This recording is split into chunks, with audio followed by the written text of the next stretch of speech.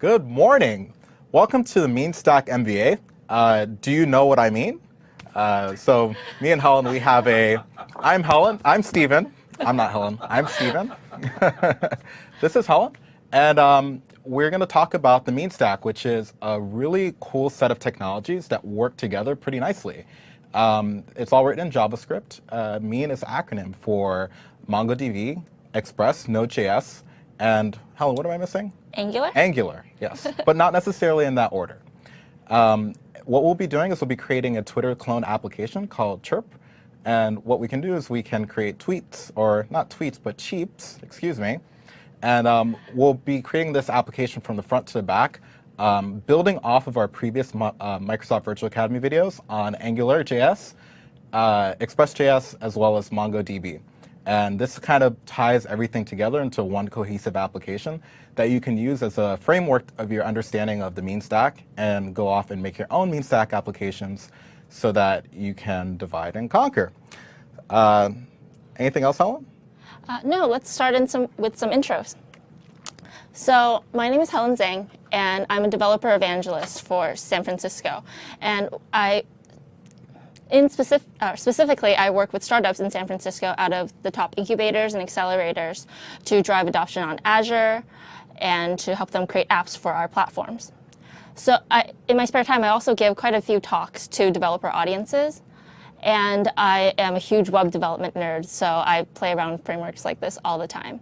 I'm also a volunteer computer science teacher at Mission High School in San Francisco, and I'm a pretty avid traveler. My personal site is below, just a little plug. Steven? Hey guys, so my name is Steven. Helen's actually my counterpart in San Francisco. I also work with some of the accelerators down in San Francisco, a couple of them like YC or StartX. And what we'll do is we create integrations between open source technologies and Azure to kind of ease those gaps and help onboard startups on Azure. I'm a JavaScript junkie. I run Azure. I connect to Azure basically from anything. I've connected from microcontrollers, as well as Windows phones, Androids, iPhones.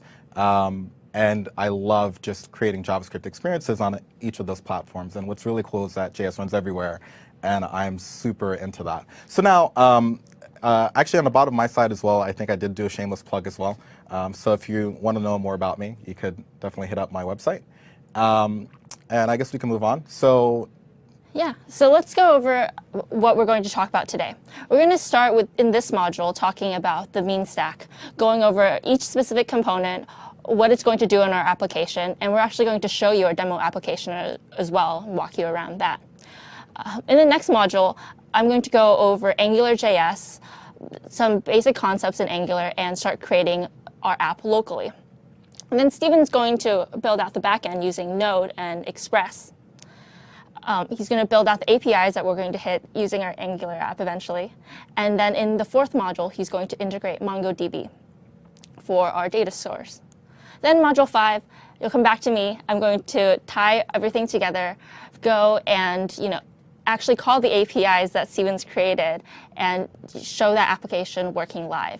And then we're going to deploy all of this to Azure and show you some more resources in the MeanStack community, some other generators or things that you can use, testing frameworks, and conclude from there. What can they? Oh, okay, great. I was going to ask what can our users expect to know beforehand, but Helen beat me to it. So what can our users expect to have to know in order to be very productive in this Microsoft Virtual Academy? So because everything we're going to do is JavaScript, we expect you to have a pretty good grasp of JavaScript, as well as some basic web development concepts, such as what an MVC framework is going to be. We're going to still go over quite a few of these things, but it'll help if you have that good foundation. So again, it'll be great if you have a strong grasp of JavaScript, if you're familiar with HTML, CSS, and with Bootstrap, or Twitter Bootstrap rather, which is just a great library for making a beautiful front end. And if you want to look at other resources that might help, there's an introduction to AngularJS MVA.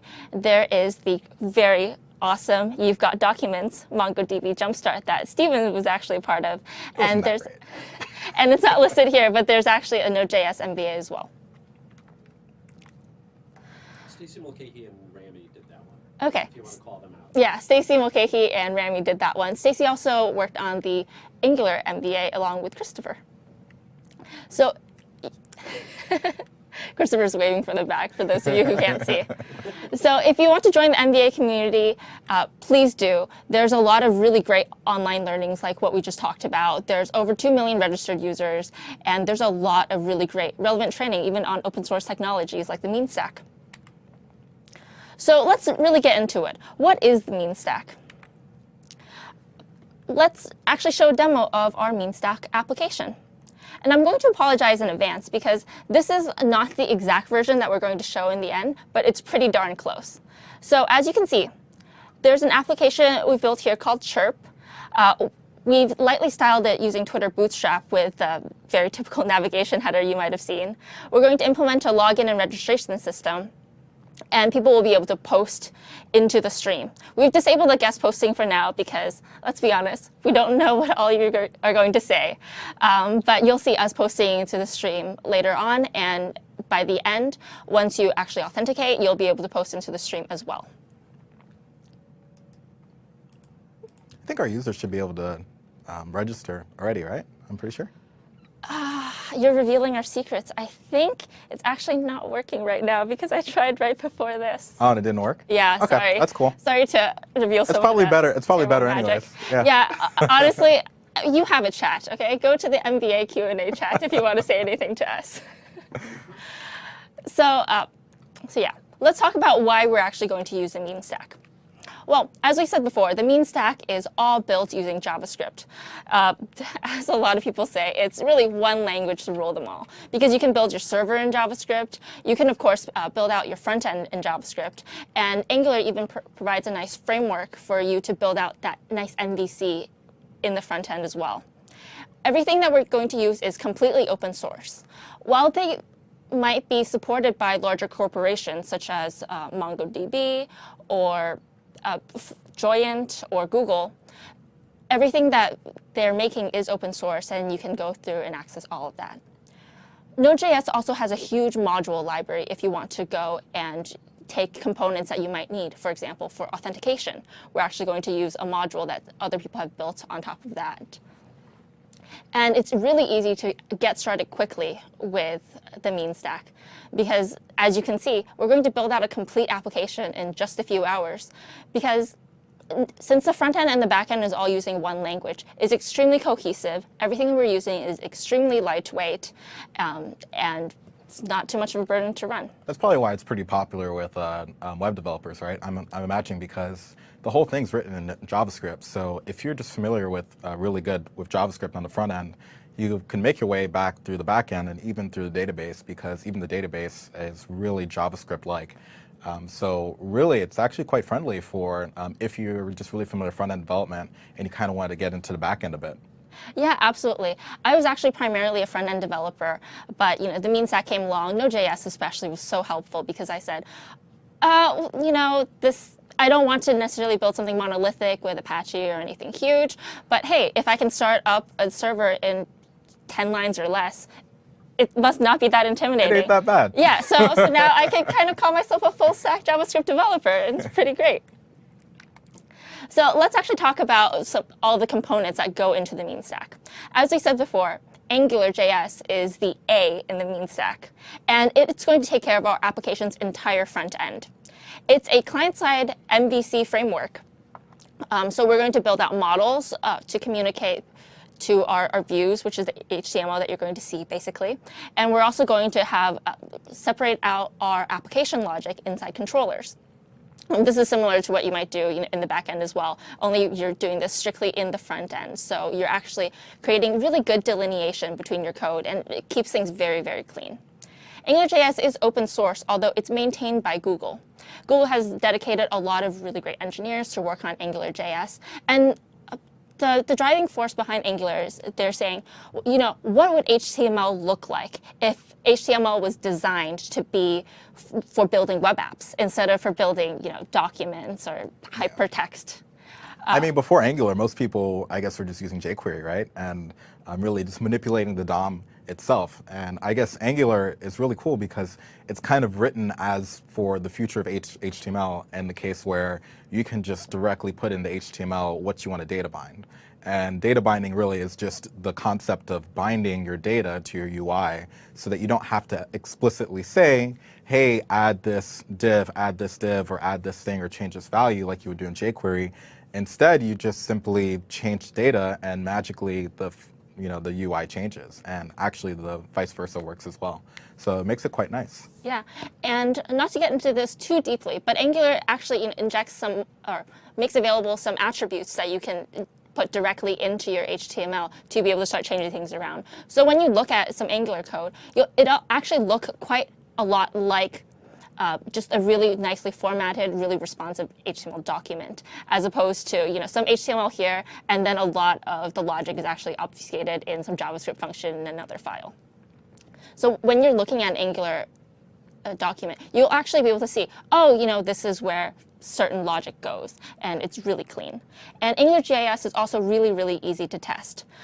It's built with test-driven development in mind. We're not going to use too much testing today just for the sake of time, but it comes bundled with what is it called? Protractor. Yep. Yeah, it's built or it's bundled with Protractor, and the Angular documentation does a really, really good job of saying how can you build unit tests for everything that you're doing, and how do you do a complete end-to-end test for your entire application.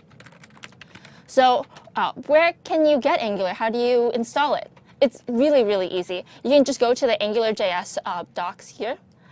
Whoops. I am going to click into this link.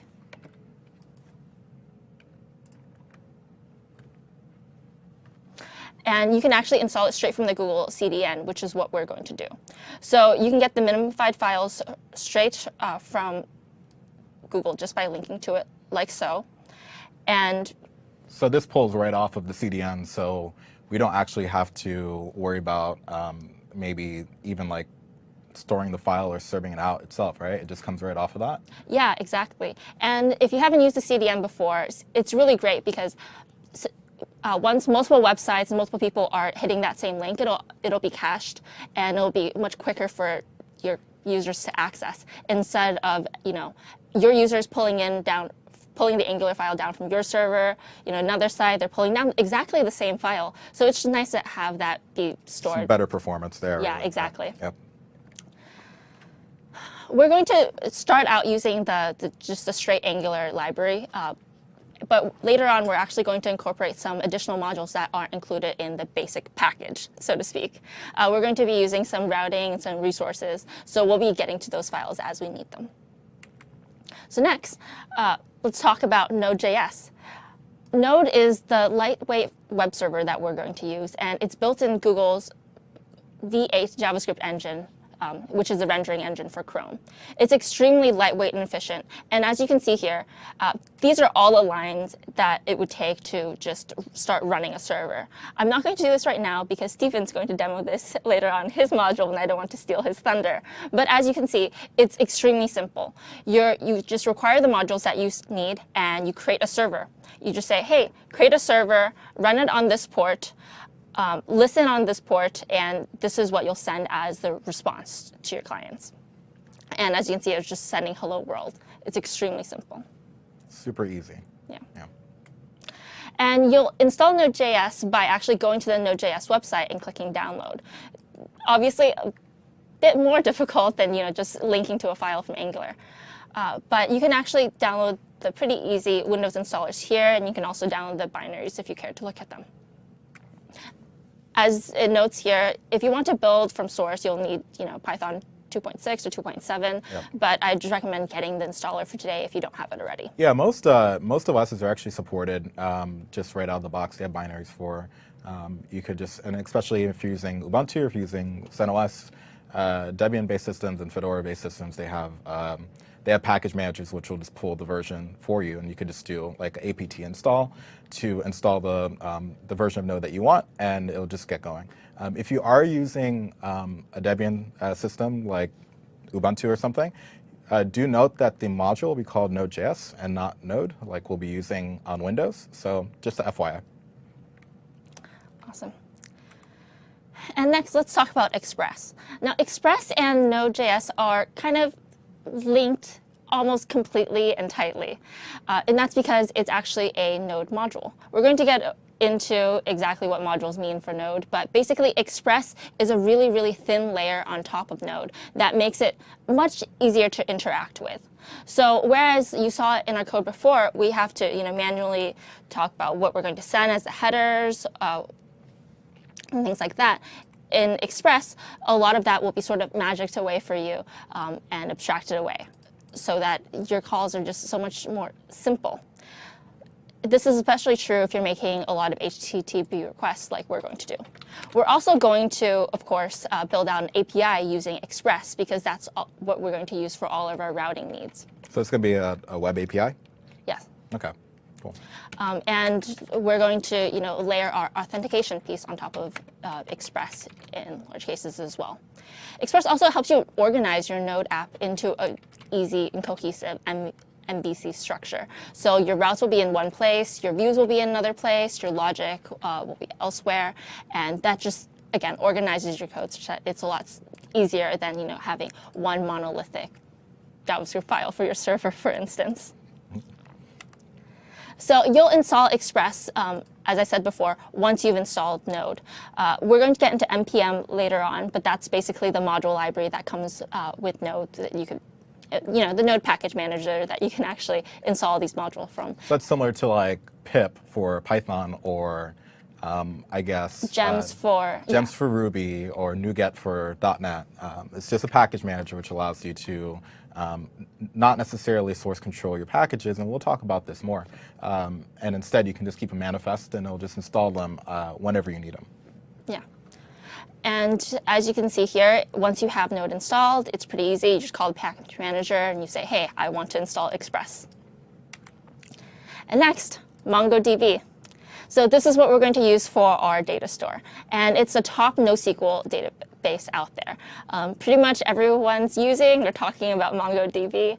And that's because, yeah, it's really, really great and it's really, really easy to use. Did you hear about MongoDB? I guess they just announced about 2 weeks ago, MongoDB 3, which is apparently like something crazy, like 95% faster or something like that. So it's actually pretty exciting that they've done a couple of other changes too. Something more detailed features that that we could talk about later, but apparently that just came out, so it's pretty exciting. Oh, that is exciting. Mongo's already really, really fast, and it's known for being extremely performant. But faster is always better, right? Yep. Angular is also, by the way, coming out with a new version soon in Angular 2.0 that is going to solve a lot of the problems that people have found with Angular. Not that many. We still like Angular, but there's always room for improvement. So Mongo has really JSON-like syntax, which makes it, again, really easy to use if the rest of your stack is already in JavaScript. And it's maintained by the MongoDB company. They used to be called 10gen, and they changed names, yeah. Yeah, they changed their name because, hey, if this is a product that you're known for the most, why not just name yourself that? And it's primarily using just basic key value stores. So you'll download Mongo by going to mongodb.org and just going to downloads again. And it'll take you here, and then we can see that we have installers binaries for most systems, and you can also build right from source, similar to Node. So it's pretty nice. This is not the Mongo 3 that we talked about. This is, as you can see, this is still 2.7. Yeah. Just so you guys don't get confused. And anything you want to add? Anything you want to prep our viewers for? No. So I guess the cool thing is maybe the why of MeanStack as well. It's not only because it's JavaScript, but it's also quite flexible and scalable. So a few of the things that are really nice is that MongoDB doesn't actually enforce like actual schemas, so we can be agile. It could change things as your business needs change. Angular is really good because it's a single page application, so it's really responsive. So you don't really have to wait for pages to flip or things like that. And Node.js is actually quite scalable. It's a single threaded application, but it's really good about handling asynchronous calls and managing a lot of different tasks at once, which really creates a high level throughput for especially IO-intensive tasks, such as a web server, which might have thousands of requests a day, and it can serve all those really quickly. So not only is it all JavaScript based, it's actually quite performant, and it's something that you should take a look into as a more modern application stack that you might be interested in migrating over to. I think that's about it for our Module 5 section, or Module 1 section. Wow, I am way early. It's still the morning here in Seattle, so as you know, I know there's a lot of viewers around the world, so we're just getting our day started. With that, I guess we can go ahead and call this module completed. We've kind of brought in the fundamentals of the mean stack. We showed you the application that we're going to build, and in the next module, we're going to start building right from scratch. We're going to start from an empty folder, build out the complete, well, not the complete Angular side, but an Angular side that doesn't need a back end, and just go straight from there. Every module that we're going to create will pick right off of where the last ones ended. Yeah, and all these are hosted on our GitHub repository, which is, Christopher said, Microsoft. It's github.com, whack Microsoft Learning, whack chirp. Yeah, so I pulled it up here.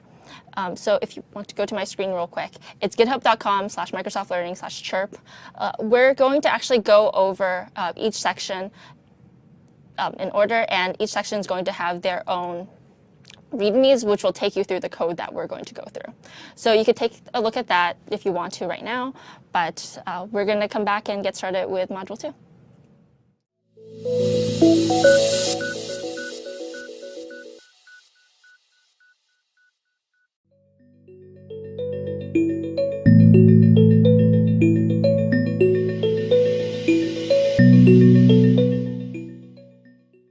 And we're back.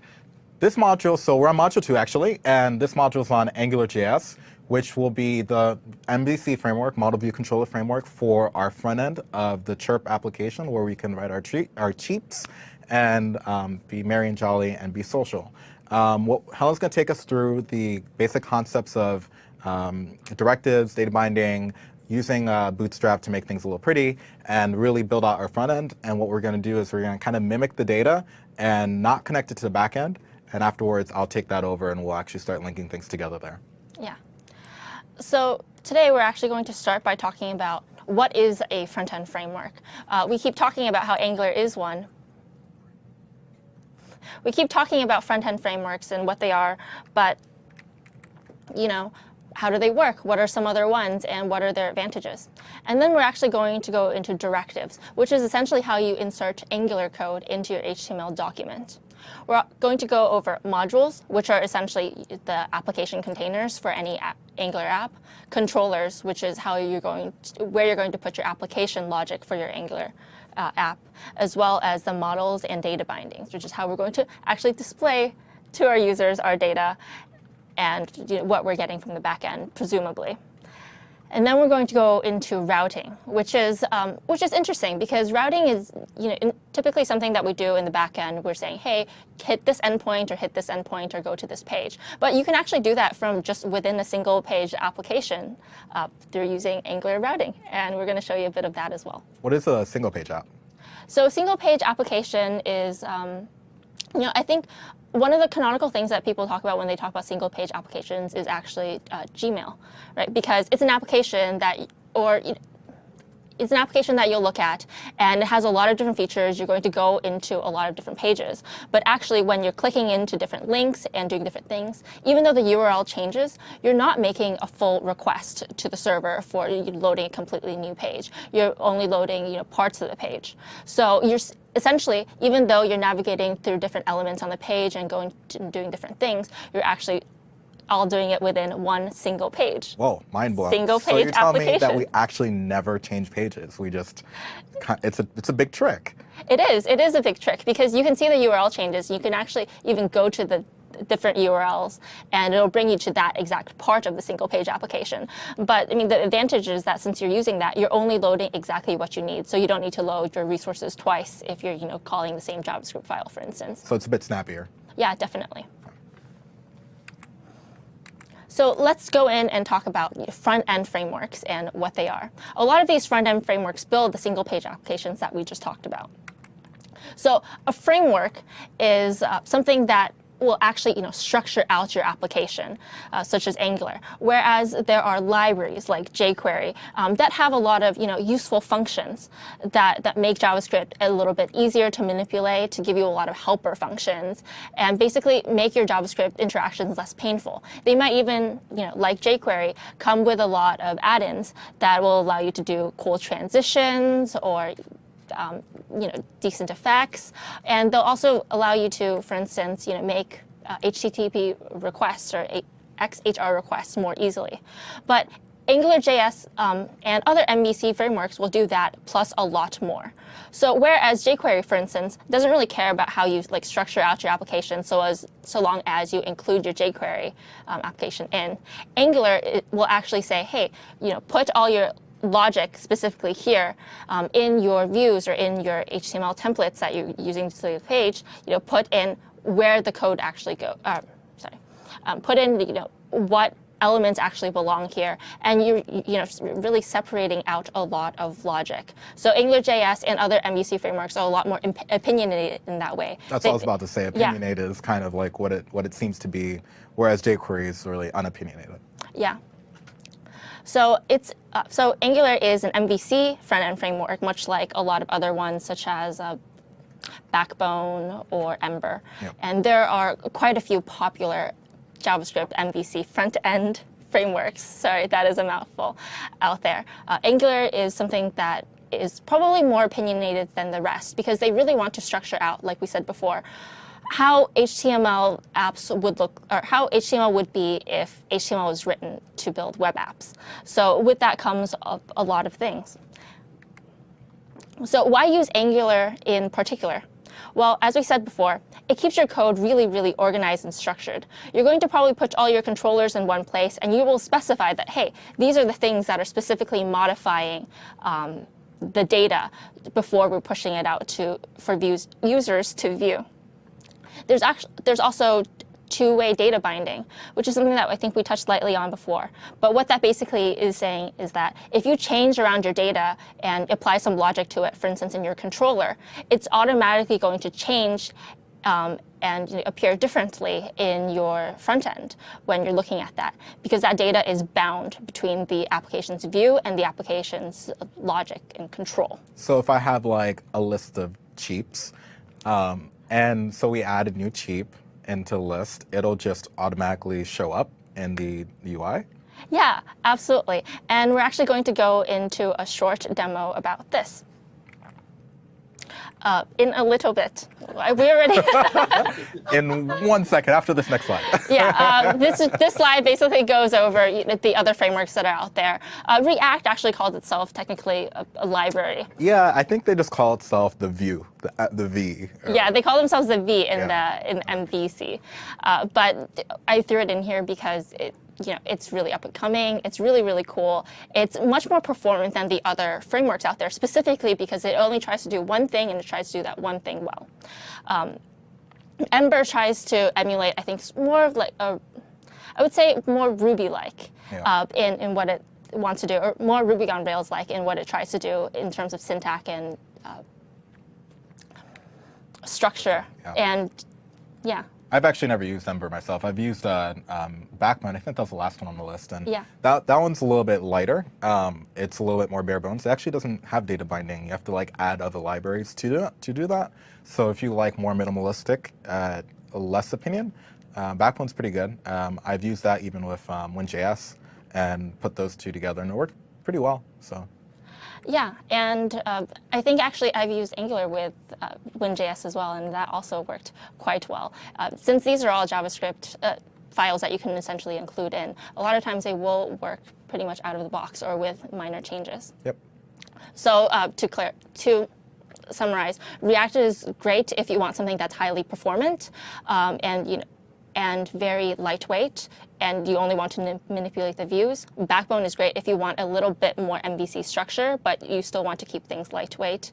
And Ember is great if you're already a Ruby on Rails user, and if you like that sort of framework. Angular, though, I think is only one still with two-way data binding, which is quite nice. Oh, really? I Yeah. didn't know that. Yeah, I don't actually remember. So. Yeah, I think the other ones have one-way data binding, Oh. which means it'll get something from your control. If you change something in the controller, it'll change it in your view. But what's actually nice about two-way data binding is that if you change something in your view, it'll automatically change that in your controller as well. Whoa. Yeah. Inception. So let's actually go and look at that. We'll go into our module 2 and open Hello World.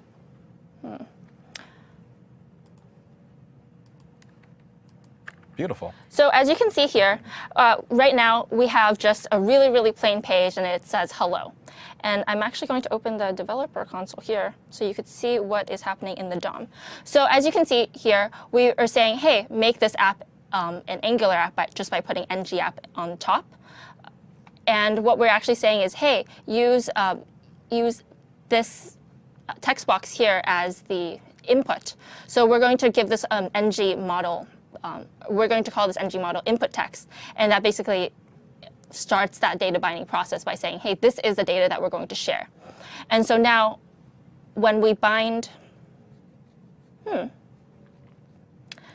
doesn't exactly show up here. So the live DOM, Helen, Yeah. I think you're expecting the brackets, right? I am expecting the If you- brackets. if you You're just do right. I'm view going to source go on the page. into here. Yeah, there you go. And you'll see that we put actually input text here. So we're saying, hey, this model here, this input is going to be what our input text is, and we're going to call, and that's our model. And now with the binding, it's actually going to bind this to wherever we put this input text in brackets here.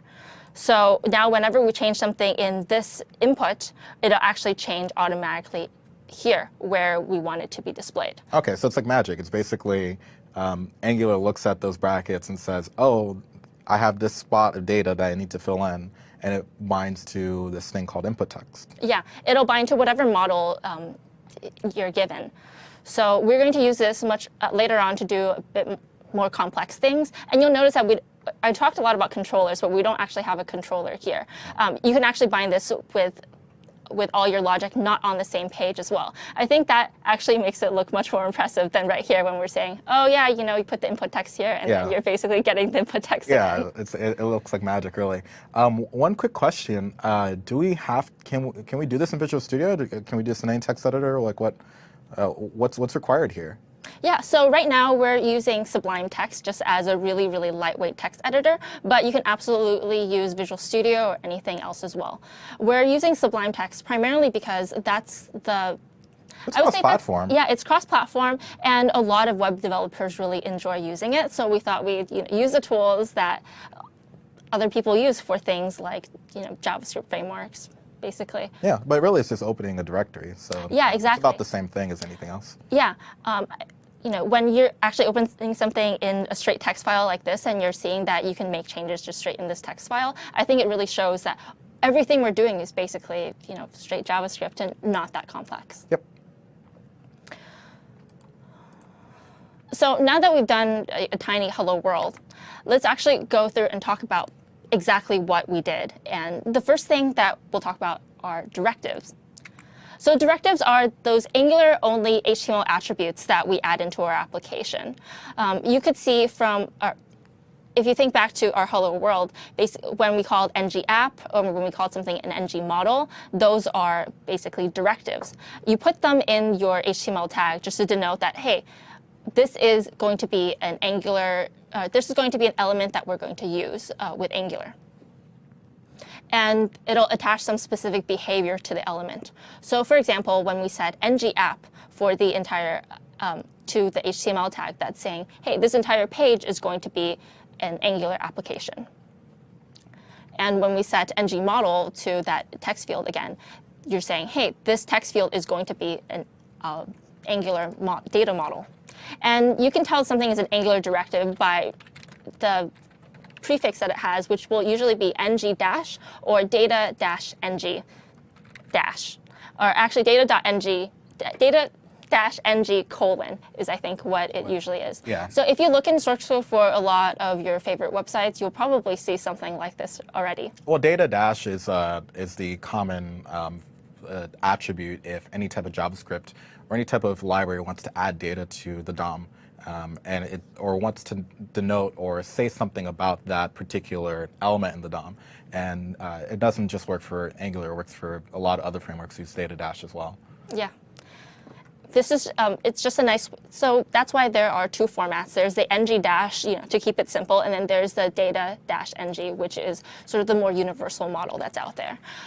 The directives in Angular are actually one of its key features because there are so many directives that you can use, and it makes it so easy to just denote that this is an Angular element instead of, for example, in jQuery or whatever else. You have to actually go in your JavaScript and say, hey, I want to do something to this element. So next, let's talk about models and controllers. So we touched on this lightly a little bit before, but the models are basically the data that you're going to pass around, and the controllers are where your logic is going to sit. So a module is probably the biggest type of sort of directive, and everything is going to sit inside of a module. So the module you can think of as the container for your entire application. And you declare it pretty simply in your Angular code. So you'll have one JavaScript. We're going to basically use one JavaScript file for all your Angular code. You can, of course, separate this out a little bit more, but we don't have that much code today. So we're just going to keep it in one file. And at the top of your file, you're just going to type in var and give your module a name, and then you'll just use angular.module. And the my app here, that's going to be what you're going to call your app in your view. So right here, we're just going to give an example, for instance, my app. So this is what you would call your directive with ng app using. And next, you'll see we have some empty brackets here. The empty brackets are basically where you're going to put in your dependencies. So if you need another type of Angular resource, or if you're calling in some specific library, that's where you'd put those. Because we're starting out simple right now, we're not going to use it just quite yet. And controllers are what are going to contain, again, the business logic for a part of your application. So you can have multiple controllers per Angular module. These will typically correspond with one core function or one core view, or basically one part of your application. And controllers, basically, all they do is they set up your data to be viewed in your HTML.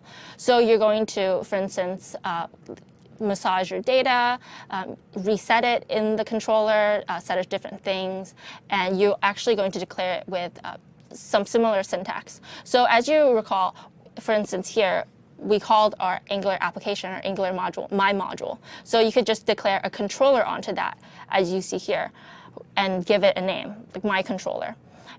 And you'll actually give it a function here. So that's interesting because what we're basically doing is we're going to put our code between these braces here. And you'll see we passed in a scope. So this is how we talked about before, if you need any dependencies, you inject them in the square brackets for a module. Here, if you have any dependencies, you could just simply put them as a parameter for the function. So we already have something here in its scope.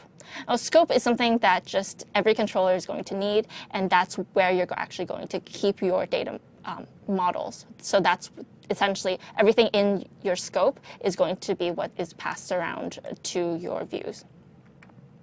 So dependency injection is how we're going to specify those dependencies for Angular component that we need. This is basically, the scope that we're putting into our controller, and it's what we put in our square braces. Angular is very, very big on dependency injection because that's essentially how you're going to add in only the components that you need for a controller. Instead of declaring everything, for instance, at the top and basically making everything available, you say, well, what do I specifically need for this one controller or this one module? And templates are going to be the angularized HTML that we're going to create. So what does angularized mean? I'm not sure that that's a real term. That's basically just what I put in. It's any HTML code that you're going to use along with Angular. So instead of saying so we're going to just call those templates because, as you can see, or as we saw before, what you see in your browser, that code is going to be different. That's going to be actually the rendered view. But what you're using to create that sort of Angular HTML shell, which in our Hello World, for instance, was this. This is going to be a template. The templates will typically, you'll see the braces, and this is based. And you're going to see a lot of that Angular structuring. So it's basically template is a really straightforward word. That's exactly what it does. Angularized, right? like hello angularized means that it's using the double brackets, right? Yeah, exactly. Yeah. So your templates are going to be basically the constructed views, or you know what? They're the templates for your views. Templates. Yeah. I don't know why I keep trying to explain a really simple word. It is a template. So yeah, actually, let's go in and build out just those simple pieces for our Chirp Angular app. Awesome. So just to orient you guys around Sublime, for those of you who haven't used it before, you can actually access your file structure here. And we have one giant folder for our Chirp app, which I put in desktop because, easy access. I know a lot of people don't like that, but hey, it's a demo. And you'll see that I have the completed folder here, and I also just have, the rest of the folder structure here. So the completed folder has what? Oh, the completed folder basically has what we're going to end up with at the end of the module, but we're going to create the module from scratch in a new folder that we're going to start here. I just wanted to showcase this because if you haven't used Sublime Text before, this is not like any crazy project view like you might see in Visual Studio. This is basically just going to be it's just doing the folder structure. Yeah, you're just seeing the directories as they exist here, and you can see the other modules here, and it maps basically one-on-one to this. So I've just created this empty app folder, and this is where we're going to start off. If you want to follow along and you want some more detailed instructions, you can, of course, go to our GitHub repo. Let me go here. And as you can see, we're actually going to go through basically what we're going to do here in this Module 2 folder. So the first thing we're going to do is we're going to actually create an Angular module and a controller. And that's going to be the file that we're going to contain the rest of our code in. So I'm going to just create a new file here in Sublime, and I'm going to, you know what? I'm just going to copy paste this code in, so I can describe it to you better. So what we did here is we basically constructed a module, like we said before. We're calling this variable app, and we're going to use that throughout our application. But more specifically, it is the Chirp app, and that's what we're going to call it in the view later on. And we just constructed a really empty controller called main controller, and I'm actually going to just start passing in the scope right now and leave this blank for the time being. I'm going to save this, and I'm going to call this just chirpapp.js. Putting an application folder, and I'm actually going to put it in a separate folder called JavaScripts, just to clean that up a little bit, and save that here. And next, we're going to create that basically main page that you'll see when you're on our Chirp application. So because HTML is really, really verbose, I'm going to use this template. Otherwise, it'll take me forever to type out. Yeah, those brackets are really annoying. Yeah, and what we're going to do here is we're basically going to create that HTML file. So right now, this doesn't have any Angular code in it. As I would say, it is not Angularized. Sorry. I'm trying to make it a thing, okay? I'm trying to make this term happen. Hashtag Angularized. Angularized, yeah, exactly. And all we have in here is it's just basically a form. We're going to, within this form, we're going to have an input called your name, for your name, and we're going to have a text area for your chirp. Normally, you type in, normally you wouldn't need to type in your name if you're building an application like this because it just saved your username. But because we don't have a backend yet, we're just going to have you manually enter your name whenever you're cheaping. Whenever you're cheaping. Exactly. And there's going to be a submit button. I made a div for a feed down here, but that's obviously not going to be used yet. And I have an extra div here, so I'm just going to save this. And I'm going to call this main.html. So right now, if we go in and we actually look at main.html, it's not very pretty, right?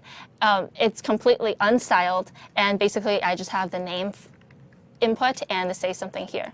And I can type in things here, but it won't really do anything since that submit button isn't connected to anything. So what we're actually going to do is we're going to start angularizing this. And I'm going to put the ng app actually on the body instead of the full HTML document, and I'm going to call this chirp app. It's important for what you do here to map to or what you're calling the application here with ng app to actually map to what you're going to call it here. So I can't call it whatever I want. It has to match Angular, the module name of the Angular module name. Exactly. And we'll also want to include this chirpapp.js file. So for time's sake, I'm going to, again, just copy this. And so what is that there? yeah, exactly. I'm going to explain it in just 1 second. So we're going to call in 2 scripts. One is, like we said before, we need basically the AngularJS base scripts from the Google CDN.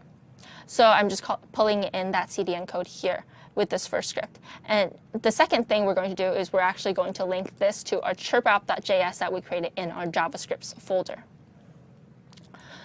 So the order of that is pretty important. You want your Angular code to go first so that your app actually knows what it's accessing. And we're going to save this. Now, this won't actually do much because we don't have a controller or anything in here. So what we want to do is we want to specify, hey, what part of the app is this controller that we're making called main controller modifying? And what we're going to modify is basically this main div. So so whatever is basically under this div or within this div is going to be accessible with the ng controller. Okay.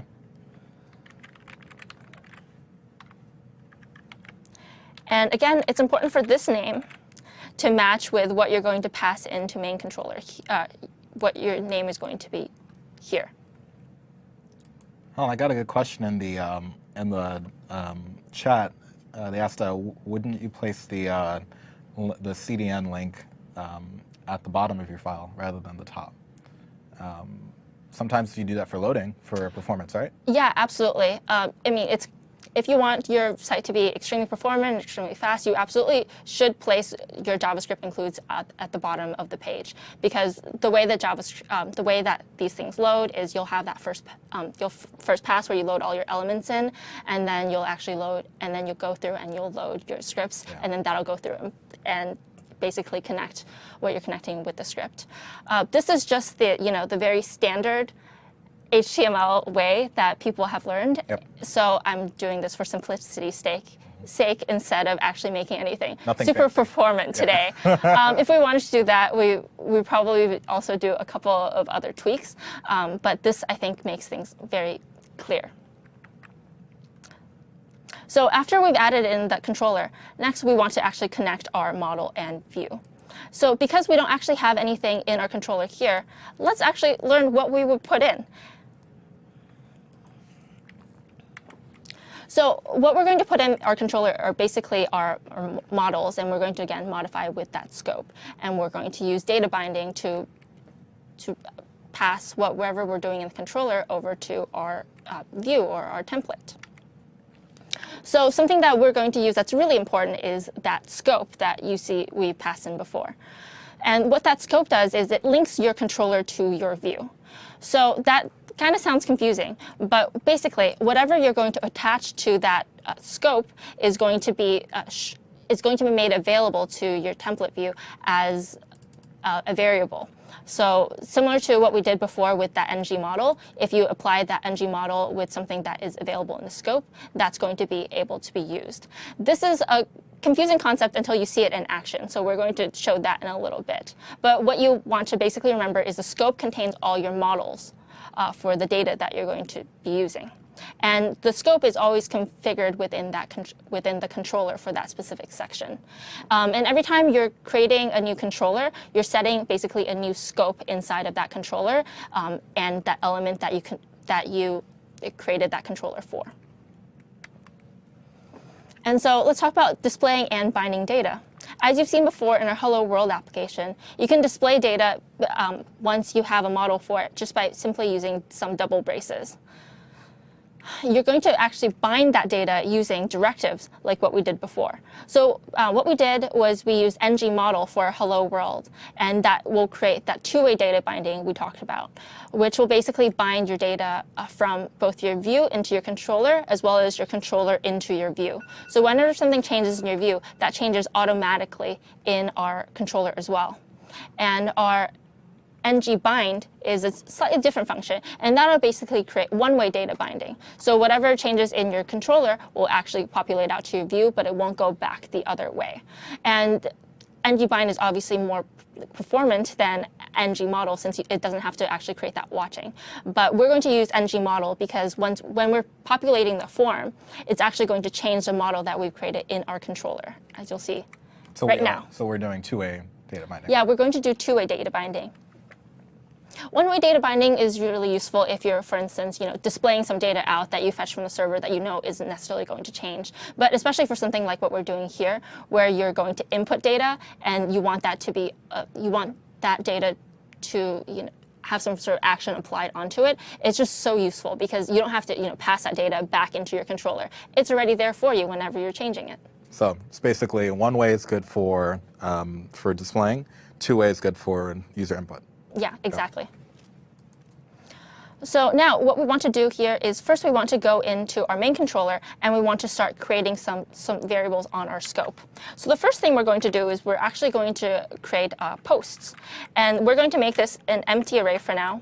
I'm actually going to remember to attach this onto our scope. And we're going to make this an empty array for now. And that'll basically contain all the posts that we're going to display on the page. Once we have a backend, of course, we're going to get our posts from there. But for now, we're just going to start it out empty every time. Now, when you add stuff to the scope variable, it goes to any other controller that's using it can have access? No.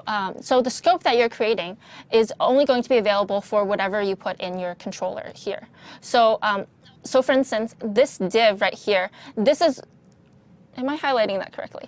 Okay, so because we put in our main controller onto this main div, the only things that can access this, the scope variables are going to be inside this div. If, for instance, we had another div down here, and we gave that another controller, then that controller will, then the elements underneath that will only be able to access that controller's own scope. Its own scope. Okay, got it.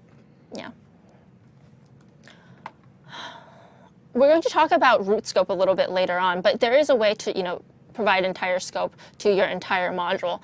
That shouldn't be used too much. We're going to use it for globals one thing are bad? at the end. Yeah, believe it or not, globals are bad. There's a preferred way to actually pass data around Angular application, and we'll get to that, I think, in Module 5. Meanwhile, we're going to actually create another scope variable, and we're going to call that new post. And this is what's going to basically contain our, we're going to model this to our form right here. So what we'll need right now is we'll need a name, and we'll also need some text, basically the text of that chirp. So let's go and initialize that real quick. I'm going to call the username created by, make that empty for now. You probably don't need those vars, right? No, but it's nice to know what you're, it's just, I think, a good practice to say, hey, what is going to actually be used? And actually, because we're going to use ng model later on, we want to specifically tie, for instance, the text the text box for your name specifically to a new post created by, for instance. So as soon as that changes, this is actually going to change. And you'll actually, by by adding it in here, you'll actually also know exactly what models you're going to use explicitly. So it makes for a cleaner code, I think, to initialize it here, even if you don't necessarily need to. I'm also going to initialize text. And I'm going to do something else. I'm going to actually create it at. Because as you've seen in Twitter, and as you're going to see in our application, we want some timestamps. And so the created at is basically going to store a timestamp. I'm going to leave that empty for now, but that's all we'll really need here. So now let's actually go through and add each of these scope variables and attach them as models here. When I say each, I actually do not mean we should do the timestamp as well. We're actually just going to do the created by on the your name text input, and I'm going to call that, or I'm going to use ng model, and I'm going to use new post dot created by. And you'll notice that I'm actually not using scope here, whereas I use scope here. And that's because this entire scope is already passed to this controller. And the only things it can access are just basically the scope variables. So you could just call them by what you named them here. Scope is implicitly Yeah, defined. scope is implicitly defined. And for the text area, we're going to do something similar. We're going to do ng model, and we're going to give it new post dot text. I'm actually going to also set this input up here for the name as required real quick.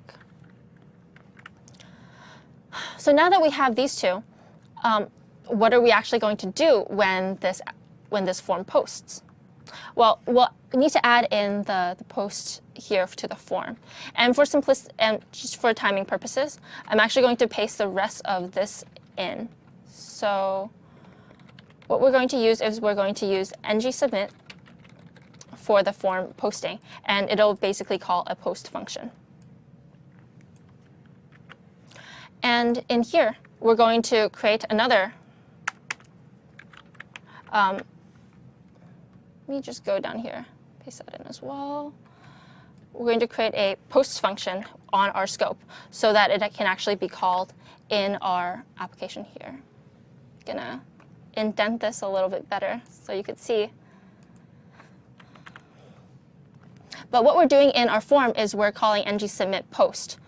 So whenever this form, whenever the submit button on this form is clicked, it's actually going to call this post function. And so we then define that post function actually on our scope as well. So the scope will be a function that basically creates or adds a created at to the new post here. So whereas before it was blank and we didn't necessarily change it in our model at all, we're actually going to change that here and make that date.now, which is essentially going to be the current timestamp. And then we're actually going to post this, or push this to posts. We're going to take whatever we created in new post, the actual populated post, and we're going to add that into our scopes.post. And then we're going to reset new post here. So once we save this, you'll notice that we actually don't display the chirp feed here at all. And we're going to display that in just 1 minute.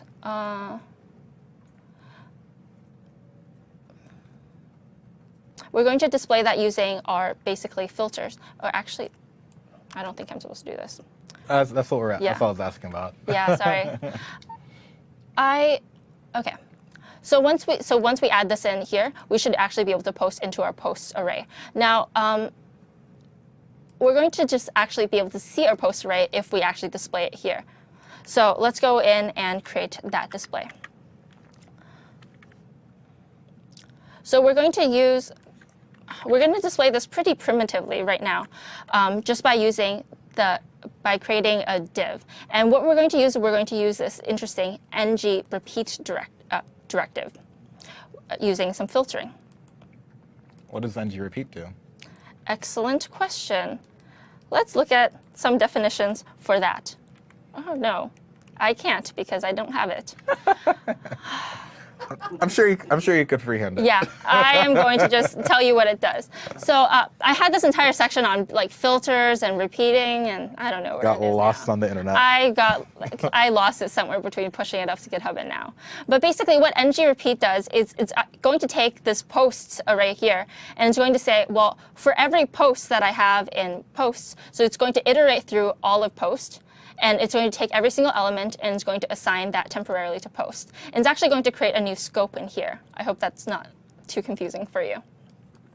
And what it's going to do is it's going to make that post be available to whatever is subsequently inside this div. We're going to perform some filtering functions onto it using order by. So typically, if you don't have this right now, it'll just populate that list for you, top to bottom, and whatever's first in post is going to be displayed first. By using order by and giving it an element here, what we're actually saying is, hey, can you actually order how we're going to traverse through posts by its created at times? So it's going to do it chronologically, essentially. And I'm passing it another parameter here, true, and that is basically.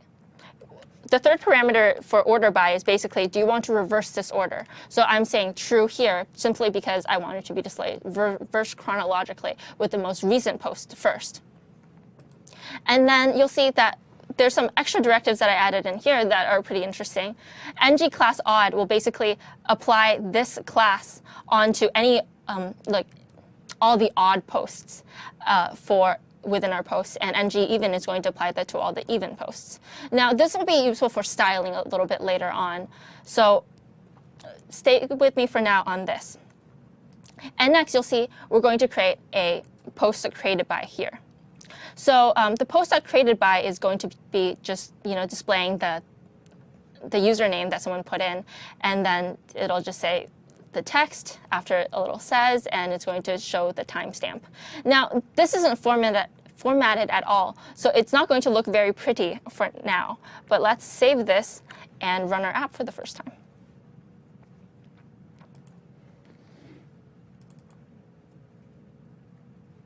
Oh.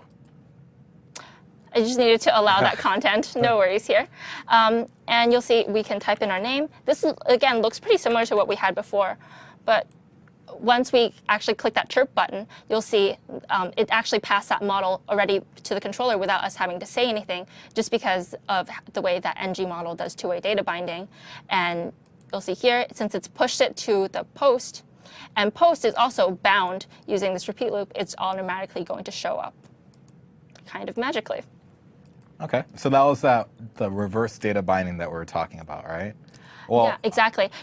Because we're typing in something here, even in our view, it'll bind back into it binds back into yeah, exactly. the It binds back into the scope, and that's accessible within our controller. So we didn't explicitly have to pass, the name or the content of the chirp to our controller. It already knows that because we already created that the new post as a scope variable. Nice. And the same thing is true for the posts array, because the posts array is bound to the view whenever that changes within our scope. Like when we add, for instance, our new chirp into it, it's going to just cheap into it. It's going to it's going to automatically display here. So we can do a couple of other ones, and you'll see because we use the order by parameter true, it's actually going to display reverse chronologically. So the new things that I'm saying is going to appear on top in that repeat. So that works. It doesn't work super well, but it works. It's extremely unattractive as a web page, I must say. It's simple. It is simple. It's very minimalist. I think people like that right now. But let's actually go in and add some styling. So we're going to actually just throw some bootstrap on there. That's a term that I've heard Stephen use quite often. Just throw some bootstrap on there. Yeah, just sprinkle it on there. And add some formatting. And there's a lot of formatting that we're going to use. So I'm just going to copy this real quick and replace this. So let's actually go through and look at what we changed. all we did is we added in this Bootstrap CSS style sheet. And we, of course, also added in the style CSS here. I don't have that created in this app folder, so let's actually create that now. And I'm going to call this, I'm going to call the style CSS, and I'm If you actually just put the name of the file on the first line and hit save, it'll actually save it as that. Oh, cool. I didn't know that. I've always saved it separately. I'm going to cheat and get my style sheet from here and just So this is styling specific for our app. Yeah, this is styling that I made specifically for our app. So for instance, it'll change the submit button style, the post, and it's actually going to give it, according to the different classes that the ng even, ng odd gave it, I'm going to give it different background colors accordingly. And I've also, formatted the posts a little bit. And that's going to be included here. So I'm going to save this as a new file inside here. I'm going to put it inside a new folder called Style Sheets, and save it here as style.css. Style.css.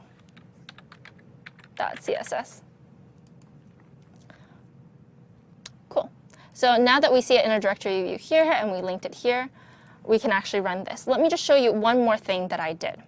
So whereas before we basically had 3 text tags and we just put them in line, I'm actually going to format each of the cheaps a little bit better. So it'll be, you'll see, but it'll basically say the text on top. It'll say the posted by on bottom. And I'm actually formatting the created by timestamp a little bit using an ng filter. So this is going to, instead of giving it basically the number of milliseconds from the beginning of time, it's actually going to format this into a human readable date format. You can read this about this a little bit more in the ng or in the Angular documentation, but you're basically saying, hey, filter this number of milliseconds is actually, the date, which is as a date, which would be the time on a certain day. This is much clearer once you actually see it running, so let's go ahead and do that. I always close my pages and I always open up a new one, which is not smart, but there we go. Typing in Helen, and then I'm going to type in a nice format. I'm going to compliment myself here.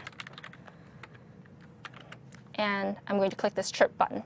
And you'll see that it's actually styled a little bit better. And more importantly, that date timestamp is going to look much better than it did before. And when we do another one, because of the way that we did our ng even and odd, we're actually going to alternate background colors. Nice. Yeah. It's pretty. So we have this, sort of done, but we're actually going to need a couple of new pages. In addition to just this page, we actually will need a login page and and an authentication page as well. So let's go in and create those. We're going to just create the templates for now, and you can see here that this is going to basically create the registration page.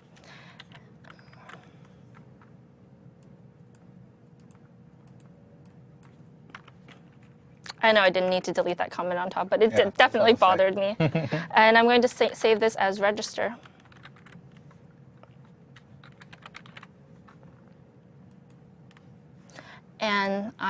And you can see here, this does pretty similar things. We're going to give it an ng model here for our username.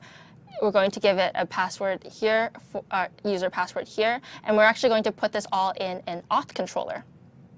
We've again added some styling in with the help of Bootstrap and our own little CSS file, and we also associate this with that ng app chirp app as we did before. So we created basically the models for this, but we don't actually have that auth controller that is needed to power this this entire div and this entire authentication element. So let's go in and create that. We're going to actually need to create a new controller for it as well because we want to separate those scope things. So we're going to create this auth controller separately, and we're going to call that auth controller, just as we did before here. So as you can see, we're still passing in scope, and we're passing in a user and so we're going to create a user scope variable as well as an error message scope variable.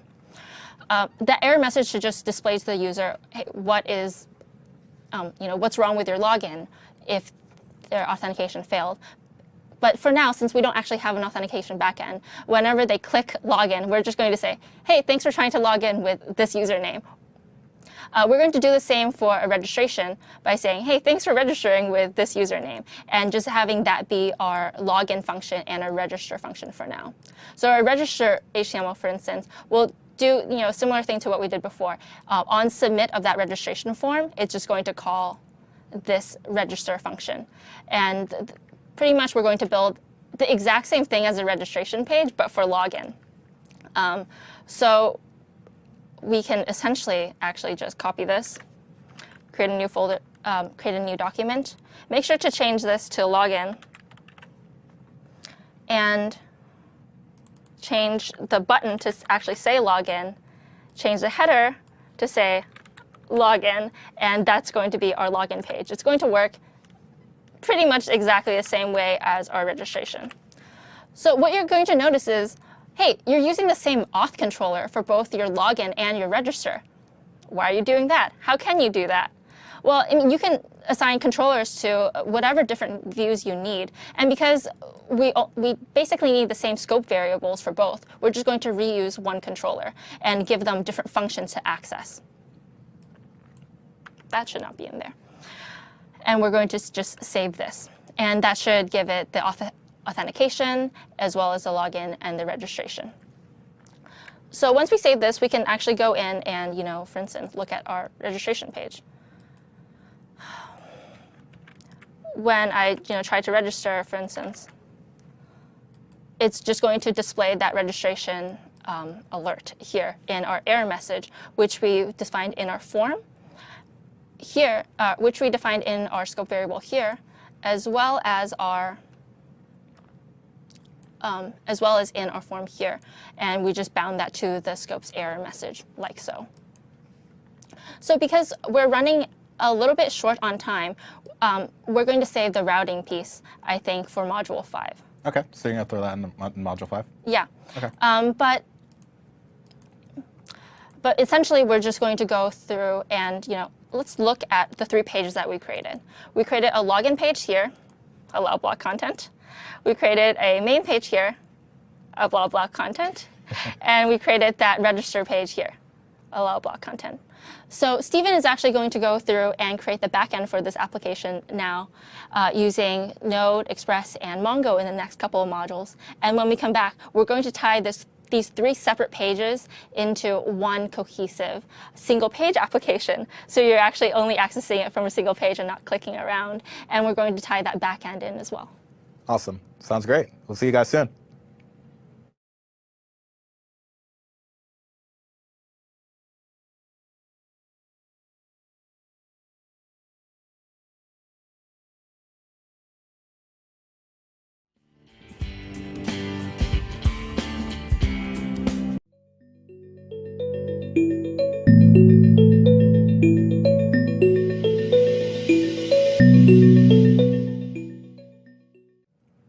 And we're back. Welcome to Module 3, where we'll be talking about Node.js and Express, which is the E and the N. Mean is not in the order what it should be. I don't know why, but it sounds better that way. So we're going to be talking about Express and Node.js today. And I guess to get started, we'll dive right into what Node is, and then kind of a bit about what Express is, and we'll start implementing those backend APIs that the Angular application is going to expect from us when it starts running. So really, we'll start with why use Node, the NPM Node Package Manager, understanding Express, and routing. So why should you use Node? Well, it runs on JavaScript. It's based on the same runtime that's in the JavaScript runtime that's in the Chrome browser. So it's a mature runtime that's sitting underneath it. It's completely single-threaded, and which means that it's actually pretty fast at optimizing for input-output. So things like a web server, where it really does handle a ton of requests, it can serve those requests and continue to the next one very fast. So you can get started. It's really easy, actually. If you want to create a simple HTTP server. So assuming that you have Node.js installed, I could just actually copy this. It's actually really easy. And what I'll do is I'll just copy it into Interactive Console. And that should just allow us to run a quick, easy web server. So I'm going to switch over to, let me open up a new window. Okay. So I'm going to do Node, and it should take me to Interactive Console. I think if I paste everything in here, cool. So what happened was I just copied exactly what was on the PowerPoint, which is really just creating a HTTP server, so requiring the HTTP module. Require Node.js just means, hey, I want to grab this module. Afterwards, we're going to call the create server function on it. And really what it's just going to do is just going to write back with a plain text content type header, hello world. And it'll just listen on localhost 1337, and it should just tell us hello world. So if I go to localhost 1337, hello world. Pretty simple, and that was really fast. So all of a sudden, we created a web server in about like 8 lines of code. So that's why Node is awesome. Cool. So I'll kill this server so it's not running on my computer anymore. And so we'll continue. Now, Express is actually a routing framework that sits on top of Node.js. And so if you remembered from the previous example, actually, we had this, right here, write head, content type header, all this like low-level stuff, which is really just the headers for HTTP messages. Instead, it actually just handles that for you, and it makes those APIs a lot nicer and allows us to create this thing called routing, which is essentially routes, paths into your server, which allows us to interact with those requests. We can interact with the requests much easier by serializing to JSON and XML quite easily. We don't really have to worry too much about headers unless we want to change something. And the really cool thing that I personally like about Express is that it's minimalistic, it's fast, and it's unopinionated. And what I mean by unopinionated is that it doesn't really have baked in MVC frameworks or baked in anything really. It's just a routing layer, and you can pick those frameworks and those things and you can put it on top of it and you take those pieces. It allows you to stay more agile and you can update pieces faster rather than having one large framework altogether. But that's my personal preference, and that's why I like it. So to get started, it's actually really easy to create Express application. The first thing we'll do is, so this command here says Express, but actually, so I'm going to go right into demo. We actually need to create, install the Express generator. And so this window is just all screwy, so I'm going to use this one. And if I go back to my GitHub repository, so if I users, Sedward, actually, I need the documents folder here. Grab this.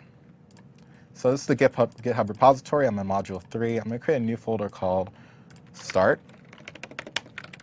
It's right next to finish. Finish has what we'll end up with. And we'll CD right into that. Hoping that path isn't too long for Node. We'll see. OK, so what we first need to do is we need to do node npm install. And so npm is our package manager for Node.js. And the reason why I have to talk about this really quick is because we need to install the Express generator.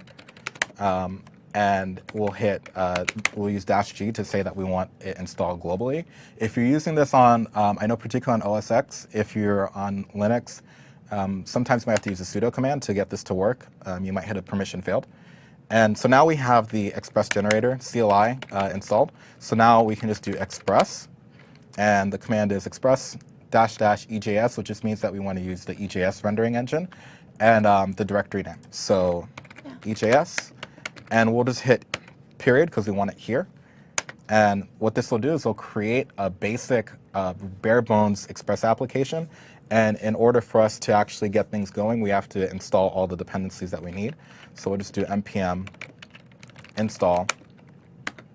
And npm install will actually install everything. And I'll... How do you know what dependencies you need? I was about to just go say it. So if we go to Notepad and go to package.json, ooh, this is not formatted very nicely.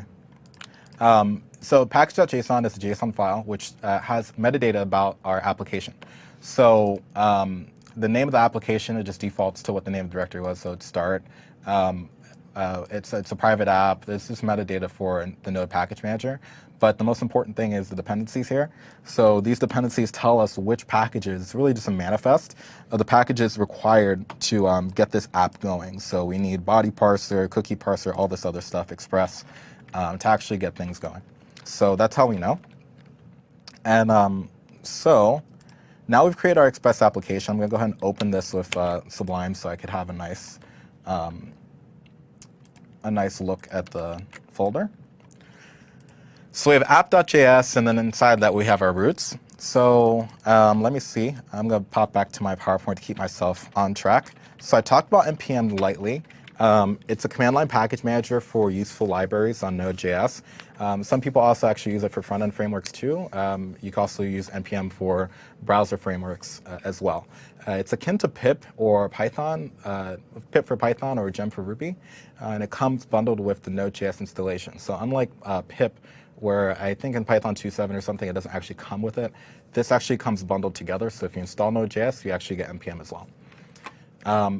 Package.json is a manifest for all the required packages that you actually need. It tells the system what libraries you need to actually run your code, and NPM interacts with package.json very frequently. So we specify the developer dependencies as well as the production dependencies. That's a little bit more advanced, so we won't talk about that today. And as well as the CI test. Generally, when you do things like Travis CI, Visual Studio Online, things like that, they'll look for NPM start or NPM test as the entry point for running your test.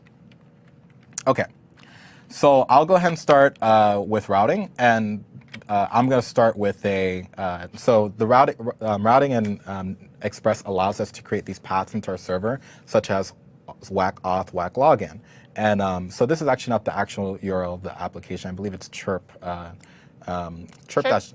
Chirp-MVA, yeah. But it does a path to our server, and that's what the routes do. So I'm going to stop there, and I'm going to actually jump into some live coding here. So we have our basic boilerplate app.js. The first thing I'm going to do is I'm just going to remove these two directories here, just because. Or these two files, index.js and user.js, it's just something that Express puts in there as by default. I'll go ahead and actually just copy it, just because it's useful for us to know what those things are, or to have, we'll use in a second. We're going to remove the references here. So in Node.js, when you want to pull in reference to another JavaScript file called modules, we have to use the require statement. It's actually require JS. You can read more about it, but it actually imports our files. So instead of using routes and index and users, we're going to create two new files here. We're going to call one api.js, and we're going to call the other authenticate.js. Cool. So now we have api.js and authenticate.js. They're empty right now. But what we'll do is we'll just go ahead and change this to API and API. I'm going to comment this one out, but I'm going to keep it. I'm going to go ahead and change it for authenticate, because we're going to do the API first, and then we'll do the authentication APIs. So authenticate. See if you got it. Spell. Yep. Boom. Okay. And instead of routes, we'll use users will use authenticate, and then that'll pull that in.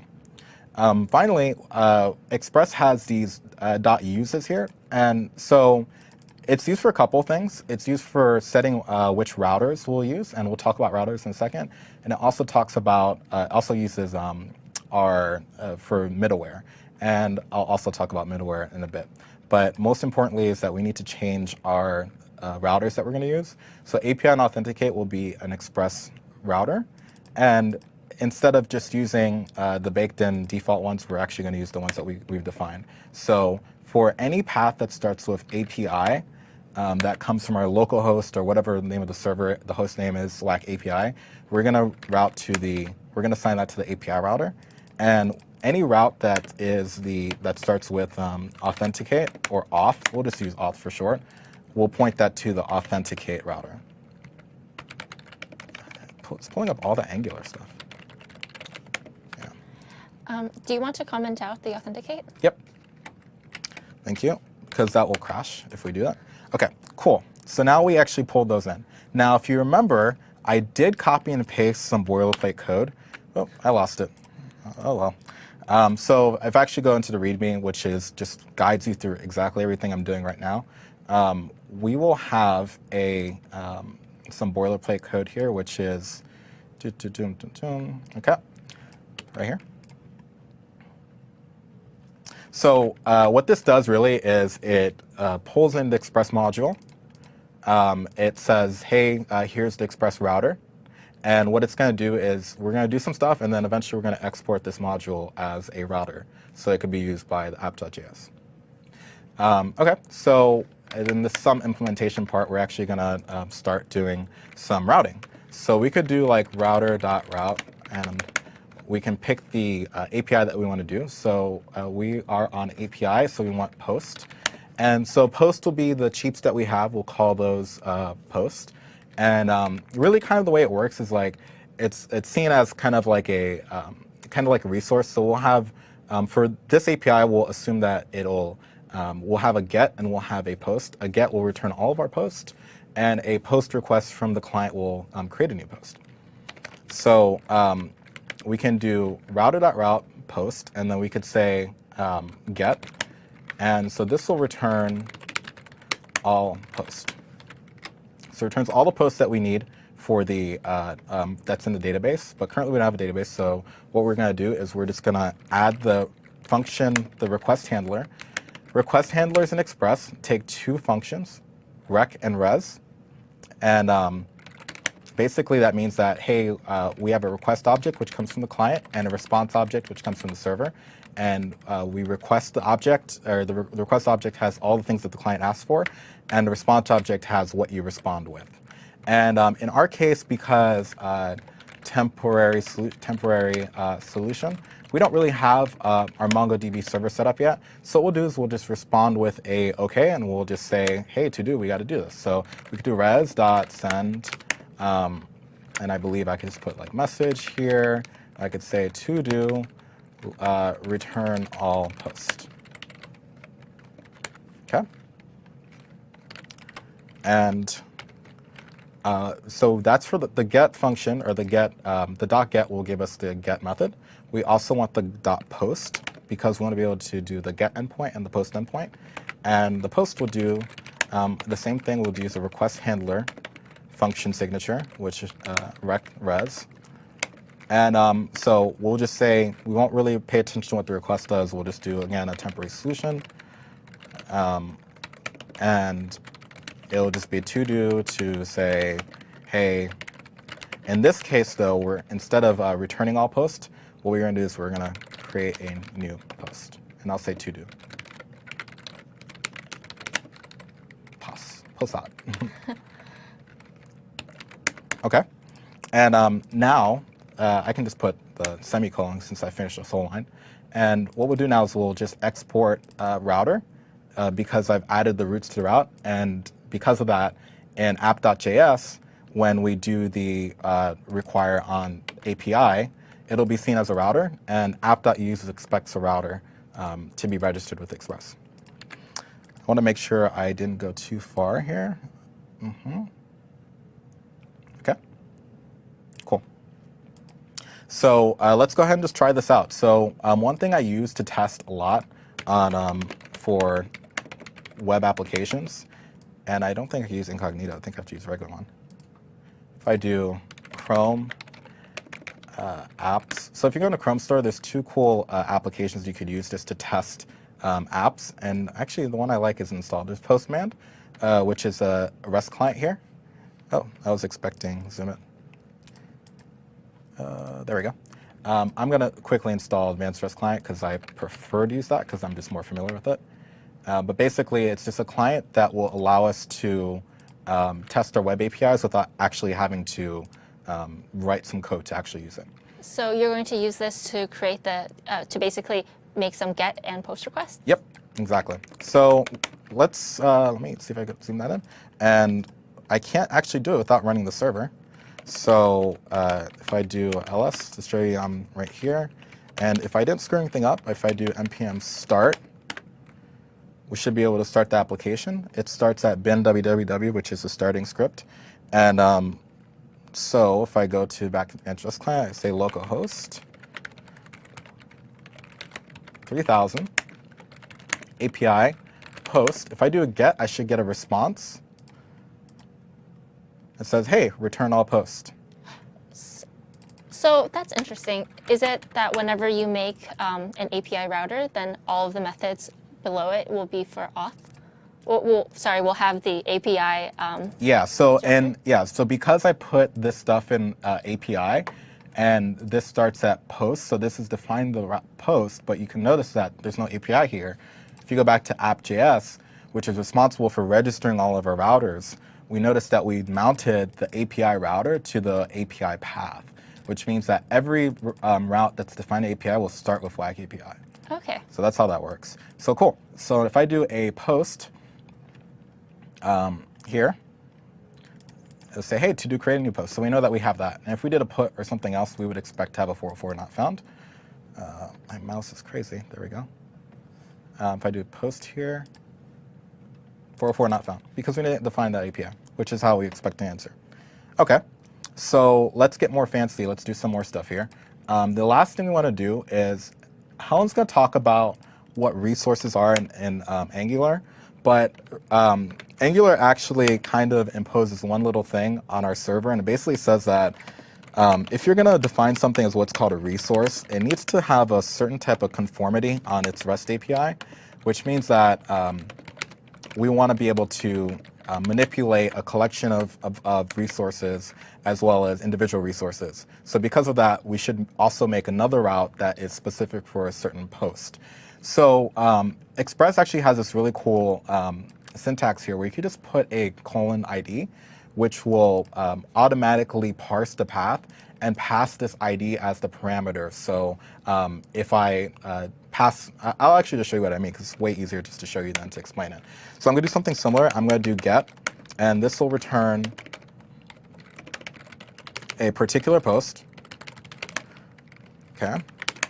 And so get, we'll do post, sorry, not post,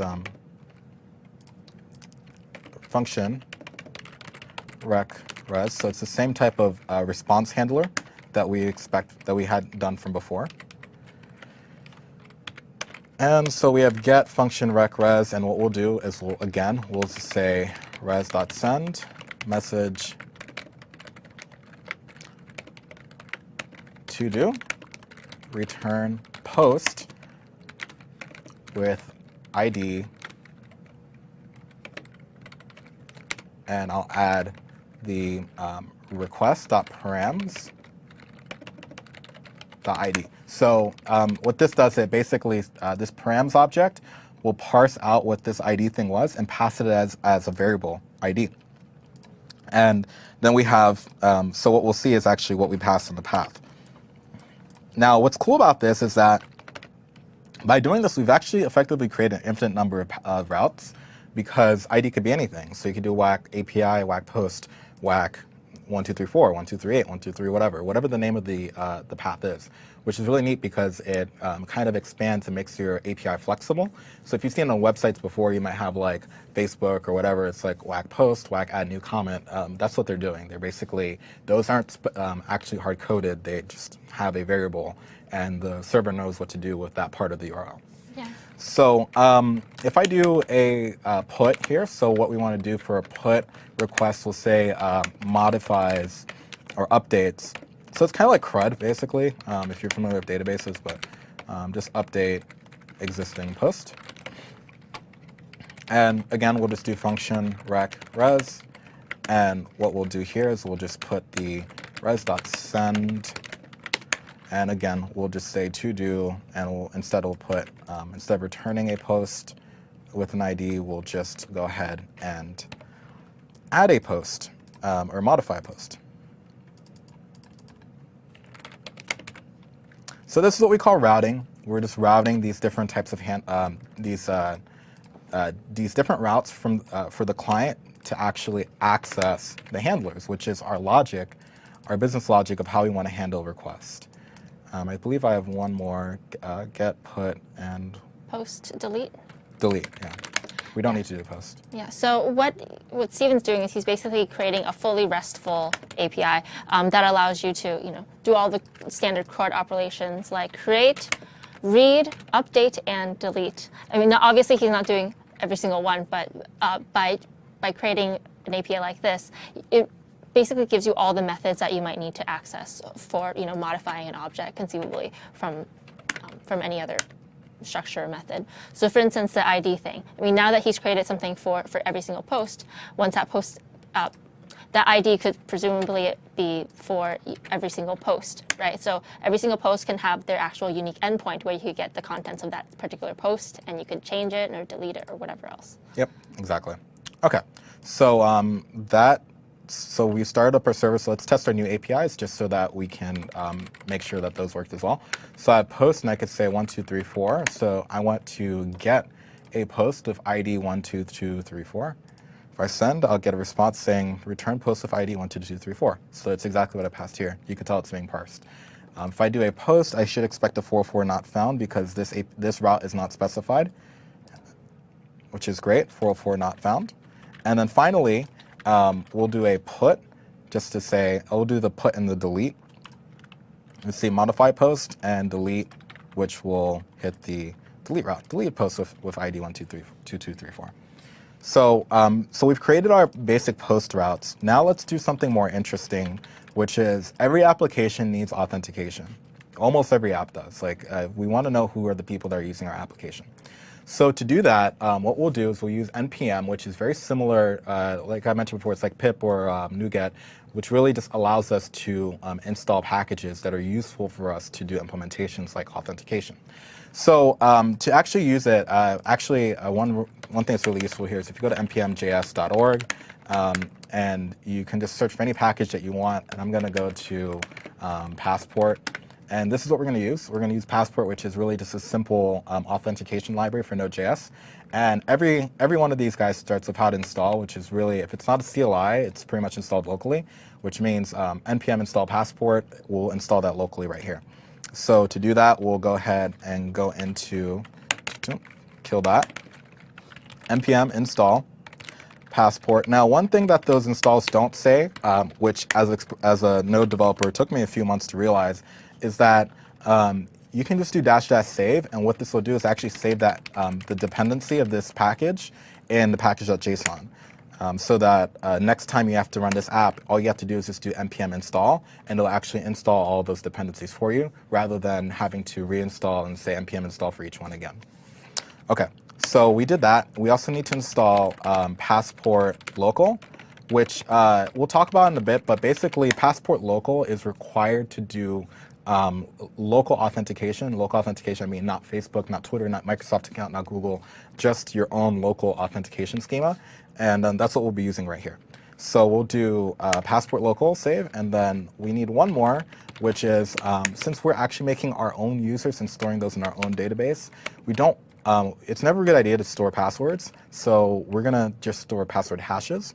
And then to do that, there's a great library called bcrypt. And again, if you want to get like the documentation for any of these libraries, or if you want to make your own library, you just go to npmjs.org. I generally just go npmjs.org, whack packages, and then the module name. And that'll just give you what the module name is, or what the README or the documentation for a module is. So we'll use bcrypt-node.js. And that will give us a really easy API to use so we could create password hashes. All right, so now I have everything installed. I'm going to go back to app.js, and I need to require a few things. Usually when you install a package, you need to require, like, you need to import those packages. So I'm going to grab Passport, require,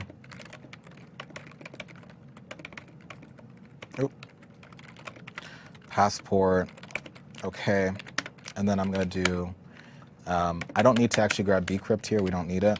And there's one more thing actually that we do need to grab, which is Express doesn't really come with much. It has, when Express 4 came out, they debundled a lot of stuff.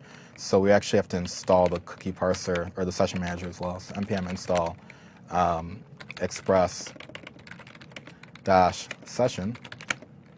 and we'll save that too. And we'll require that as just a module called session equals require express dash session here. And then if I go to, I'm going to put it right below the logger. I'll just do app.use. So we'll talk about middleware in a bit. So middleware sits between your request and your application, and app.use is really just a way that we add middlewares to it. I don't want to get too much into it, but basically it stands between the client making the request and the logic that handles the routing control. So you could do some common functionality like parsing cookies, or what we'll actually use it for ourselves to create our own middleware is to enforce API authentication. So right now I'm just going to use session to as a middleware. And I think it's like this. I'll double check. I think session, and then there's a secret here, and pick whatever secret string you want. This is just used for creating the session hashes. And then, so now that I've added the session middleware, the only other thing I have to do is actually have to add the passport middleware, and I'll add it at the bottom. I won't get into it, but middleware a lot of times matters in the order that you use it. So we have to use passport.initialize, I believe. I'm gonna have to double check. Yeah, passport.initialize. Okay, so, and then afterwards, app.use passport.session. So if I did this in reverse, passport.session would just choke because you need to pass the initialization middleware first, and then afterwards the session. Yeah. Okay. Ooh, that was a lot. Yeah. And just one more point on the middleware. I mean, it's not that difficult. Basically, the order that you're defining that middleware in the app.js, that's the order that they're going to be run in. So, the first one is going to check for something, and then it'll just go next and next and next, whatever middleware that applies to the route that you're looking at. Okay. Cool. So now we're going to actually add authentication. We're going to use the passport library, which we just added. We're going to implement sign up, login, and log out routes. And instead of storing users to MongoDB, for now we'll just use in-memory so that we don't have to talk about Mongo until the next session. So I talked about testing the APIs, and we're going to create mini routes, mini routers that we've already done. But we're going to use this same model, this same routing model over our authentication piece.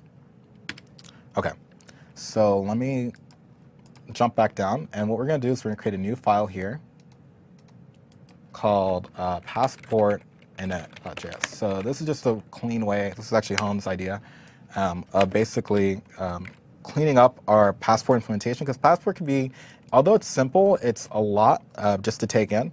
And essentially, Passport has like its own sort of like middleware. They call it strategies. And in order to actually do it, we're gonna just copy some boilerplate code to bootstrap our Passport implementation. So I'm gonna copy and I'll explain what each piece does. It doesn't actually work, so don't be too fret about having magic code. We're gonna go in and implement it. But I need to copy some basic stuff because it's really specific to the library. Okay, so Passport has strategies, and like I mentioned before, we had to do npm install passport local, which means that we're going to grab that local strategy. We're going to grab bcrypt, which is our cryptology framework or library, which will just create hashes for our passwords, so we don't have to store the user passwords directly. And we're going to have this this temporary users data store, which is really just a JavaScript object where we'll save our users, and then in the future we'll replace that with MongoDB. So the first thing we'll do is we'll implement the signup API, which the signup API is pretty simple. What we're going to do is you get called, we register this as a signup strategy, and it'll be a local strategy, and this little thing just says, hey, pass the whole express request to our callback here, and this is our callback. The callback has a request, which is the request coming in from from Express, the username, the password, and done. So Passport actually automatically parses out the username and password from a form body when you do the REST request. So we can just assume that it has it. And what we'll do is we'll do users and username. So we'll grab the username that we have here. And if you're familiar with JavaScript, if you just pick the at username, it's just going to be a key value store. So what we'll do is we'll create a we'll create a new object. Before I do that though, what we want to do is go ahead and check if the user already exists. So we don't have more than one user with the same name. So let's say if users username, meaning that if I got anything besides 0 or null, we can just return done with an error saying username already taken, because we're trying to sign up with the same username if you hit this path. And we will do a users, we'll do false, which will just basically say, hey, we did not sign in, and here's your error. Otherwise, we'll create a add user to DB, and in our case, we will just be storing it locally, so we're not actually using real DB. This is all in memory. And we'll say username is equal to the username that was passed in as a parameter, and the password will be, so if you look actually down here, we have invalid password and create hash. These are some helper functions that we pre-wrote, which uses bcrypt's APIs to create cryptographic hashes. So instead of storing the password directly, which is very bad, you don't want to do that, instead we'll do create hash, and we'll just simply store the hash. And later what we can do is when someone tries to log in, we'll just compare the hash with the password and see if the computed hash matches the one that we stored. So password, and what will happen is it'll just return the hash, and we'll store it back in password. Finally, instead of having a object here, so in Node.js, it's really traditional when you call an API, your first, or when you call a callback, your first parameter is usually an error. So if it's null, that means that you don't have an error. If it's not null, that means you do. And the other parameters are usually just specific to that actual API or that function. So we'll say users username is what we'll pass. So we'll say we'll pass back the entire object, the user's object that we just created. Okay, so that's our sign-up implementation. Now we have to do our login implementation. So again, these are like weird little middlewares, but essentially when we hook this up to our API, our authentication API, because Passport kind of sits between our users and our clients and our actual route handler, it'll detect that we tried to do an authentication because we're going to have specific authentication APIs. And Passport will, these functions really instruct Passport how to save users, how to hash the passwords, and how to provide a user back to Passport. All Passport's really doing is just kind of serializing, storing those users into a session, into a HTTP session, and then storing out. So if you ever use a website that like, hey, your session expired or whatever, that means that's the same exact thing. We're actually just storing you in like a little cache you could think of on the server, and you get a cookie, and it tells what user you are after you've logged in. Okay, so Passport use login. So what we're going to do is we're going to do the same thing here. So we're going to say if the user at username, so we're going to get the username from the request. If the user at username does not exist, then we just need to return done user not found. So you can put whatever verbose error you want. Otherwise, we'll put, and we'll say false, you did not log in. Did I put true on the last one I did? Yeah, okay. If it's not false, then it's considered a successful login. Okay, and then so the user is not found, and then we also need to check if the password is valid. So we can say is valid password. Is valid password takes the user object that we've just stored and the password that that the person who's saying that they're that user provided. So if I try to sign in as someone, that's the password I'll get. So we'll pass users, and I believe users here. Username and password that we were given from the API here. And if the password is valid, which means we, or if it's not valid, because instead of nesting, you could just do not, return done invalid password. And we'll also say false. Otherwise, we actually got the user and we did successfully sign in. So And I could even console log that to make sure that we get that debug output. It's a whole lot of code I'm writing without running, so kind of makes me nervous, but we'll see. Okay. And we'll just pass null here to say that we did not have an error. And instead of false, we'll pass in the user and username. Cool. So all this is actually in the Passport documentation. This is not made up or whatever. It's actually in there. And then finally, we have to just, when Passport is called, or when Passport wants to serialize a user into a session or deserialize, it needs a unique identifier for that user. So in the next section, we'll use the MongoDB IDs that we have. In this section, since we know that users will have unique usernames, we could just use the username for the user object. So kind of a key value type of thing, where the username will serve as a key. Could you go back to your code real quick? Yeah. How do you check? So, okay. So if the password is valid, then so the first thing we'll check for users' existence. Yep. The second is going to check for if the password is Yep. not valid, and then the third you're going to check for, and if both of those are true, then you're Yep. already going to just go and sign it. Yep. Is that And right? yep. So let me put some comments here. So check if password is correct, and otherwise, if the user exists and the password is correct, then you should be able to sign in, right? Okay. And so now, if we're past the, when Passport wants to serialize the user object into the session, we need to provide it what that key should be. So we're just gonna, actually this is pre-baked in for us, so we're just gonna pass back to the done, no error, you're gonna get the user ID back, or the username back, and Passport will use that. Now when Passport comes back and says, hey, I wanna get a user out of the, if a user comes back that's already logged in, we want to be able to get that out of the session. So instead of we have not implemented this, we'll say no, we have, and instead we'll do users, which is our database, our faux database, and we'll say username. And that'll return the user object back. Object back, and I'll put here, tell Passport which ID to use for user. Okay. So now we have that part. And finally, we can actually start implementing our API. And I'm not going to torture everybody through this again with the gets and the posts and whatever. I have some pre-baked code that will just define all of the APIs that we need for authentication. And we could get right down to testing to see if it works. Okay. So if I go back to our GitHub repository, and so I did the sign up, I did the login, the serialization, so the whole Passport init.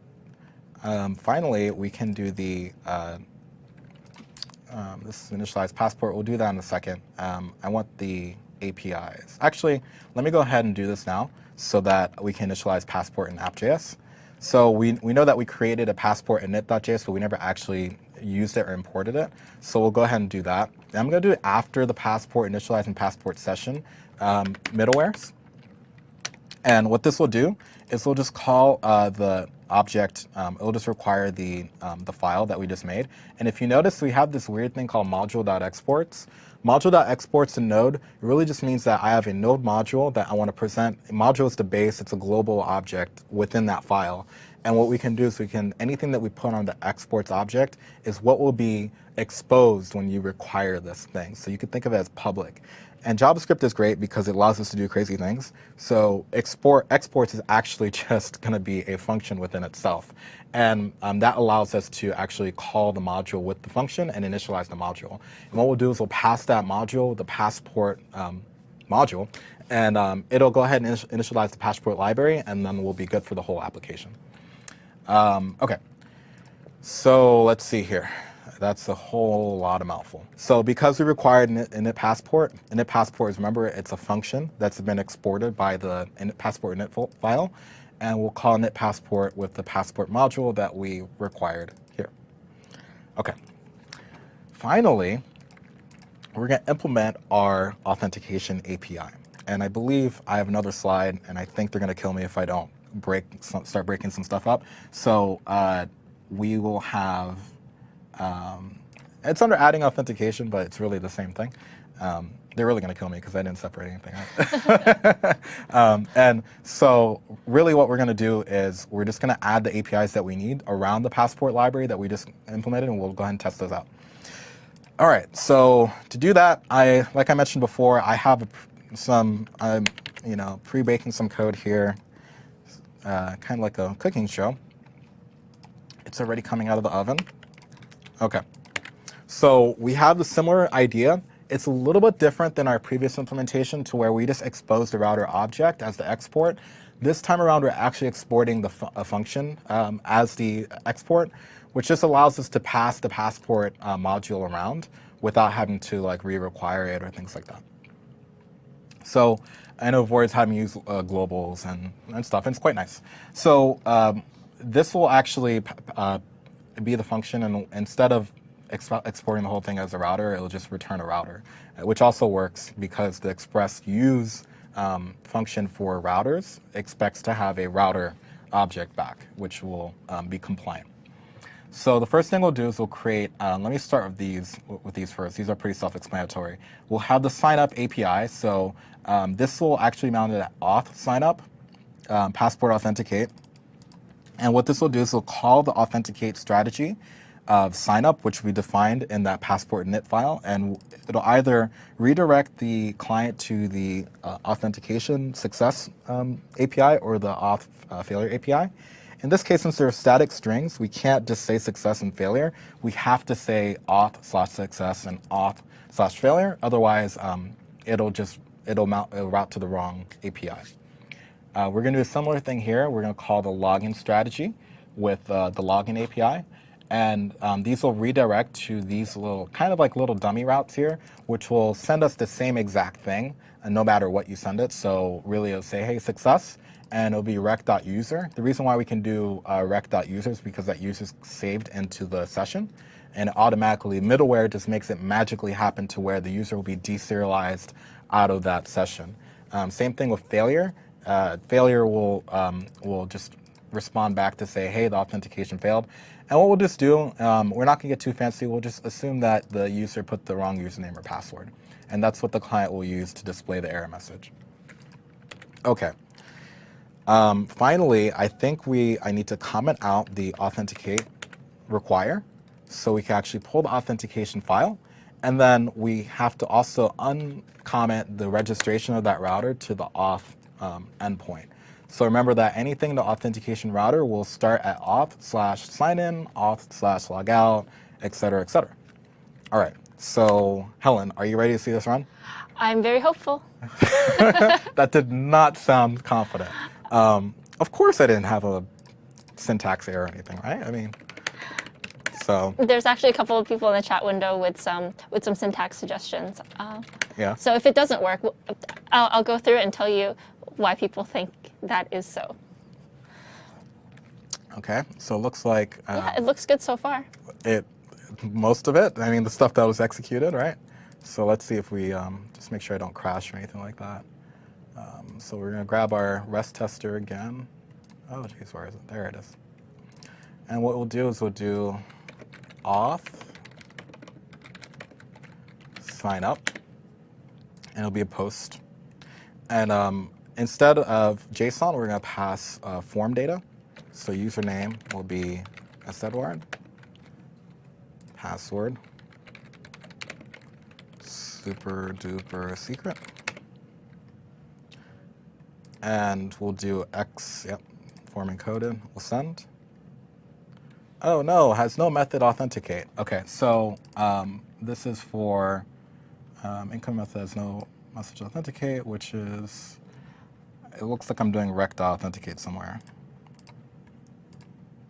11 stuff doesn't work exactly right. I think it's where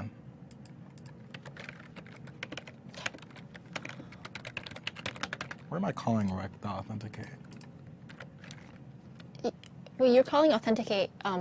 So Stephen's calling authenticate in the authenticate JS. There are a couple people who think that the issue might be in the Passport init. Yeah, it probably is. Let me look at the stack trace really quick. Start routes. Oh, geez, this thing is. Okay, there we go. Oh, there we go. Okay, so authenticate JS. Look, everybody's paying attention. Okay, authenticate.js line 17. And it starts from there, right? So line 17, it does the post, which is great. This is what we expect, which is awesome because we're kind of teaching debugging right now too, right? And let's see, it's router, express, middleware, blah, blah, blah. Is passport init on this stack trace? Let's see. I don't believe so. Not. Okay. But I fine. think you're also applying the passport init stuff to passport. So now it should be on passport. Yeah. Okay. Let's see. Where did I screw it up here? You missed an S at the end of users, someone said.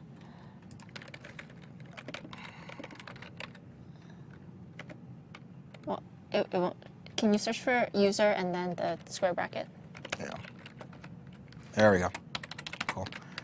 Nice catch, but I don't think that was the error. No. There's a thing that's saying, hey, it doesn't have authenticate, which means that this would mean that the incoming message has no method authenticate, which means that I'm calling rec, because rec is the incoming message, and authenticate means I'm calling authenticate on that. Yeah. Which would mean it's authenticate.js line 17, which is where we'd expect it. Let's go back to app.js. Oh, yeah, App.js, Yeah. because it's probably the middleware. That's Yeah. what I'm thinking. So where did we did initialize passport. Yeah, we and did. are we and then we're doing the authenticate, and so passport should have the authenticate piece. Yeah, it should have it there. Because we did session afterwards, and we did initialize after the passport init. And do we require passport? We did. Did we require passport local? Oh, yeah, we did. But we Yeah. need to require it in passport init, which is passport local. That's interesting. What we can do is, because it's kind of complaining about, it's really complaining about the app.js setup. Like, I think that's what it's really complaining about. I can just fall back to the pre-baked stuff if I can't figure this out in the next minute. Initialize, let me go fall back to readme. Passport init, app.js, somewhere here. Here. Okay, so here's our passport initialize, passport session, keyboard cat as our secret, whatever that is. And we require passport, which should be the same as here. I don't think I misspelled anything. Authenticate, well, this is fine. So what I'm gonna do is I'm gonna grab the finished part of the module so we can see what we might have missed. Oh, I think that's what it is. Oh yeah. There we go. All right. I'm sure everybody enjoys me sweating. Okay.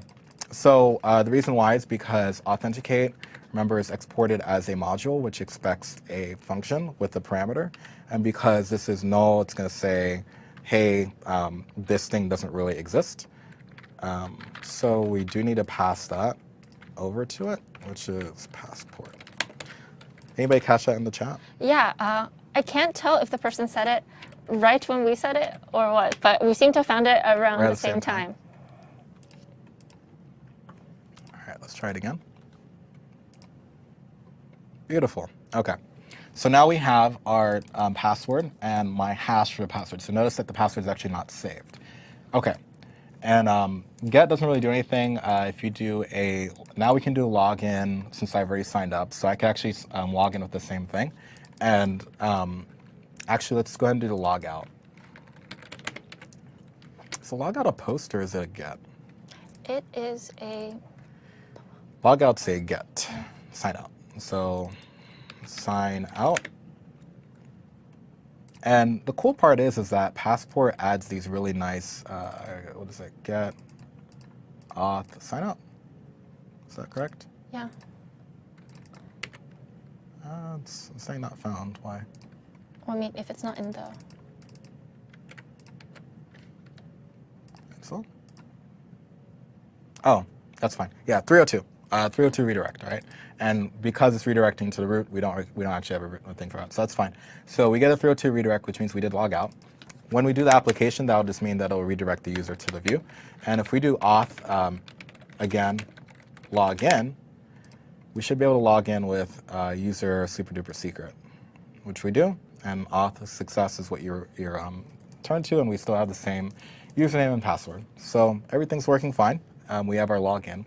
Now, finally, we talked about middleware. We talked about all these magic functions that put stuff in between stuff. But now we're going to write our own middleware. And middleware is really useful if you want to do something, some type of action to a subset of APIs or subset of routes. Or all your routes. We have application level middleware, which is what we use, app.use, app.use, app.use. All that is application level middleware, which means that any router, it applies to any router, any route, all of them. So it's kind of global. What we want to do is, since we want to use the authentication piece for our API specifically, we just want to lock in, we want to lock up our app APIs. So our post APIs. So to do that, it's actually really simple. What we'll do is we'll say router.use function. Now, when you write middleware, middleware is super easy. All this is really, at its most basic form, is a function that has access to the request object, the response object, and the next object. Next means I'm going to call the next middleware in line between me and the request handler, which means that the order of those middlewares actually matter, because if middleware did something before and you weren't expecting that, then you might ruin the other middleware after it, or vice versa. So let's do this. If and remember, I didn't mention it, but the log out authentication API has this cool middleware because Passport adds it. Rec.logout is not something that comes with Express. It actually comes with Passport, and it allows you to just do this logout thing. So let's see here. If we do if, I'm running out of time, so I'm trying to do this very quickly. If rec dot is, I forgot if it's is logged in or what it is. Let me see really quick. I think you made it is authenticated. Yeah, but the rec function actually has is authenticated. There we go. So rec has middleware is authenticated, and what we can do is we can just ask, hey, are you authenticated? And is that a function? Yeah. If it's not authenticated, what we'll just say is, hey, res.send message. Actually, we'll just do redirect to, and Helen will make this page eventually, but we'll do hash login. And so now this will lock up any API that is on this route altogether. And really, that's fine for this router, except we want to be able to allow those posts to be public and anybody to access those. So if we want to do that, we need to make the GET for that completely open and excluded from the authentication. But every other method should, modification methods and new methods and such like that, those should require authentication, and the user, any random user or any unauthenticated user shouldn't be able to access those. So what we'll have is if rec.method is equivalent to get, we'll just go ahead and do next, and we'll return. So what Steven's doing is he's basically organizing this API so that the GET request can be accessed by any user, logged in or not. But for all the other routes, you have to be actually a logged in, authenticated user to be able to, for instance, post or delete a post or whatever else. Okay. Here, return res.redirect. User not authenticated, redirect to login page. Okay, and I believe that's all we want to do. And so this will actually enforce that. So now if I restart the server, we'll do this test very, very quickly so I could get, so we could go on our break. So I've started it up, and now I'll go back to the REST tester. And I know it's not exactly sexy, but this all matters, because if you could test this without using the app, it'll save you a lot of time. So first thing we'll do is we'll do a sign up. Remember, since this is in memory, when we restart the server, we lose everything, which is why the database is important. So we'll sign up. Great, we've signed up. We're authenticated now. And now if we go to API, oh shoot, you know what I should have done? Let me do the negative test. So we'll negative test it, and we'll just try to do a post with a new new post on the post endpoint. And what we'll do is we get redirected to the login page. However, if I do a post, so we could tell that part works. So the middleware is working there. Now if we go to auth, let me make this a little bigger. There we go. Sign up. We're going to do a post again, and we'll sign up. Great, I'm authenticated. Now I can go and create a post. So API post, and if I send,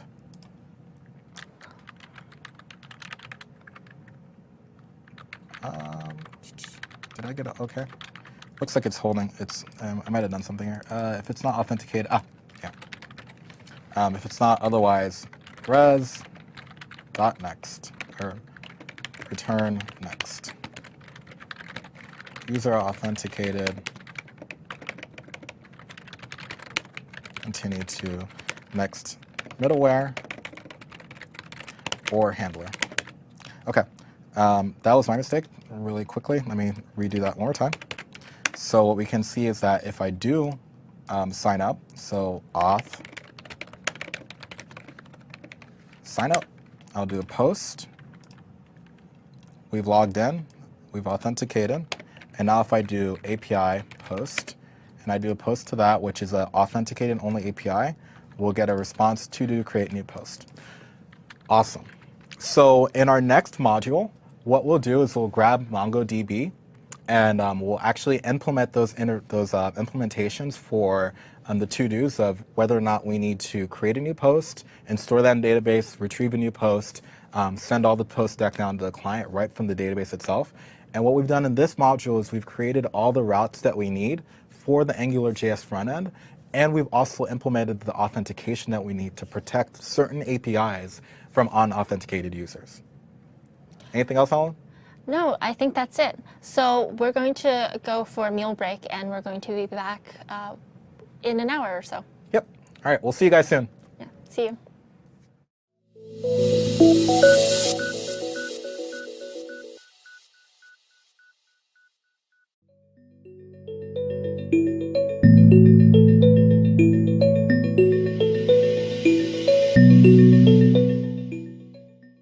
Welcome back to Microsoft Virtual Academy. Do you know what I mean? Means to hack Jumpstart. My name is Steven. This is Helen. Hey guys.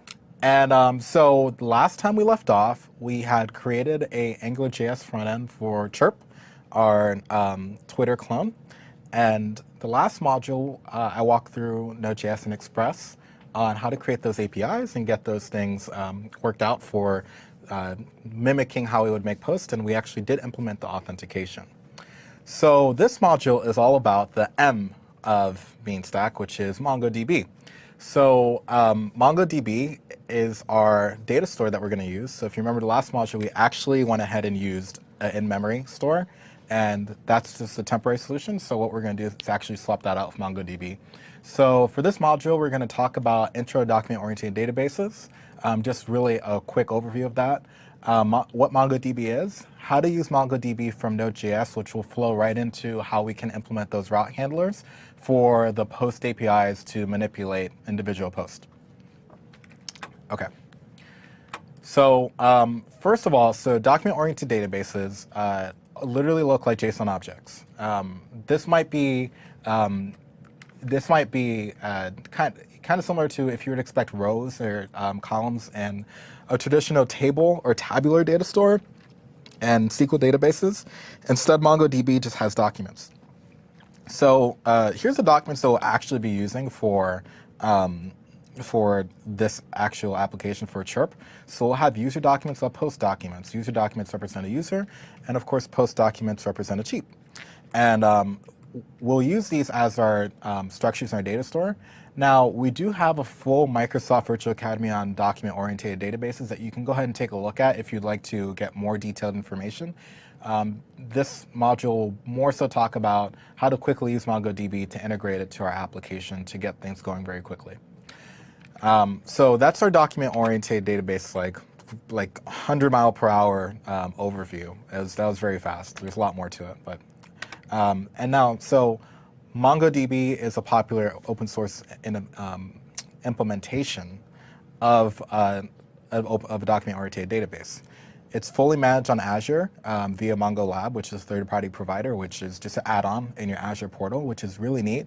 That way you don't have to worry about like having to update MongoDB or any type of patches. It'll just kind of come down for you. And the drivers, basically in most languages that people code in, there's a driver for it. There's C++ driver, Node.js driver, there's a Python driver, a C# driver. Pretty much every language I could think of has a driver for MongoDB. Yeah, and the great thing about the Mongo Lab instance for on Azure is that you can actually use a small one for completely free, right? Yeah, so on Azure, you could actually spin up a Mongo Lab instance. And we'll do that on the last module of the day when we tie everything up and launch it to the cloud. And you could have a free instance. It actually doesn't cost you anything. So with that, with a free website, you could get up and running for nothing on Azure, which is pretty nice. Okay, so MongoDB comes with a few binaries that you should be aware of when you install.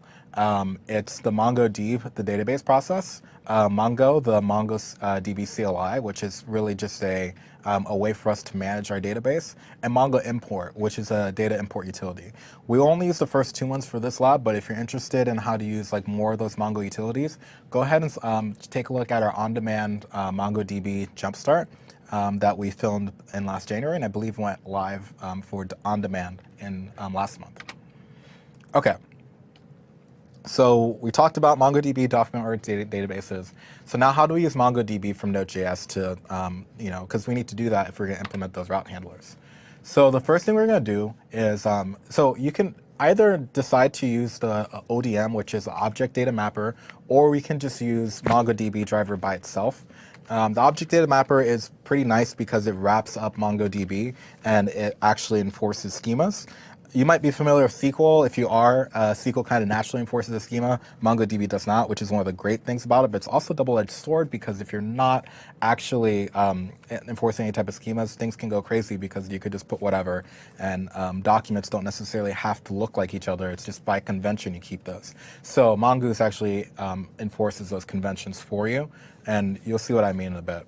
So what we're going to do is we're going to go ahead and just do an npm install mongoose, and we'll save that to our package.json, and that will allow us to go ahead and start using MongoDB. So I'll jump into my command line and actually go ahead and do that. So I already have our module 4 start directory open in our GitHub repository. So I'll do npm install mongoose. So mongoose has a dependency on the MongoDB library. So if you see here, so we don't actually need to download the driver because Mongoose just uses the driver under it. So that's actually pretty nice. Okay, so we've installed it and we're kind of ready to go. If we want to go ahead and require it, we can go ahead and put it in our app.js, which is var mongoose equals require mongoose. And we'll connect to MongoDB. Let me make sure I'm following my slides here. Yeah, so with the MongoDB driver, we don't really need to talk about too much. You can use it directly, but we'll just use the driver through Mongoose. And it allows us to create, modify, and delete, insert, CRUD operations on records. So to connect to MongoDB, we'll just connect to a local MongoDB server, which will be what is it? MongoDB localhost. I think you'll need to do mongoose.connect to connect. Connect, yeah. There we go. MongoDB. What's the port number, Helen? It's 27102? The default port Something number? like that, yeah. I'll check in a second. And then we'll pick the name of the database we're going to use. So we'll call it chirp test. Okay, so, So this connects us to our MongoDB database, which will be running locally. Now, the thing you might ask is, hey, how do I, get MongoDB running? So to do that, after you install MongoDB, depending on where you installed it, it's actually set up on my path variable. So wherever you installed it, just go MongoD. And if you start it for the first time, it will complain about the data directory. So you might have to place the data directory where it asked for. You can also just do MongoD and do db path to data directory. and which is just where MongoDB will store its on this data. But if I have everything set up, I can just do MongoD. Let's see. Oh, I think another database is actually running already. Yeah, this crazy looking screen. There we go. Okay, so it says, hey, waiting for connections on port 27017, which is the default MongoDB port. So 017. 27017. Thank you. Okay. So now we've connected to, this will connect us to our MongoDB server. So now we're kind of set up to use MongoDB with Node.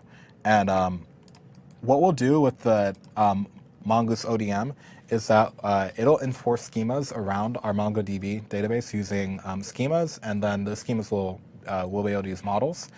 And the way it works is that MongoDB has collections. Documents go into collections, and collections go into databases. Databases live on servers. And so for every model or schema, there's a one-to-one relationship between a model and a collection. So if I have a post model, I'll have a post plural collection. If I have a user model, I'll have a users collection. So that's kind of how that works. So let's go ahead and talk about how we can implement the route handler with handlers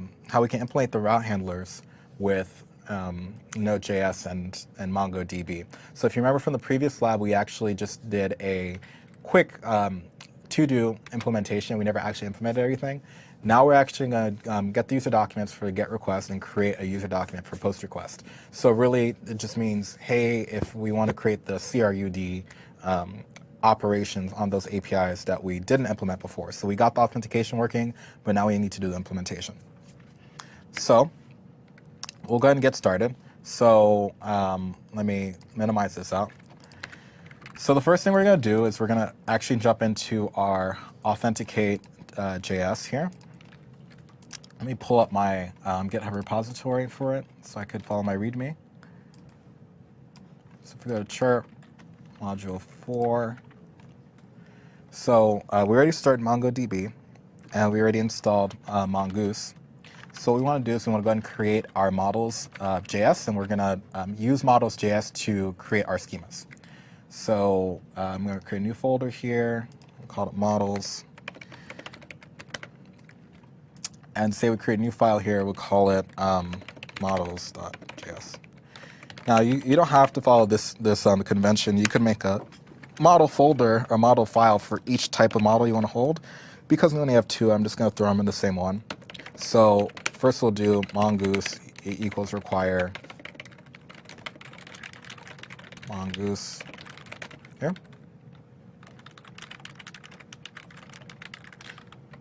Okay. Oh. Okay. Afterwards, we'll go. So we got our mongoose require module in. So now what we want to do is we want to go ahead and create a. We want to create a schema here. So mongoose schema. I'm being yelled at for typing too loud, so I'm gonna type a little bit quieter for you guys. Sorry about that. So what we're gonna do is we're gonna create a schema, and the schema will have a username and password, and I guess I created that too.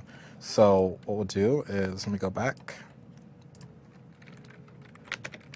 and we'll call this. I'm actually gonna copy and paste the code because I don't actually memorized the Mongoose schema stuff. Okay. So we're going to create a user schema, and the user schema will be have a username, password, and the thing is when we create a schema, we define what the types are for each field, and we have created that, which is a of type date, and when we create a new one, the default value will be now, unless specified by the thing that saves the model. We're also going to have one more model, which is called the post schema, which will be new mongoose schema. And the username will be, nope, not schema, post schema, so it'll be text, and it'll be type string. We'll also have created by, Helen, what is it going to be? Is it going to be type string or? Yeah, could you make it a type string? Okay. So it'll be created by, and it'll be a string that will point to the user ID that created it, and we'll have created at, Actually, I don't think I need created at. I just think I need. Is that all you need, Helen? Well, the created at would have a timestamp for the post, so we Oh. do want that. Okay. There we go. Boom. Okay, so now we have our schemas. Now Mongoose wants us to create, the final thing to do when we're using Mongoose is just to synthesize our models. And so it's really easy to synthesize a model. All we have to do is do mongoose model post mongoose model user, and that'll allow us to just to export those modules into Mongoose so that they could be used by anybody using the Mongoose module in the application. So Mongoose user, and it'll be .model. Yeah. Right. And we'll do the user schema, which means I'm declaring a model. So I'll put that. Declare a model called user, which has schema user schema. So now remember, MongoDB under the covers really has no concept of a schema. It really is schemaless. So you can do whatever you want, which is great because you can change things in the future. But it's also good practice to kind of have some sanity onto what that data object's going to look like so that you have some consistency through your database. If you need to add something or remove something, it's pretty flexible, but it allows you to actually declaratively describe what things look like. And once you're done with that, can you actually do me one more favor? I'm the person that's going to consume a lot of these, so I do want what we're doing to align. Could you use username instead of created by for the user schema? Yep. Thank you. You got it. There you go. So text username, and we'll do our post model and our post schema. And same thing here. It'll be a model called user, which has schema. User schema, same thing, model called post, called using post schema. Okay, so we've created that. We can require that in. So I'll do that. We could do it right after Mongoose Connect. We could do require. And we don't really need to hold on to the models module. We don't really need to, but we can if we wanted to. So we'll do models.js. Okay. Now this require will actually start to execute whatever's in models.js. I don't think we actually export anything, so it'll just be within the Mongoose library itself. Okay. And so now we've actually created our basic connection to MongoDB with the schemas that we want to do. Now the exciting part really is adding the users, getting the users out of like the in-memory nonsense that we're doing with the users, as well as the post as well. So the first thing we'll do is we'll implement the users in MongoDB because we need users to actually create posts. So it makes sense to start there. So to do that, if you remember that Passport init had this pesky little users data store, so we'll get rid of that and we'll actually start to use MongoDB instead. So we'll do mongoose equals require mongoose. And then we'll say users equals mongoose.model. Is that right? Where are you doing that? When I grab the models, let me see. Should be. I think so. Yeah. Mongoose model. Yeah. Okay. I just want to make sure I'm saying. If we caught you here earlier, then I don't have stuff blowing up in my face later. Post. Okay. So all this, by the way, if you just look at the Mongoose documentation, you just do a quick search. It's really easy. You'll find it's all documented. So because we required and initialized Mongoose before we actually loaded this, which let me double check that we did. If not, things will kind of go haywire. So we have Mongoose require. So what we should actually do is we should require it after we do Passport init, which would make sense to do it here.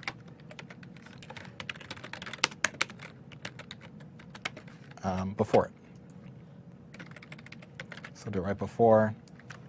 So actually, it doesn't matter. We could do it here. We could do it on the top. Yeah, I think you're okay wherever. Yeah, I'm okay, whatever. As long as it's not after Passport init, because then Passport wouldn't have any type of users declared otherwise. Okay, so we've created that, and so now that we have our users and we have our posts, we can actually start manipulating some stuff. So if we want to actually create a Are you looking for the authentic? no, I'm not Okay. looking for anything. I'm good. So sign up here. So instead now, wherever we see users bracket, that was our old database, our in-memory stuff, and now we're going to actually use it for use MongoDB. So we'll do users, or user. I really should call it users. Yeah, we'll call it users. Okay. It might be different in the end module. I forgot what we called it on our final version. But we'll say users.find1. So find1 is a method, which is just a convenience method. It's actually on the raw MongoDB library as well. And really it's a convenience to find a document which matches, the first one that matches the query. And the queries in MongoDB are described by query objects and not by actual queries. Like SQL queries, it's just an object, which is a query object, and that's just what it is. And it describes the type of object we're looking for. So in this case, we're looking for an object, a user object with username equal to the username that we're passed in by Passport. Okay? And what it'll do is will give us a callback, or a callback, and we'll give it to it. The first argument, remember in a callback in Node.js, is usually an error, and then afterwards it's actually the document. So I will call it the user object. Okay, and there we go. Beautiful. So now, if we got an error, we can say, so either way, we need to call this callback to tell the function that we're done. So we'll do return done, and we'll say db error, and we could pass this to error. And we could say, and we could actually just pass it directly. And otherwise, we'll just do false because we actually did not find the sign-up request failed because there's something off the database. Otherwise, if user, so if we did find a user, that means that we have already signed this user up, meaning that this sign-up request should fail because this username is already taken. Okay? Cool. So now that the username is already taken, it's false. We've hit those two possibilities. So user already exists with username. It's the same leg of code, so we can delete that.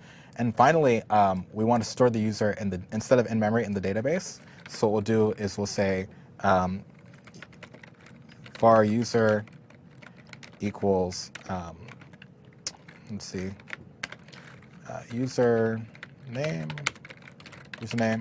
and the same thing before is what we did. We just create the hash with the password. We'll just do the same thing here. Get rid of that. There we go. And finally, we'll do users dot. Can I just do a save on that object, or do I need to? You can do a save. Yeah, you can do a save on. Well, you can do a save on not users, but your actual user. So yeah. the new user that you created. The user I created, right? Yep. User.save. But but you need to probably make your user a new user. Yeah, that's true. Okay, got it. That's why I was like, huh, this is weird. Yeah, no, I remember now. New, and so user is actually a constructor. So, whoop, whoop, whoop. Had some Sublime craziness going on there. Let me find myself again. There we go. And I think I declared it as users, which is kind of Yeah. yeah, it's kind of funny looking, right? And let me double check. I have to always fact check myself. New user. Cool. Yeah, so in the example in README, you'll just see user, but in our case, we'll just do that. And then we'll just call it new user, and then we'll just add those fields as necessary. So instead of doing that, we'll just do users. And although it looks funny, this is just a user model. and we're making a user object. Maybe I should just change it back to user. I think I'm gonna do that. You did it for a reason before, right? I know I did it for a reason before. I don't want to confuse everybody, so we'll just do post. User and post. Okay. And then we'll go back to sign up, and instead of users, we'll do user.findOne and equals new user. And then finally, user.username will equal username. User.password will equal the create hash password. And then afterwards, we have everything in a MongoDB savable or Mongoose savable object. And then all we have to do is just call save on it. Now we don't have to listen to the callback, but we should. So, does it tell me the count or does it just return me the user back? I forgot. I don't think it returns. Anything? I believe it actually returns you the entire user. That's what I thought. Okay. So if error, return done with error false. Otherwise, console log successfully signed up user username. Cool. And then return done. Null, which means we don't have an error, and we'll pass back the user, which is user. So do you want to do user.username for successfully signed up user? I don't think so. I think we pass the whole user, and then afterwards we serialize the usernames for serializing in and out of the session. So I think that should be right. Okay. Okay. So now we create a sign up API, and so now we got to make the login API. Again, we can't use the user's in-memory thing, so I actually should cut this out. Yeah. See, we passed user username. Remember before, which is the whole object, and kill this. All right. Perfect. So now we have are done, and now we'll just do the login really quick. So the same idea here. First, we check to see if the user exists. If the user already exists, or actually this should be if not user found. But if the user doesn't exist, false. If the password is not valid, false, then you shouldn't be able to log in. Otherwise, oh, and this one's if it is valid. But if the password is valid, then we'll check, and if it is valid, we'll just go ahead and return. So we'll follow the same logic here, except we'll use the user, the MongoDB object instead. So first thing we'll do is user.findOne, and we're going to use our user name as the search for the query. And so these queries are really interesting because they're basically JSON objects, which is really neat. Error, which is an error from MongoDB. Otherwise, we have a user that we should get back, so just one. And so now what we basically need to do is check if we got an error. If we got an error from MongoDB, then return the done callback with just, let me make this a little bigger for you guys, with the error of the database and false, which just means that we're not going to log in. Otherwise, if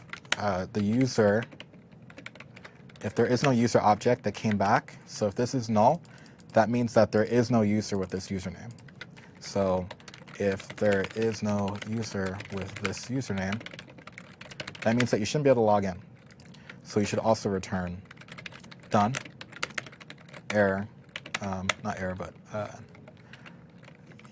username not found. Okay. And then we'll do false again. You shouldn't be able to log in. Finally, we have to check to see if the password's correct. There's a lot of cases here, right? Yeah. Okay. If the password is not correct, password is not true, and what we have to do is we have to pass the user object, which we got at this point, and the password that is attempted to be used for this user. If that password is not valid, then wrong password will return done. Incorrect password. Incorrect password, thank you. And false. All right, I feel really negative because these are all the reasons why you shouldn't be able to log in, right? I mean, that's what makes this semi-secure as an application. I'm not going to say it's the most secure, but Yeah, it's but not bad. Yeah, it's not bad. It's good enough. All right, so finally, we need to do let the user actually log in, and so to do that, we'll just simply just do return done with null, which means hey, everything's a-okay, and the actual user object. And that's about it. So now we'll delete the in-memory implementation. So now we should be able to log in and we should be able to sign up. And finally, what we need to do is we need to serialize and deserialize the user. To do that, again, you could see that we have the passport serialized user, which remember which will provide us with the user object and wants us to provide a key for that user. So in our case, we'll just do _ID. I know that looks like magic.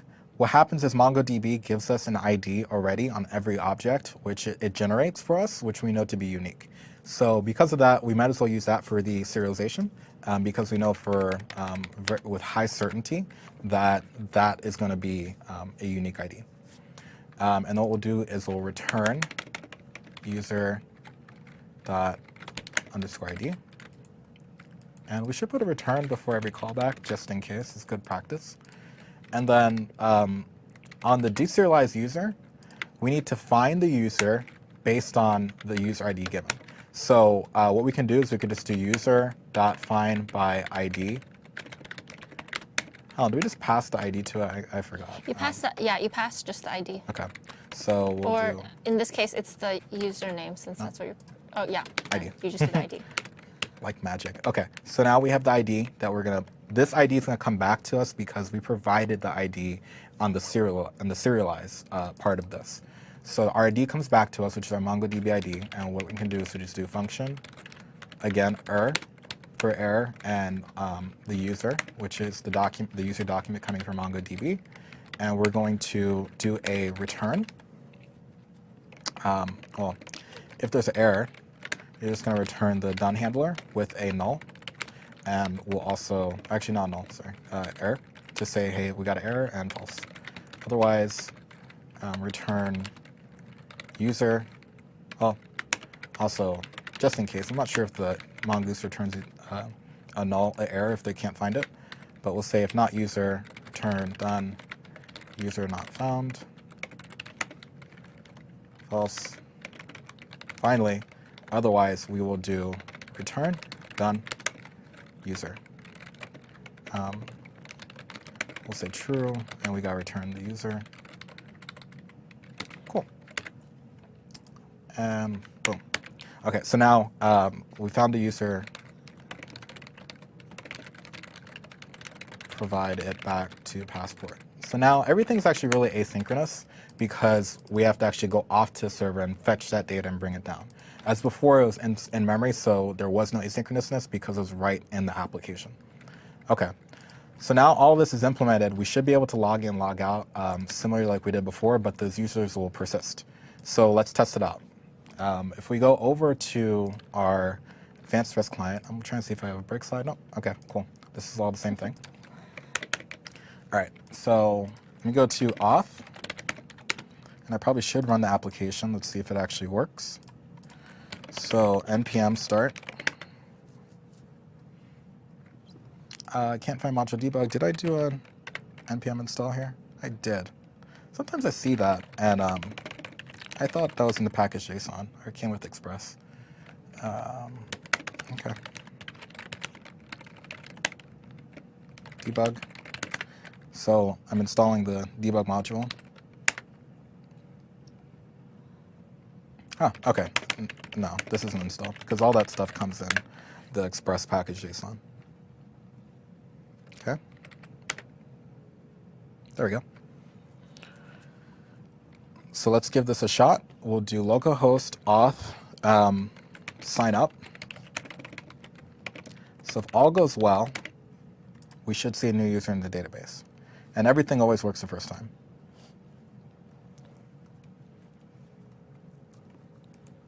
Let's see here. We should be connected to the local database.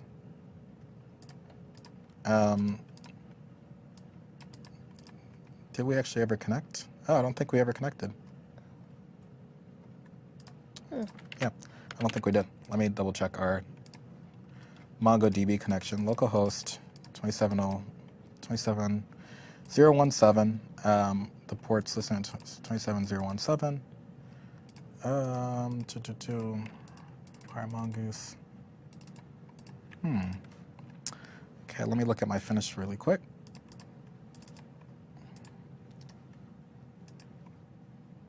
Let's look at Notepad. Yeah, oh, okay. It actually doesn't even specify the port, so I think by using the default, but it should, that shouldn't really matter though. We could try it anyways. Okay. Is the app running? Why don't you check if it's connecting to the server, or to the MongoDB server now? Yeah, see, I'm not seeing any connections. Huh. What is going on here? Like always, worst case is fall back onto the cloud version, or the cloud MongoDB server, but we should be able to connect to it. And It says, oh, someone said you missed the call to done one side, but okay, no, that's not. that shouldn't matter. Yeah, that's not our current issue, but we will go and fix that. Yeah, but look. Yeah, you're connecting to the MongoDB server. Yeah. Unless I'm not in the right directory. Module 4 start app.js. Module 4 start Yeah. app.js, yeah.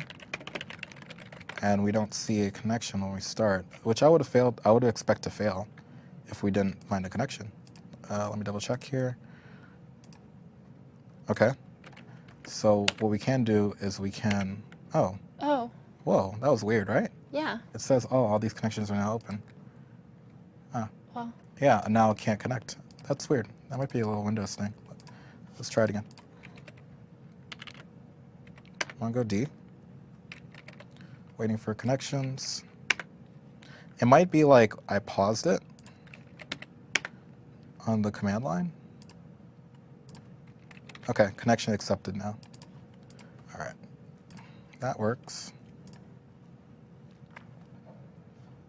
And then now the done handler, someone mentioned it was a done handler error, but I don't think that's an issue. Let me see. If we go back, our passport init, return done, and we're trying to do sign up, right? yes. So find one username, fair, user name. No, user save should work too. Yeah. I might have to Martha Stewart it. Let's see. I'm gonna do one debug line. If I could see this debug line, then we'll do that. If not, we'll fall back to the pre-raid version. We'll see what we did wrong. Okay. Quickly run. Let's see. Call the API one more time. Yeah, I don't have an output from it. Which it's probably because maybe something's not registered or something. I'm not exactly sure. Which is fine. Okay. So what we'll do is we'll look at this really quick. Open folder. Okay. Passport init. So this is basically the same thing. We're taking the user, we're going to save it with the same implementation. We're going to save the user, and we'll see if the registration was successful. So just a copy and paste. It should be the same compatibility. Oh, you know what? Did I do? Yeah, no, we did the same thing. So that should still work. Let's try it again. Here we go. Oh, this is weird. It's not even responding. Huh. I will check the app.js really quick.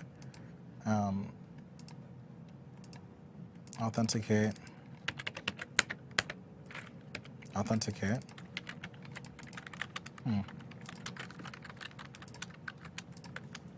Well, that doesn't make much sense to me. I'm going to try it one more time, and I'm going to do the, I'm just going to go to the finish.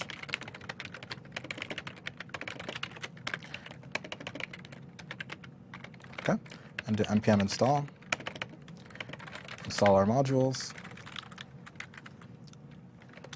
Quick, come on, there we go. npm start.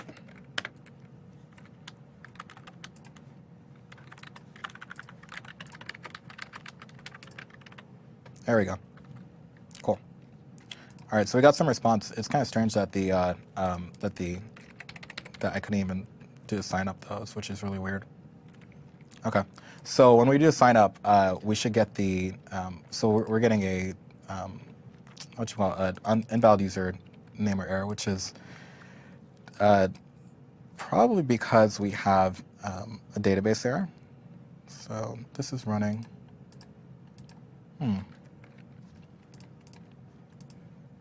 Oh, user already exists, that's Edward. Okay, that's fine. So because the user already existed, so I could just pick a new new name. So instead of that, we'll just pick Sword 81172.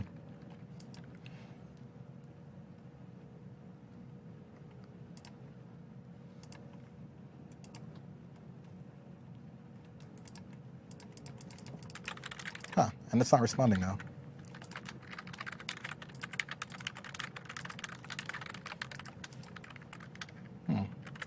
The we're saving the user here. But everybody loves watching me sweat. Let me see here. So we did the sign up and it said, hey, user already exists. So that already means that we got a user when we did the find one. So otherwise, if there's no user, we should create the user, username, password, create the hash. We save the user and it should just tell us either we're not saving it. So we can do just a bit of debugging here and say, hey, if it already exists, which already hit that path, otherwise, should creating a new user and should create the new user here. User, and we'll call it username. Cool. And so now this should tell us whether or not we're creating a new user or not. We could tell if we actually hit an error or not, saving the new user object. Restart the server. Oh, that's really strange too. See that? Registration successful. Yeah. These PowerShell windows are kind of weird because. Well, if the registration is successful, what is the response that you're getting? Well, now I got the response, and it was, hey, success. It was really weird. Yeah. Yeah. Huh. I don't know.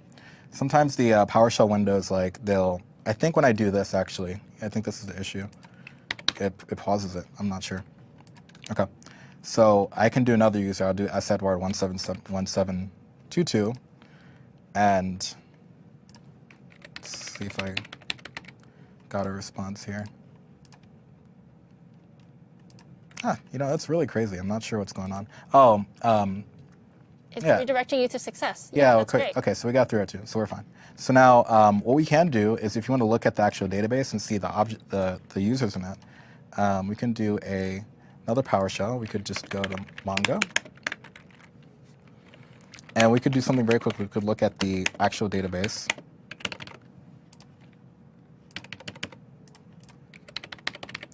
Yeah, see that? Yeah. So strange. Yeah, I don't know. I'm just not going to touch this window. It keeps freezing up my, and that could be doing it to the server too. I'm not exactly sure. Okay, so connecting the test, we can show DBs, and we can see all the databases we want. Remember we made a test chirp database, which is here. So we'll do use test chirp. Okay, now I can do show collections, and we'll see that we have a users collection, which is what we created before, which is based on the users model. And we'll just do,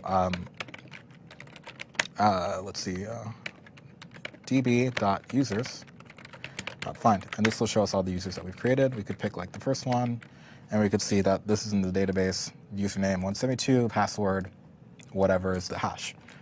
Cool. So we're saving our users now. I'm going to copy this over to our, since my hand coding seemed like it failed. I'm not too sure if it failed or if that was the MongoDB server, but let's quickly go ahead and do the API authentication. So now that we have the post APIs, so we've implemented all the the authentication APIs with the MongoDB database, saving users, pulling them out, etc.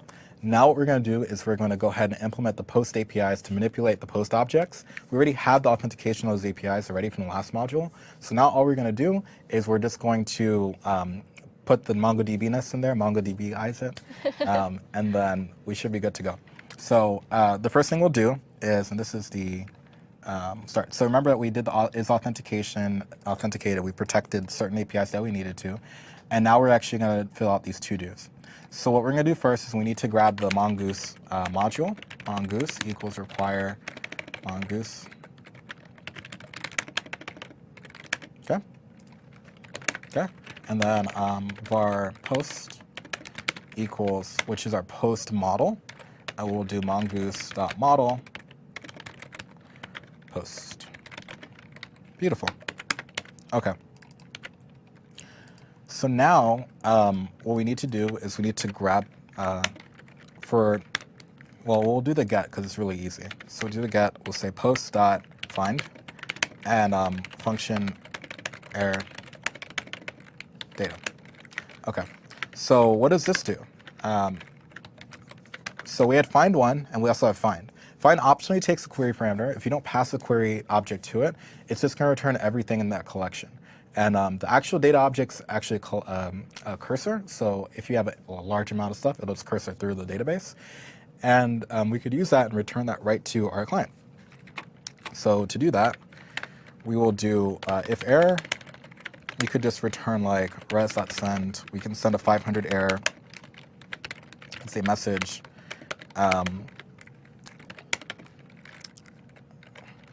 DB error. Actually, we can just put we can just pass the raw error to it. You might not want to do that because it's leaking. You're leaking diagnostics information, but I'm just going to throw it in there for time's sake. We'll return. So we should always return when we call our callbacks. Otherwise, we'll return res. Is it JSON or send? I don't think it matters, right? Send. Yeah. Okay, and we'll send the data back down. So what this will do is we'll send actually a collection of posts that we have in our database, and that will allow Helen to actually consume that in AngularJS and show our cheats. Now we got to actually implement the thing that'll create a new post, which is the post endpoint, the post method, and the post endpoint. And what we'll do here is we'll do post, the same idea here, except it's not going to be a find. It's going to be can we just do an insert? I'm pretty sure we could do that too. I'm not sure if that was our final implementation though. Post insert. I'm going to double check myself because I don't want to go off the paths here. Let's see. We've already serialized. We created all the authentication. We're going to do API post. And we're going to say if we want to create a new post, we just actually, yeah, this is for new post. So we create a new post, and I'll just copy and paste this because I am in a rush. So we only have 4 minutes left. All right, here. So now instead of using the to-do or whatever we had, we're going to create a new post object. The post text is going to be the text and the request body. So it's going to do a post, and we're going to get the text out of the text body, and that's what we're going to shove into the MongoDB database.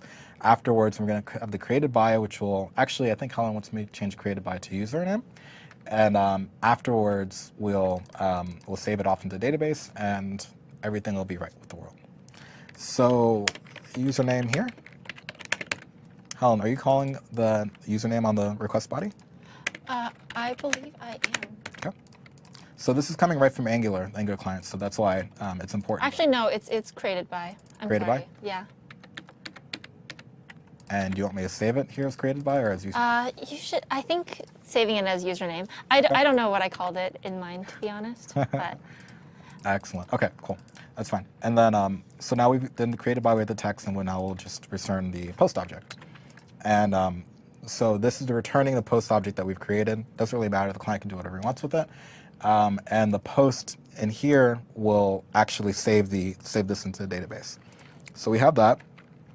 And then finally, we need to do our particular post. So I don't think this will actually use this on our front-end client explicitly, but I believe Angular does look for these endpoints, so we should provide them. So in order to do that, it's really simple.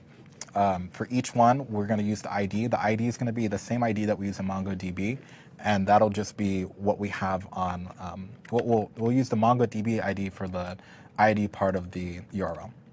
So we have this, and then we have get specified post. So this will just get a post for a specific ID. I want to replace it for this one here. We have our put route, which is what we had before, but instead we need to modify an existing post. So again, this is right through our README. The put's a little bit longer because what we need to do, we need to find the post that we want to actually modify, and then modify it itself. So if you look, we have find by ID first, which is the ID of what we want to look for. The error, we return an error if we don't have it or not. Again, this username, not, you're doing created by, right? Yes, I forgot. in my request body, yes. Okay, cool. And then the post text, and then what we'll do is we'll save that. If we don't find that username, then obviously we can't actually update it, so that's why we return an error. So I have to do 2 actions here for the put, which is why it's a little bit bigger than the get. And then finally the delete, which is really just removing something from the database, which is just a dot remove function on the model. And there we go. So now all that's been implemented. So now our post API is allegedly completely implemented with MongoDB, and it'll actually allow us to get and put stuff in the database. Now let's go ahead and give it a try and put my money where my mouth is and actually get everything working here. So we're gonna run our server again. Okay. So, oh, this isn't our finish, but it should be the same thing. And we'll go to the advanced REST client here and we'll test. So we'll do a sign up, or maybe assign a login, because we have the same MongoDB database now. So everything is persistent. So we'll do auth login.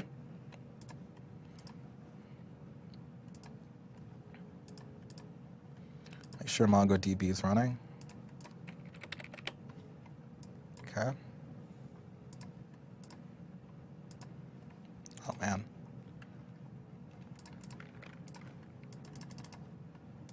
You know what we can do?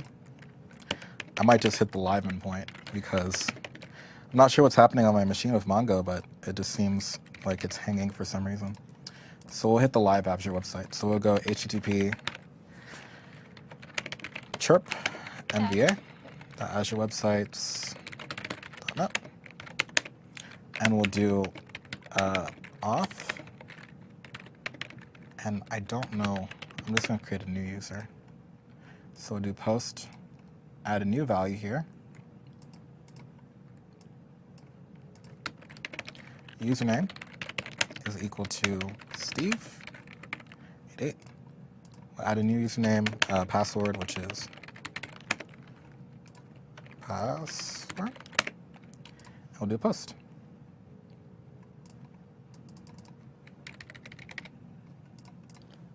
Oh, yeah, post sign up, right? Yeah, post sign up. Oh, it's doing the same thing. Huh. That's really It's weird. strange. Because the live app actually works, right? The live site definitely is working. Okay, well, it's going to have to work at some point because you're going to integrate to it. Yeah, not sure why. It should just work. I think it's hanging on that connection, but it's weird that the live site does that, and I'm pretty sure you could just sign in.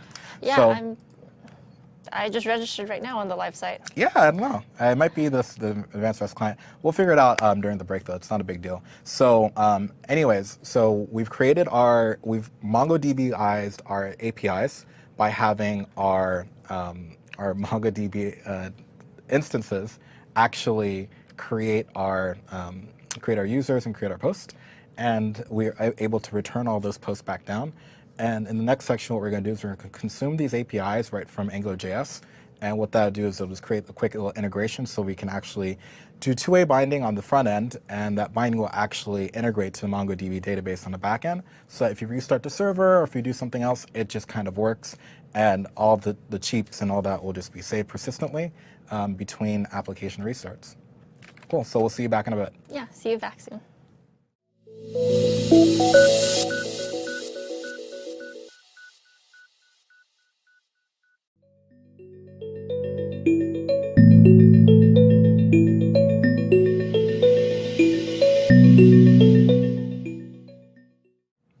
we're back. So welcome to Module 5, which is tying up our application back together with MongoDB, or sorry, with AngularJS and our Express backend. So we're putting everything together in this one, right?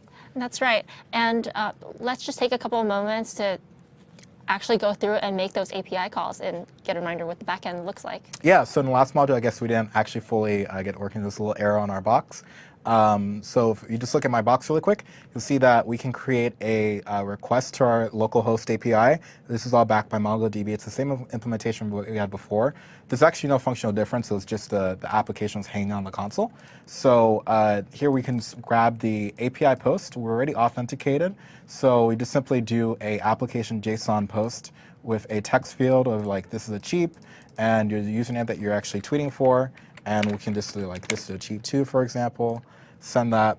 We get a response of the object that we sent, which was, hey, this is API cheap number 2. And if we do a get, we'll get all the cheaps that are in the database, which is, see, this is API cheap, this is API cheap 2. And we know the user that cheaped for it, so we can actually front that with the front-end database. And we could start tying everything together.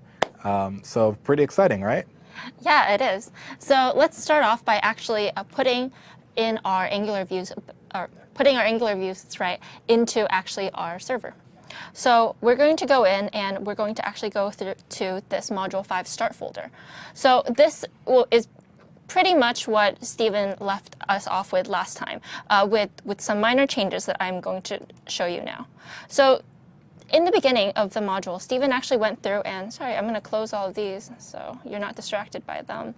And so Stephen actually went through in the beginning of this module, and this is Module 2. I want Module 5. I'm just going to minimize these. He went through and he actually deleted the routes.index here and also this. I just went back and I added in one tiny route. I kept it separate from his, to keep things pretty clearly delineated. And what it basically does is it gets our home page at just basically the root. How does it know that it should use that route? Like when we start up the application? Well, when we start up, you mean when we're starting up the application, how does it know to basically go to here? Yeah. Yeah. So that's a really good question. You'll see in our app.js that we're basically saying, so we're routing this like we're routing anything else that we've done before, except all we're doing is we're saying, hey, just go to this thing here. Oh, so because it's at the root. Exactly. So if I go to www.awesomechirpapp.com, yeah, then that's where it'll load. Yeah, exactly. And all we're doing is we're saying, hey, if you're going to the root, so you'll notice we don't have any sort of parameters either side of that, then we'll just automatically get this index.ejs that we have in our views folder. And that's something, we're in the completed folder. We want to be in the start folder. And that's something that is just, I just generated. It's a really plain HTML page. So right now, if we actually go through and we run our application with npm start, we can go to our localhost 3000, and it will just display that tiny hello page. So in this case, we're just making, like, at first, an extremely simple front end that just says nothing except hello, and it's, as you could tell, not actually an Angular app. Now we're actually going to start porting over sort of our Angular features in. And before we start doing that, we're going to make a single page application. So when we last left off, I'm going to now go into our just module 2. We had a couple of folders. We had, the login we had a login page, a main page, and a register. .html. And all we're going to do right now is we're going to start pulling these into our other app. Oh, I'm also in the wrong folder here. I started hesitating because I was like, this is not what I left off with. Yeah, OK. So here. So we left off with this, and we actually left off with some, just nice but separate pages. And now what we want to do is we want to make them into a single page application. You can again follow along in the README for Module 5. Actually, no, this was back in Module 2 because we're still leaving off with the single page application stuff. So if you get confused, like I just did, and you want to know more about the routing and creating a single page application, go to the end of Module 2. So we didn't finish up what we needed in module 2. So we're finishing up just a single page part and continuing with the routing Yeah. and putting everything together. Yeah, exactly. So what we're going to do is we're basically going to do some of that front-end routing.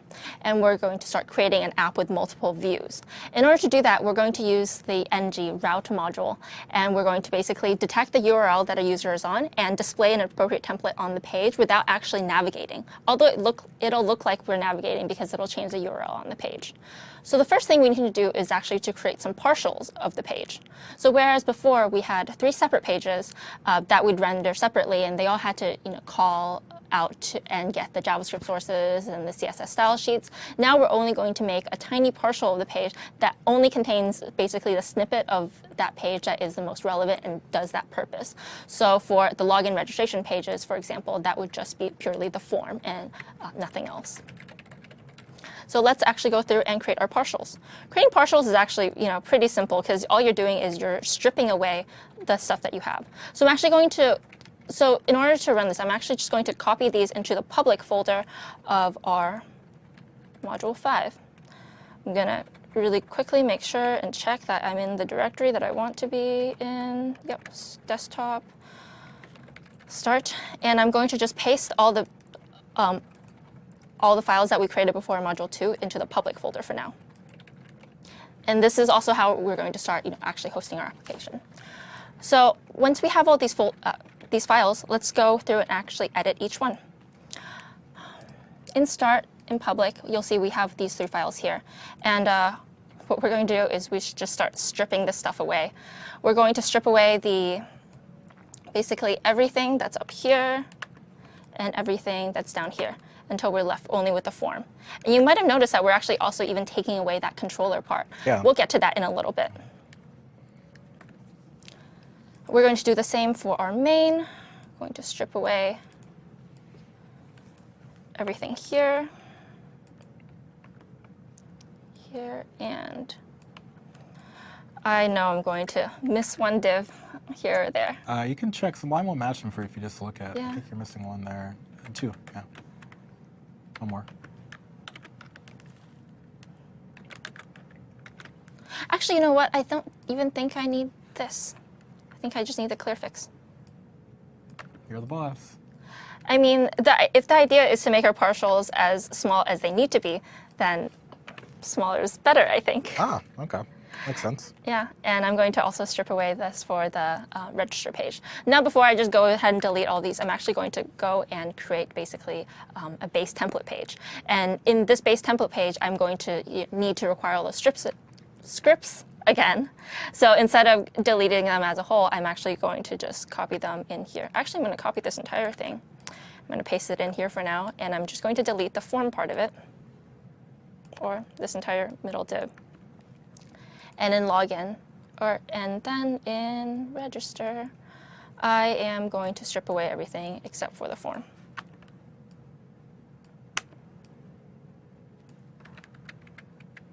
So I know that was a little bit of a hectic process, but I hope you understand what I mean. We're basically transforming our previously pretty large HTML files into just these simple partials that only contain the exact parts that we need. So instead of repeating the pull for pulling in AngularJS and pulling in the CSS, you're just going to do it once and I guess pull a Houdini and switch the pages without switching the pages. What are you doing? I'm gonna show you what I'm gonna do. So this is going to be our base that everything else is going to sit in, and in here we're going to call an ng view or div ng view. And in a little bit, we're basically going to say, hey, all that other stuff, as we need it, we're going to insert that stuff into basically this ng view div.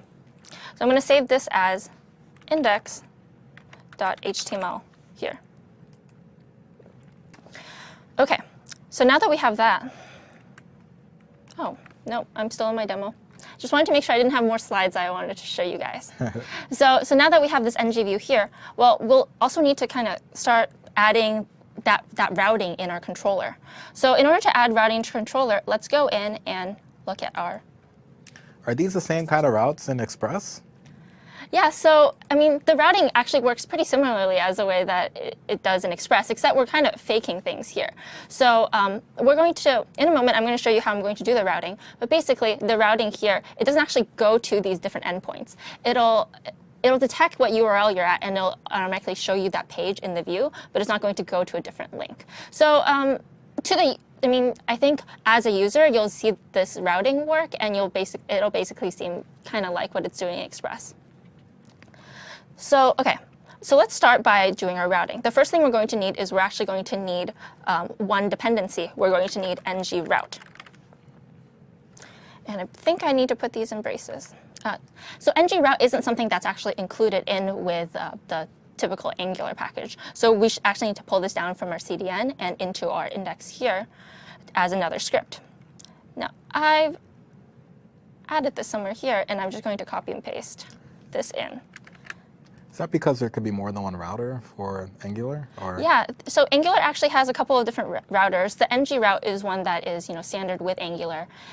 But there's also another quite popular one called UI route, and it has a couple more features. But I just want to stick with the basics for today. Whatever Angular says is there, that's what we're going to use, and not get too fancy. So I'm just going to paste that in under here before Chirp Apps, of course. Wait, I don't want to. I'm sorry. I don't want to purchase that license right now. Apologies, everyone. And I'm actually going to go back and yeah. So this is what we're going to do. We're going to create routing similar to this. So I'm going to paste this in, and then I'll just describe this because I think it's so much clearer once you actually see this in action. So what we're doing now is we're actually going to use route provider, which is how Angular actually decides which or what happens when a user goes to a URL and what we should display on the page. So for instance, when we just go to the root, we want the template that we're going to use to be the main HTML. And we want our controller to be our main controllers. So in that way, that's why we don't need to define the controller explicitly in our main HTML again. And that's why we could strip that out. Because it's already going to know when it's using the main HTML template that, hey, we're going to need that main controller. And we're going to use that scope. And in a similar way, we're going to do that for login and also for registration. So when we hit the register or the login URL, it's going to automatically bring up either the login view or the register view as appropriate. And you'll see that we basically specified the same controller for each of those because they can share that one controller. So I'm going to save this. And I will try to run it.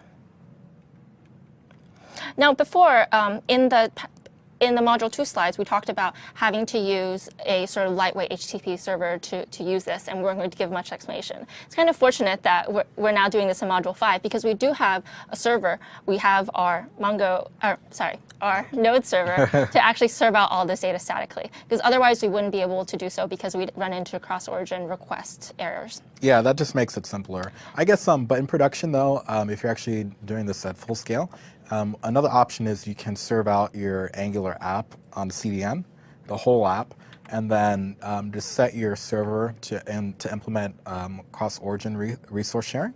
And afterwards, you can use the same server, but spread out the application on the CDN itself to kind of reduce the workload on the server. Yeah, absolutely. So now we can actually, so I've just ran the server with npm start. We've put everything in the public, and actually I'm going to show you where this happens in app.js. In app.js, what we're basically looking for is we're saying, so what we're doing is we're saying, hey, anything that's in the public folder, just serve that as static, and that's why all of our partials here can be viewed. That's that middleware magic. Yep. So now when we run localhost, this bodes not well for us. That's it. You can try hitting the up button on. I hit the issue. I think it's the same issue I hit before. If you go to your Mongo, not your Mongo, your other window, the Node one, hit up. Yeah. Okay. Yeah, that's the same issue we had last time too. I'm not exactly sure why the PowerShell is doing that to us. Yeah. But hey, I'm glad we can fix it now. Okay, you'll see that this is really wide, and that's because I actually took off some of the styling. So I'm actually going to add that back into the index. Luckily, I have our original styling that I know we want to use. And what we're basically missing is we were missing that column in the middle because that's what determined that form's size. I'm going to copy this. I'm going to use it in our index. And I'm just going to say, hey, make all of our content. So everything, ngView will be all the subviews that we have, and they'll all be aligned by this. They'll all have the CSS applied to it. So every view will have the CSS applied to it. Yeah, exactly. Because ngView is only going to be in here. So this, for those of you who aren't familiar with Bootstrap, this is basically just going to, make the content of our page be in the middle of the page and with some slight border on each side. So I'm going to run this again, and you can see this works pretty much like before. We can type in something here, say hello, chirp, and that posts. Say hello again. Wait, no, that would mean my name is hello. Chirp, and it works just as before, except now you can see we're actually serving this on localhost.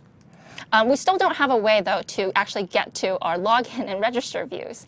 So let's take a moment and actually build that out real quick. I believe I have added the navigation just as a nice little component here. I'm going to drag this in because this is just a lot of styling to have to type in. And I trust that you guys know front-end styling quite well. So I'm going to actually just use a nav element from Bootstrap. And it's going to just make the nav bar be on the top of the page like you've seen before. You can see here I've made one link, which is also our sort of brand image. It just says chirp. That'll lead us to the root of the site. And then we'll also have a login page. We'll also have a login and register link. So everything on index.html is what appears on every page. Yeah, exactly. So index.html is going to be the root page that we access here. And I think it makes more sense once you actually see it in action like this. Because no matter where we go now from here, that index.html is always going to be there, and we're always at index.html. And even when we navigate to these different links, you can see that our URL is changing. But if you actually look at the requests that we're making to the server, we're only basically getting these partial views and rendering them where we set ngView. So now that we have that done and we actually see the files, we should probably make calls for API. Because even though this is technically on the server, we're still getting just basically that array of data, and every time you refresh the page, it goes away. So let's actually start calling the APIs that Steven has so graciously made for us. No, I toiled over them. You really did. That was 2 modules worth of API creation. I mean, I would be angry if I were you, if I didn't use these. So, okay, we'll exit out of these for now because, again, we've pretty much made the boilerplate placeholder functions for everything. So let's start, what should we start with? Let's start with actually getting authentication. Yeah, because you need to auth before we can do anything. Yeah, so we'll need some authentication to actually start getting the APIs. And for that, I have some slides.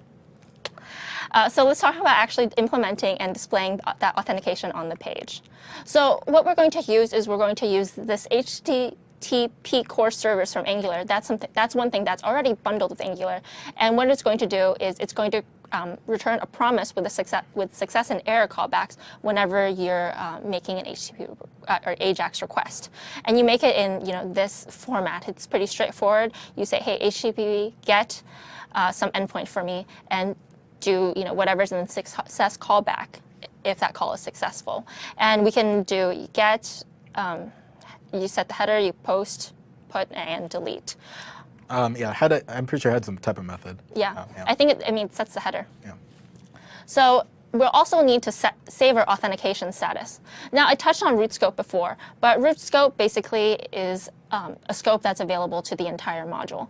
And it's not great to use globals, but we're just going to use that for now to basically save our authentication. And once a user is logged in, we have access to their username, and we can display that, we show that anywhere, and we can save their authentication status for the duration of the time that they're in that So it's app. very convenient because it's useful anywhere, so we don't necessarily, any view that we have, we can see that we have authenticated information, right? Yeah, and we're also going to start logging out our users, as well as we're going to start showing and hiding elements based on authentication. So for example, we can make it so that only authenticated users can post, or authenticated users can see the log out button, but unauthenticated users will be able to see the register and login button. That way, we're actually showing the elements as they're needed for the user. Nice. And finally, we're going to redirect the user. So we're going to check the authentication status as we're making that request. And we're going to use yet another Angular service location to change the URL that the user is on and redirect the user to another page as it's needed. So for example, once someone has logged in, we can redirect them to the main view and have them see their feed and potentially post something, and same for register. So with that, let's actually go through and implement our authentication. We're going to go in here in this authentication thing here, and we're actually going to start by putting in the dependencies that we're going to need. So as I said before, we're going to need root scope, and we're also going to need location. And now I'm going to go up and actually create that root scope. So I believe what I do is I do run. Actually, you know what? I don't want to do this wrong. Let me make sure. Yeah, that's not. Authentication. And that is going to be in Module 5. Yeah, so we're continuing now. We're actually on the README. It's the Module 5 section. Yeah. Okay, so I was close. Yeah, that actually I was doing it right. Actually right. You do run, and then you run a function, and then you say root scope here, because we're going to actually need to declare the root scope here, so we'd start making changes to it. And we're going to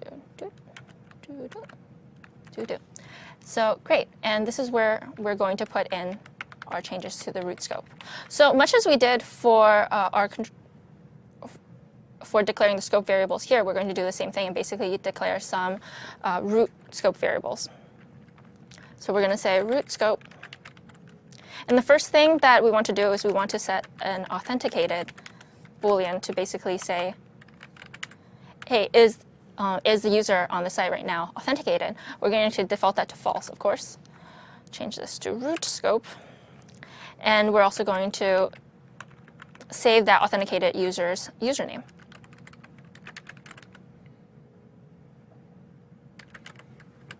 And we're going to call that current user and leave that blank for now. And so now, when we're actually logging in, we can set those root scope variables. I forgot one more thing. We have a lot of dependencies here. We're actually going to use HTTP as well, because we're going to be calling those HTTP authentication endpoints. I'm going to clear this placeholder data for now and say, when we're logging in, we want to make a post, and we want to make that to auth login. And we're going to actually post our, what is it called? Our user that's from the login page. So the user model here that we've created and is accessible here, we're actually going to just pass that root scope user to the login function.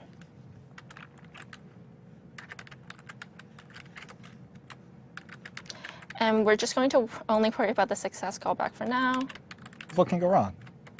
Yeah, I mean, this is a carefully choreographed demo, right? So probably not too much.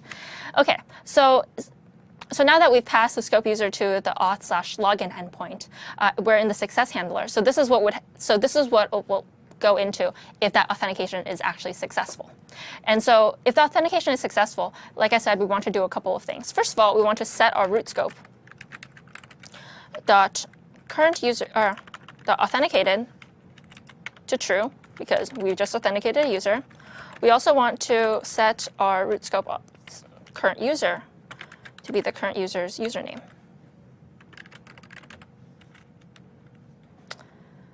I'm just having a lot of trouble typing, but these are all correct things.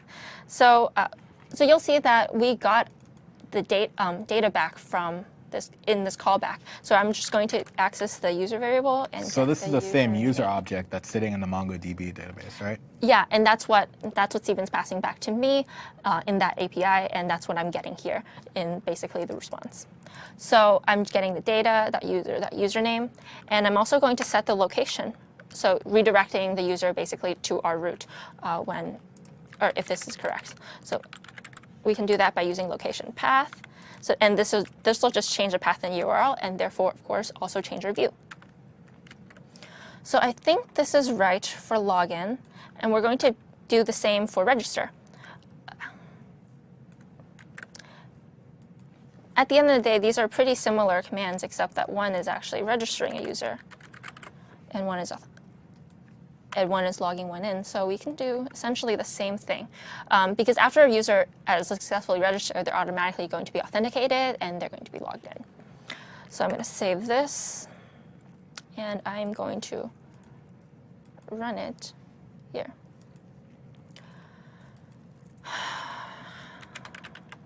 I'm going to just register a new account for myself. Hopefully this works. No errors. Try it. Is it? Okay. Nope, 404. Not, Oh, you know what? I don't think the path is register. I think it's no, it's sign not up. registered. It's sign up. Yeah, you're right. I didn't even catch that. So let's try again with the right path. Okay, awesome. And now I'm signed in. However, this is not really what we want. So now that we actually have users, being able to sign in, we should actually display that sign in somewhere. So let's actually display a signed-in user up here and start hiding these login and register links. We'll also probably want to make a logout function. Okay. So if I'm signed in, I shouldn't depending on whether I'm signed in or not, it'll show me. Yeah, exactly. And so first, actually, let me go make that logout function, because if you can log in, you should be able to log out. Yep. So similar to the way that the logout function was in that request, or is stored in the request, we're going to actually store our logout function in the root scope so that it can also be accessed from anywhere. So we're actually going to create a root scope function here. We're going to call this logout. I always have a lot of anxiety over whether I should call things logout or sign out, which I understand is not a real problem. It's just one that I'm always Right. grappling with. Super tough problem, Holland. But basically, all we're going to do is we're going to, first of all, we're going to deauthenticate the user from Angler. But we also need to call that actual So yeah, the bottom HTTP two endpoint. are locally signing you out, but not Yeah. actually. Yeah, exactly. And before I forget, we'll actually also need the HTTP dependency here since we're using it. So we're going to use HTTP, and I believe it is a post. It's a post. No, it's a get. Sorry. It is a You get. said that, but I started typing in get. I feel like Yeah, I'm pretty sure it's a get. Okay. I'll double check for you. I'm pretty sure. auth, and it's Yep. auth.logout, Sign out. sign out. See, these things are difficult. We need to just ban one of those Ban all terms those from the words world, and then altogether. no one will get confused anymore. So I'm not going to actually use a callback for that because I'm just going to assume that works. It is a lazy What way to can do go it, and wrong? I'm sorry, but let's just leave that for now and start running that. Oh, we don't actually have a way to call this logout function. We should call these logout, login functions from actually our navigation, right? Because we want to be able to do those actions from anywhere. And so for that, we're actually going to edit them in index. So first of all, I am going to do what I always do when it's the HTML part. I am going to copy it in. Yeah, nobody wants to type that.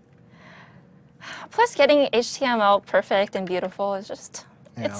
I mean, I wouldn't call it not fun because I love front-end stuff, but it's Don't not. You usually write in Jade, don't you, right? Oh, yeah. Actually, Jade is the other templating engine that you can use with Express. We use EJS today just because it's really, I mean, you haven't really seen it in action yet, but EJS is really, really great for, It's like embedded JavaScript, Yeah. embedded C#, embedded Ruby. It's the same idea. It's just JavaScript that's embedded into HTML, which is kind of silly to think about because on the front end you do have that too. Yeah. But it's just Jade is a nicer way to write HTML. yeah. But the syntax is significantly different enough that we didn't want to throw another new thing at you when we were already doing 4 technologies. Yeah. Yeah. So I'm actually going to save this. What I did here is I have some one thing here, which is the ng-click element, and it shows logout. So ng-click is basically whenever you click this element, you're going to run this Angular function, and we're also using basically the current user here, and we're just displaying the current user in the sign-in if one exists.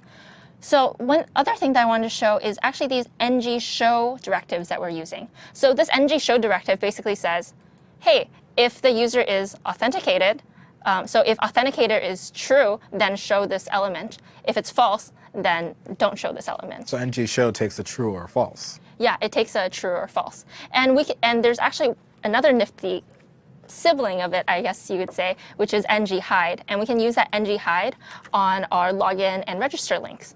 So ng-hide will basically hide the element if the Boolean that's passed to it So it's is the true. inverse, really.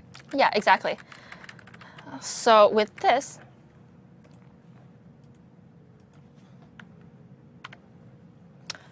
when we log in,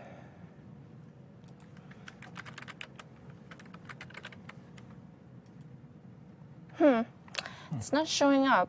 Did I save? First of all, did I save this? This is the right file. Oh, you know what I didn't do? This is in the completed. This is in the completed. I'm gonna copy. I keep putting things in the wrong In the wrong folder, thing, and yeah. I'm really, really So sorry. usually when I do it, I open up the particular directory in Sublime so I don't confuse it Yeah. like that. Because you open up the whole repository. That's probably why. I did open up the whole repository, but you saw what I did. Yeah, we all saw it. And We believe it. let's actually, All right, there we go. And log in.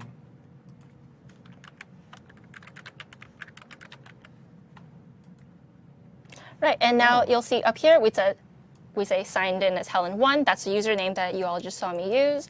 And it shows the logout as well, because these show if the user is authenticated. OK, awesome. One piece you'll see that we're still missing, though, is the actual feed that we want to show. And so that's the piece that we'll do next. So the database is empty right now anyway, so it should be empty. I actually populated some items in the database, because I'm sneaky, beforehand, so that when our GET request is made, we'll actually start seeing things populate on that page. Okay, so I cool. just had a couple of items in So there. you so you know socialized that with it's yourself working. a bit on I did, actually. You just see me say hi to myself like a couple of times. I mean, I thought about faking your name in there, but like, I don't know if you'd appreciate that. I don't know. I might have. It's not creepy if you just do like, hi, Steven, and then if you tweet hey. on my behalf. Great demo, Helen. Oh, thanks. Like, I don't know. I seriously, that might have been my sample data. I'm really sorry. So the next thing we're actually going to talk about is we're going to talk about services. So services in Angular are basically, helper functions for controllers. Because what we talked about before is controllers are, what is basically massaging and bringing that data and putting it in the scope for the view to look at. But if you want to, do a lot of heavyweight requests and stuff, like even to what we just did with the authentication controller and making those requests, we typically want to put those in a service. So services organize the logic, basically, of your code instead of just logic of your code outside of just basically manipulating your models. It'll actually persist data outside of controllers if that's something that you need. So, being able to use this instead of root scope is definitely much better practice. It'll share data between your controllers, and you'll also just inject them into your controllers as you need them. So for instance, if we had an authentication service, we'd only put that in the authentication controller because that's the only one that needs it. So there are a couple of different kinds of services within Angular. There's a factory service, which is something that we're going to use, and that basically, these are a bit complicated as concepts because they're all fairly similar. But basically, you can think of these as being the differences between the services in Angular. A factory will basically return a value to you, and you're going to receive the value that is returned.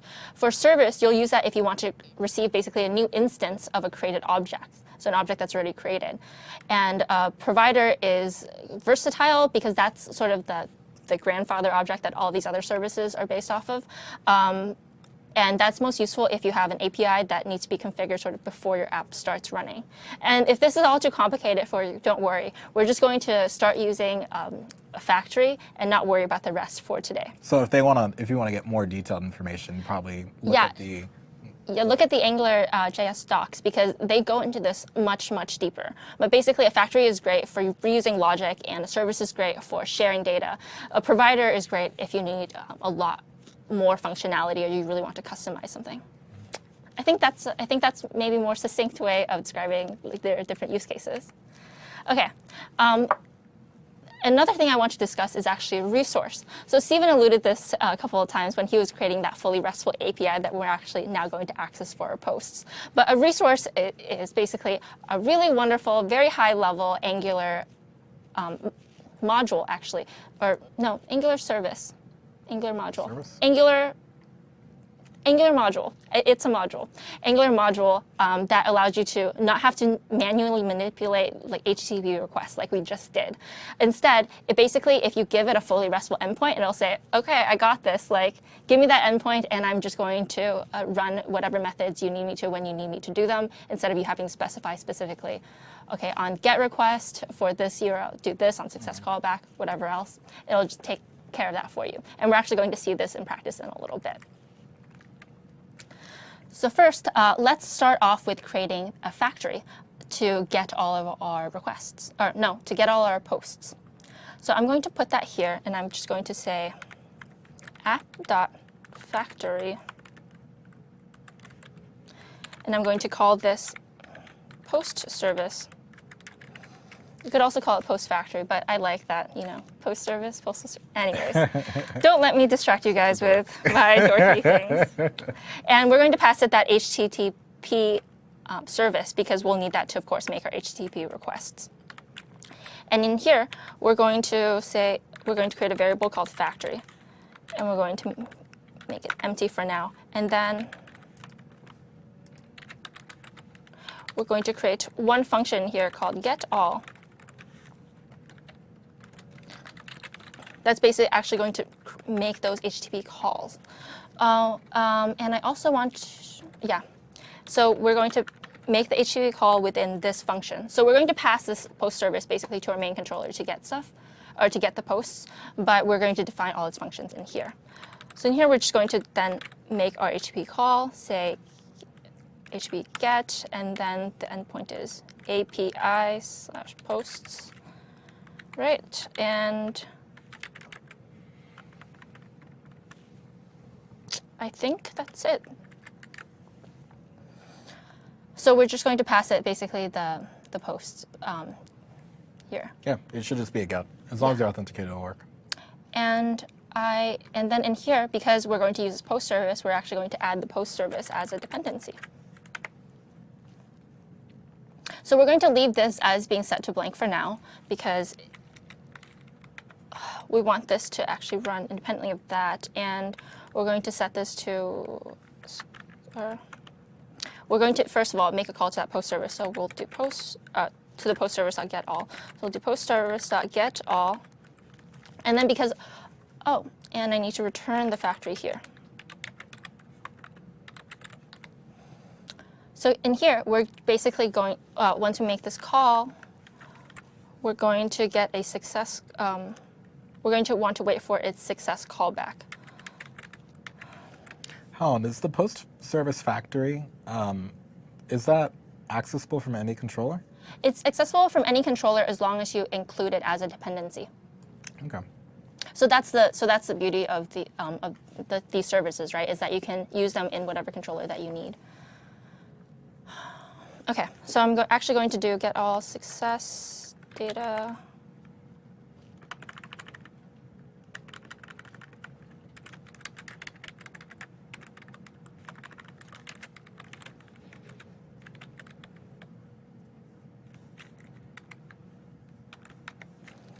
And so basically, if this call that we're making is correct, we're going to set our scope.post to the data that it returned back. So if this seems a little bit more convoluted to you, I understand. And I want to explain that a little bit. We're basically doing this so that all of this is abstracted away. So if we needed posts, for instance, on another page or something, we can reuse that code quite easily.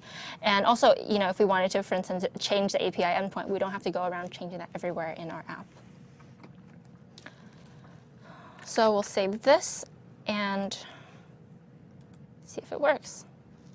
It does not. JS debugger. Yep. Cannot read property success of undefined. I'm probably calling that wrong. Or if it's undefined, that means get all is returning undefined. Get all is returning undefined. Your post service get all success function. Get all success function data. Post. Yeah, because this is the same as that, and Include a post service. base URL factory that get all return. Oh, Oh, should you put that's it not after? what I did. I did not actually return this, so I'm just giving. Oh, I'm so just passing it like You're a just doing blank it. thing. Yeah. Whew, okay, now this should work. There we go. Awesome. Okay, so because we already had some data saved in our MongoDB, yeah. See, now it's actually making that call to our server and is returning back the post that we have. So that's awesome. We can see the post that we have, but our post mechanism still, I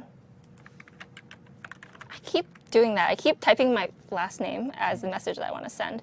It'll add it in here, as you can see, but when we refresh the page, it actually, doesn't show up. And that's because we're still saving that. We're adding that to the posts that we have here, but we're not sending that out anywhere. Oh, I actually want to make one last change here. Instead of having you type in your name here, let's Already logged actually, in, yeah, since you're already logged in, let's actually go ahead and show, your screen name. So because that's in our main partial, we're actually going to change that here. And instead of having you type in your name, I'm just going to do a tiny heading. It'll be the current user. It's going to say, oh, current user says.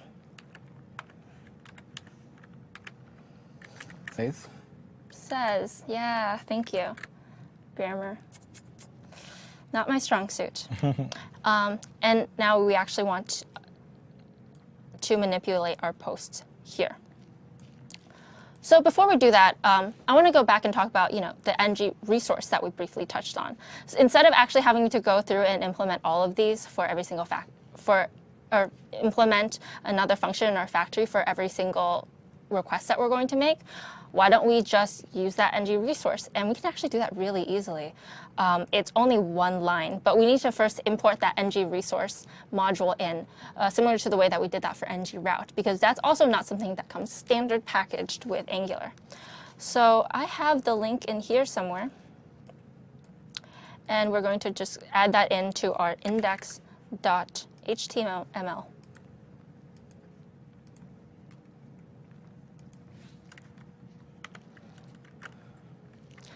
Save that, and also add that into our Angular module as a dependency for the entire app.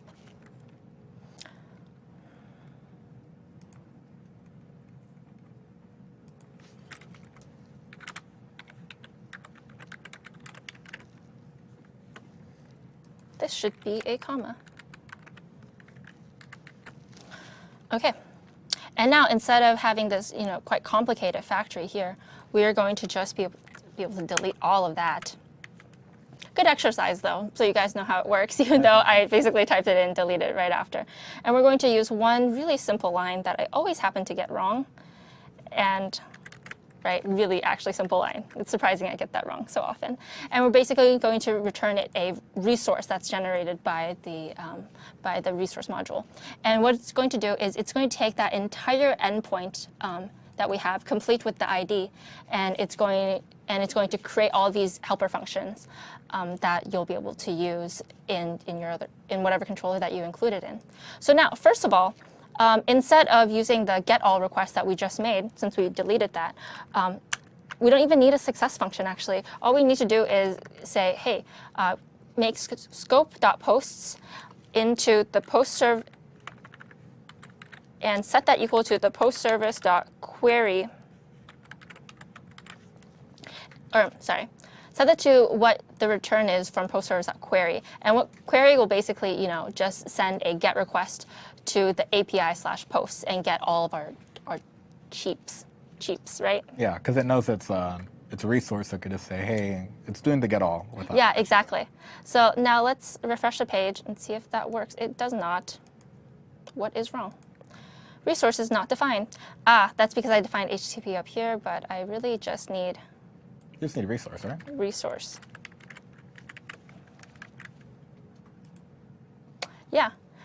And so right now, we actually need to probably hide this if the user's not authenticated. I'm going to do that next. Yeah, you probably want to do that. But you can see that the ng resource is working. By just using that tiny query line, we've managed to be able to get all our entire feed.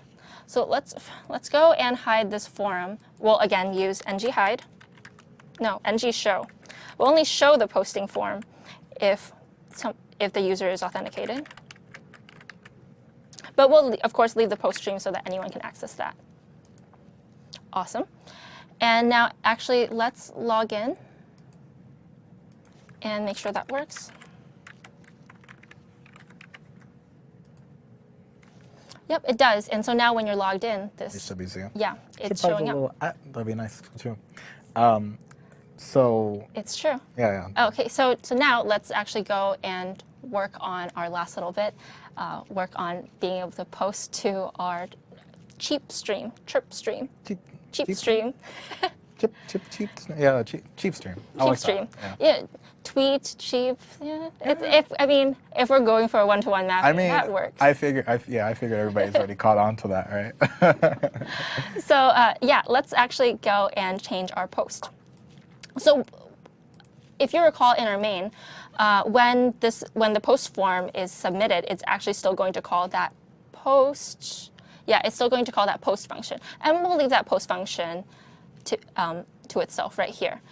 But the only difference is that we'll actually use the resource to go ahead and add something to it. So all we're going to do is we're going to say post service, and we're going to use the save function to be able to save that new post in. So it'll secretly, like under the covers, call the API that we need to. Yeah. Because we did a RESTful implementation, right? Yeah, exactly. On the back end. So since we have, how do I say this? Okay, since we are using our current user instead of actually having someone type in their name, why don't we set the created by to actually the current user? So let's do that first before we call anything. We're going to call scope. We're going to say scope.newPost.created by. We're going to set that to the root scope dot current user.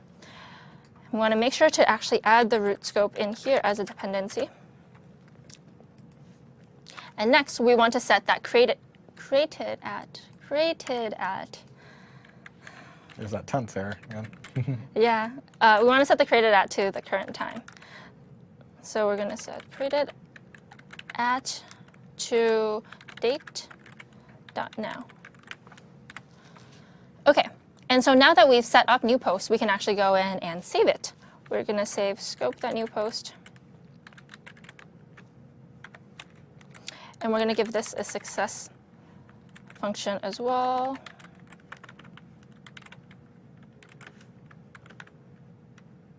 I spelled success wrong.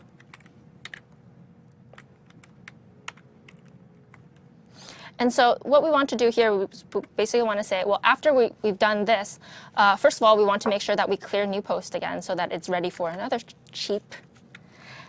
So we want to do that. And we also, of course, want to actually refresh the entire cheap stream.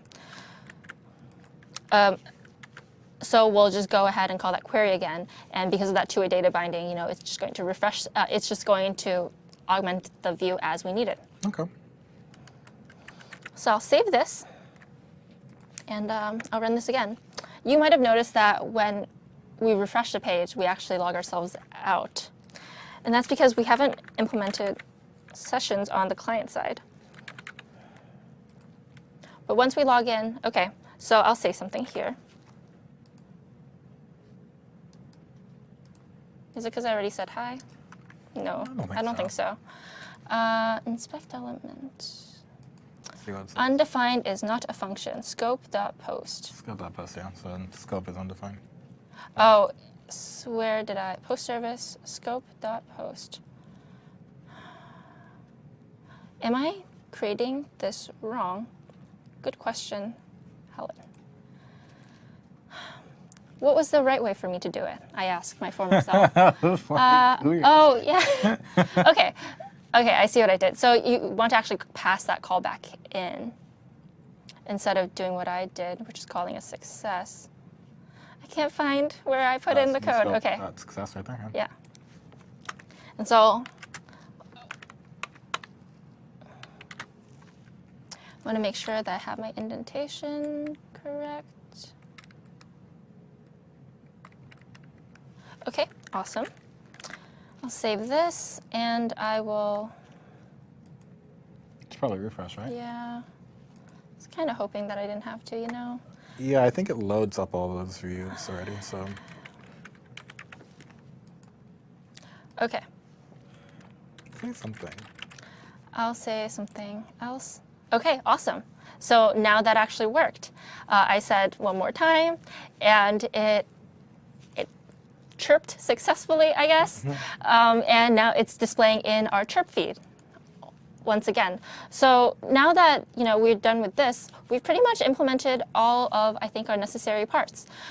We've managed to interact with that REST API that we created in past modules to be able to authenticate our users, register new users, sign out our users, and we're also able to both get we're able to get all of our cheaps through that GET request on posts, and we're also able to write posts to it. Now, you can extend this a lot more because, again, that endpoint will allow you to access individual cheaps. It'll allow you to do, update them and delete them if necessary. But I think we're just going to leave this for now. Awesome. So we've created all the basics that we need for the whole application. We're actually got it running locally. So in the next module, what we'll have, I will go ahead and figure out how to take this thing, deploy it to the cloud so that everybody in the world can cheap together. Yeah. That'll be fun. All right, cool. So we'll be back in about 10 minutes and we'll show you how to get this deployment working and talk about a couple other MeanStack tools and then we'll wrap this MVA up. See you soon.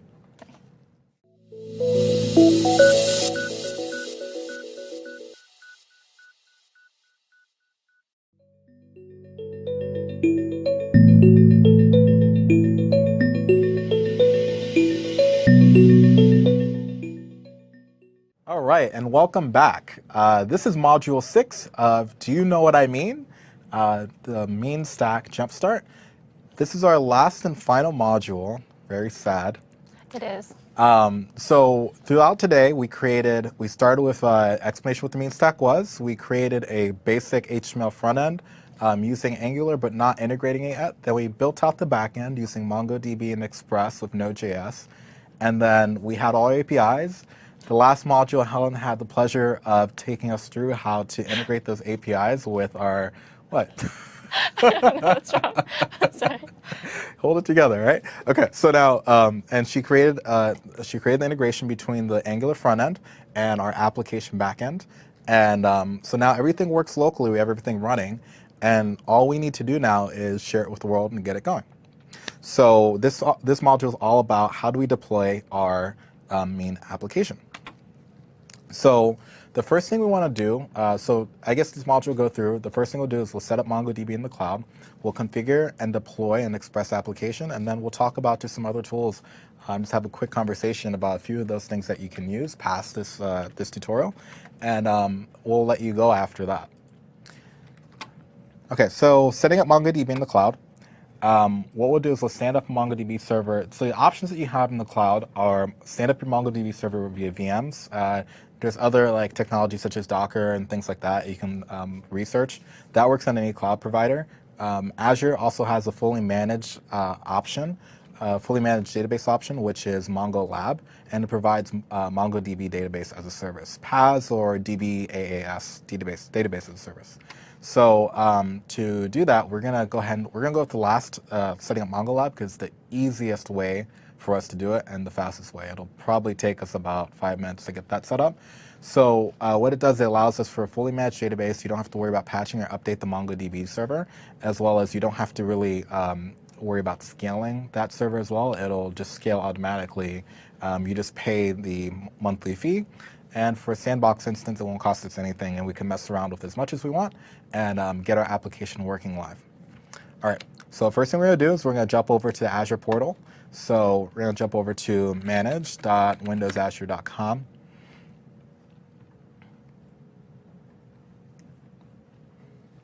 Take a few seconds for the portal to load up. And let me make sure, okay, I'm on my, looks like my internal one, that's fine. So we'll add a new service. Oh, I can't do that with my internal one. Okay, I have to use my external one. Open up incognito window. I'm only doing that because I need to separate my account since I'm a Microsoft employee.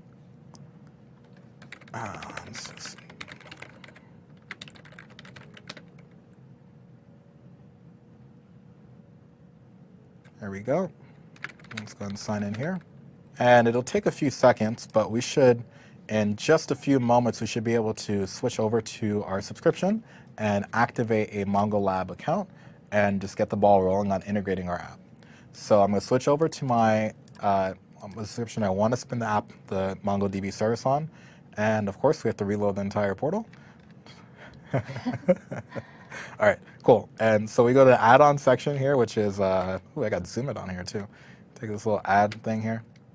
And it's actually a marketplace. I'll do it one more time for you guys. So it's on bottom left. So if you're new to Azure, that's what you're gonna do. And what we'll do is we'll say add new, and we'll click on marketplace. And under all these services, under here you'll see Mongo Lab. There's also MongoDB. So Mongo Lab and MongoDB are two companies that offer MongoDB as a fully managed service. One is by actual the MongoDB company, MongoDB Inc. They are the maintainers of it. And then you also have Mongo Lab, which is the second option. The reason why I'm using Mongo Lab today and not MongoDB is because the minimum cost for the MongoDB fully managed is like $400 a month. And Mongo Lab has a free sandbox instance that we could use. So I'm feeling cheap today. So we'll do that. All right, cool. So we'll do Mongo Lab. Sandbox again, remember it's $0 a month. It doesn't really cost us a thing. And oh, hit escape too many times. Jump right back in there really quick. There we go. Scroll back down. Okay. And we'll just go ahead and click next. Oh, we got to pick a name. We'll call this Chirp App. Next. And so you'll see this like review purchase and legal terms, and by clicking purchase, you know, all the legal jargon there. But although you're clicking purchase and all that, you're going to see that it is a sandbox plan and it costs nothing. So, which is quite nice. Okay. And we'll go ahead and click purchase. And what we'll see is it's purchasing, and it's going to start provisioning that for us. It's going to go off to Mongo Lab, which will handle standing up that database server for us so that we can go ahead and connect and create a new connect our application to it. So while that's happening, we're going to create a new Azure website. Go to plus. And so this will be the URL that you guys can chirp to and do all the crazy stuff. So we'll do chirp azure.azure. Oh, we don't have to do that. Let's do chirp-azure. And that URL is free. And it'll be chirp-azure.azurewebsites.net. And this is where we can start cheaping to.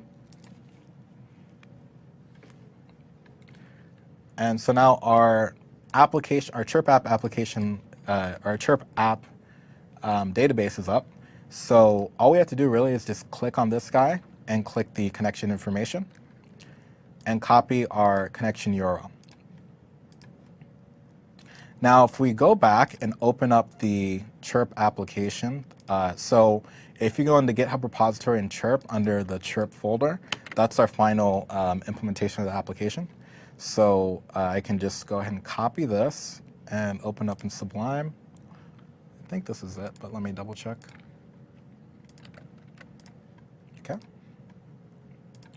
So one thing that we do need to change, so this is the part called, I guess, so we've already created the, we set up the MongoDB database. We're good there. We don't have to worry about updating or patching stuff, scaling database, all that good stuff. So now we're on configuring configuring and deploying our main application. So before we can actually deploy the application, there are some things that are very specific to your application, to the environment of the application, where environment variables become quite handy. So what we can do first is we'll go ahead and change the app.js. Instead of being hard-coded to connect to the local database for MongoDB, we'll assume that Node.js, to actually pull in environment variables in Node.js, you just grab the global process object environment and the name environment variable you're looking for. So ours is dev env. And this is handy because now we can say that if we want to run the app locally, all we have to do is just set an environment variable before we run Node to set dev env to true. And then that'll connect to local database and the application run in a kind of a dev mode. Otherwise, we can connect to the special Mongo lab connection string, and we'll grab this.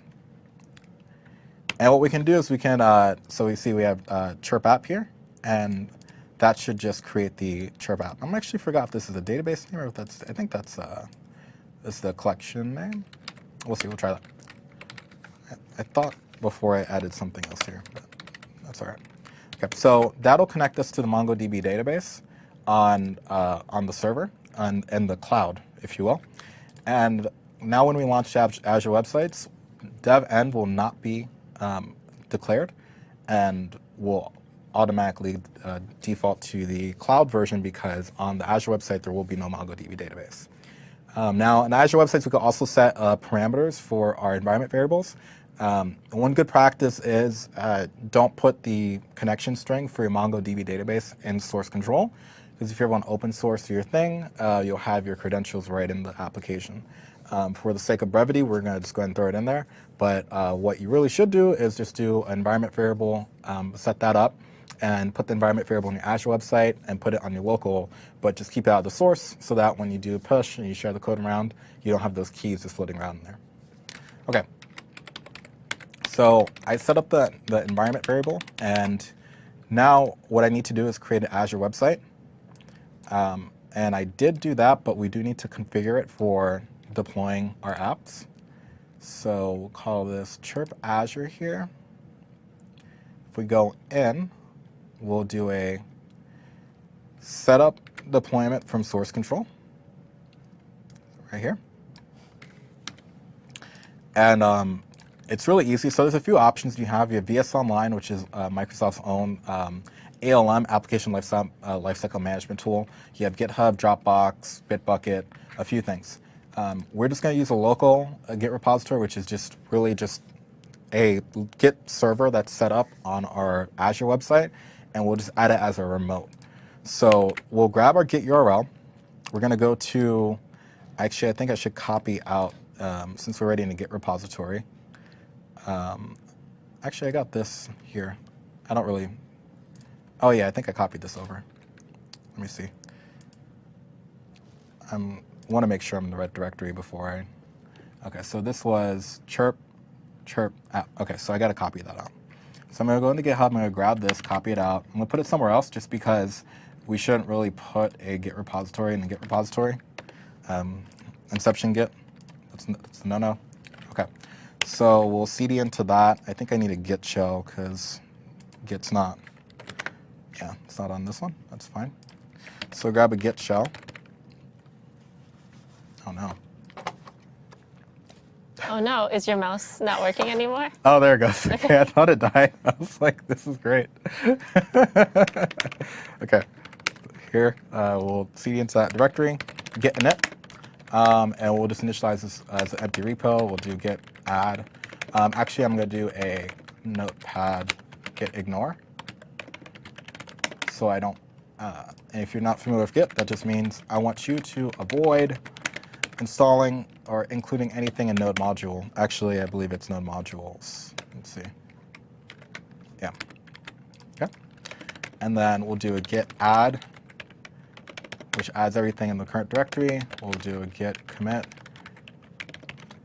initial commit. So now we saved it to a local repository, and we see that we only added the stuff that's not in the node modules folder. And then we'll do a git remote add Azure. Is it git add? Yeah, git remote add Azure, and then here.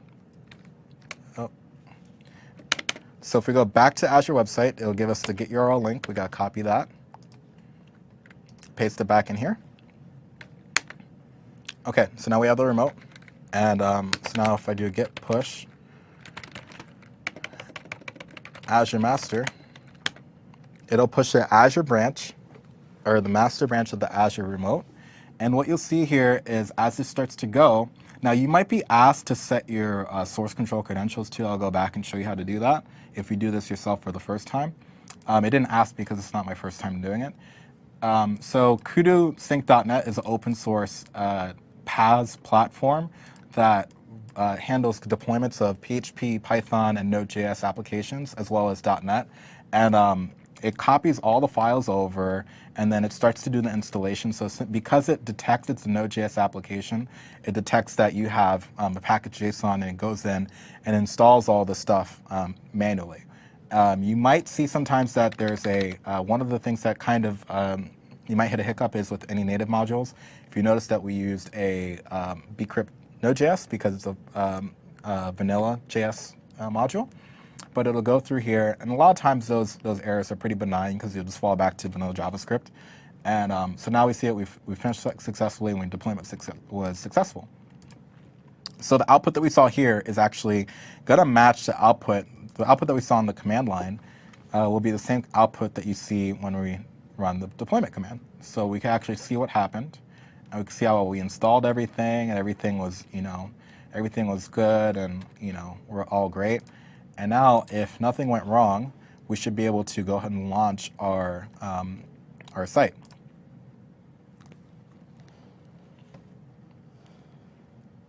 And now, if you run into the free mode, you'll see that there's like a small delay in your application because if it's sleeping, or if you haven't touched the application maybe in like 20 minutes or something like that, it'll go to sleep and it'll just be turned off until you touch it again.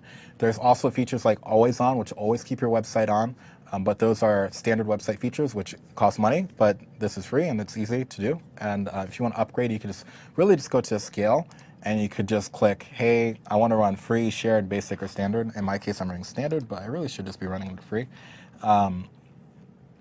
And then you could actually modify the instance count. So I guess we didn't really talk too much about what Azure Websites is, but it's a platform that is kind of an elastic web hosting platform. It has Heroku-style deployments, so we do the git push, and you're able to scale with the power of all the Azure machines all around the world, which is really awesome. And as your demand gets up, it'll automatically spin more instances. And as your demand goes down, it'll automatically scale down those instances. You could do things like based on schedule, or you could do things based on CPU time, or a few things like that. So it's really, really flexible. And it's really easy to host a website, which is really awesome. Okay, so now if we go back to our app, we'll see that we have our chirp application, our chirp feed, which is completely empty, and it's really sad. There's no chirps, so there's nothing in there. I guess you have to go and create some chirps. So we have to go chirp. So let's go and test to see if everything works. We'll go ahead and do a registration. I'll click register. I'll say Edward. I'll put in my password.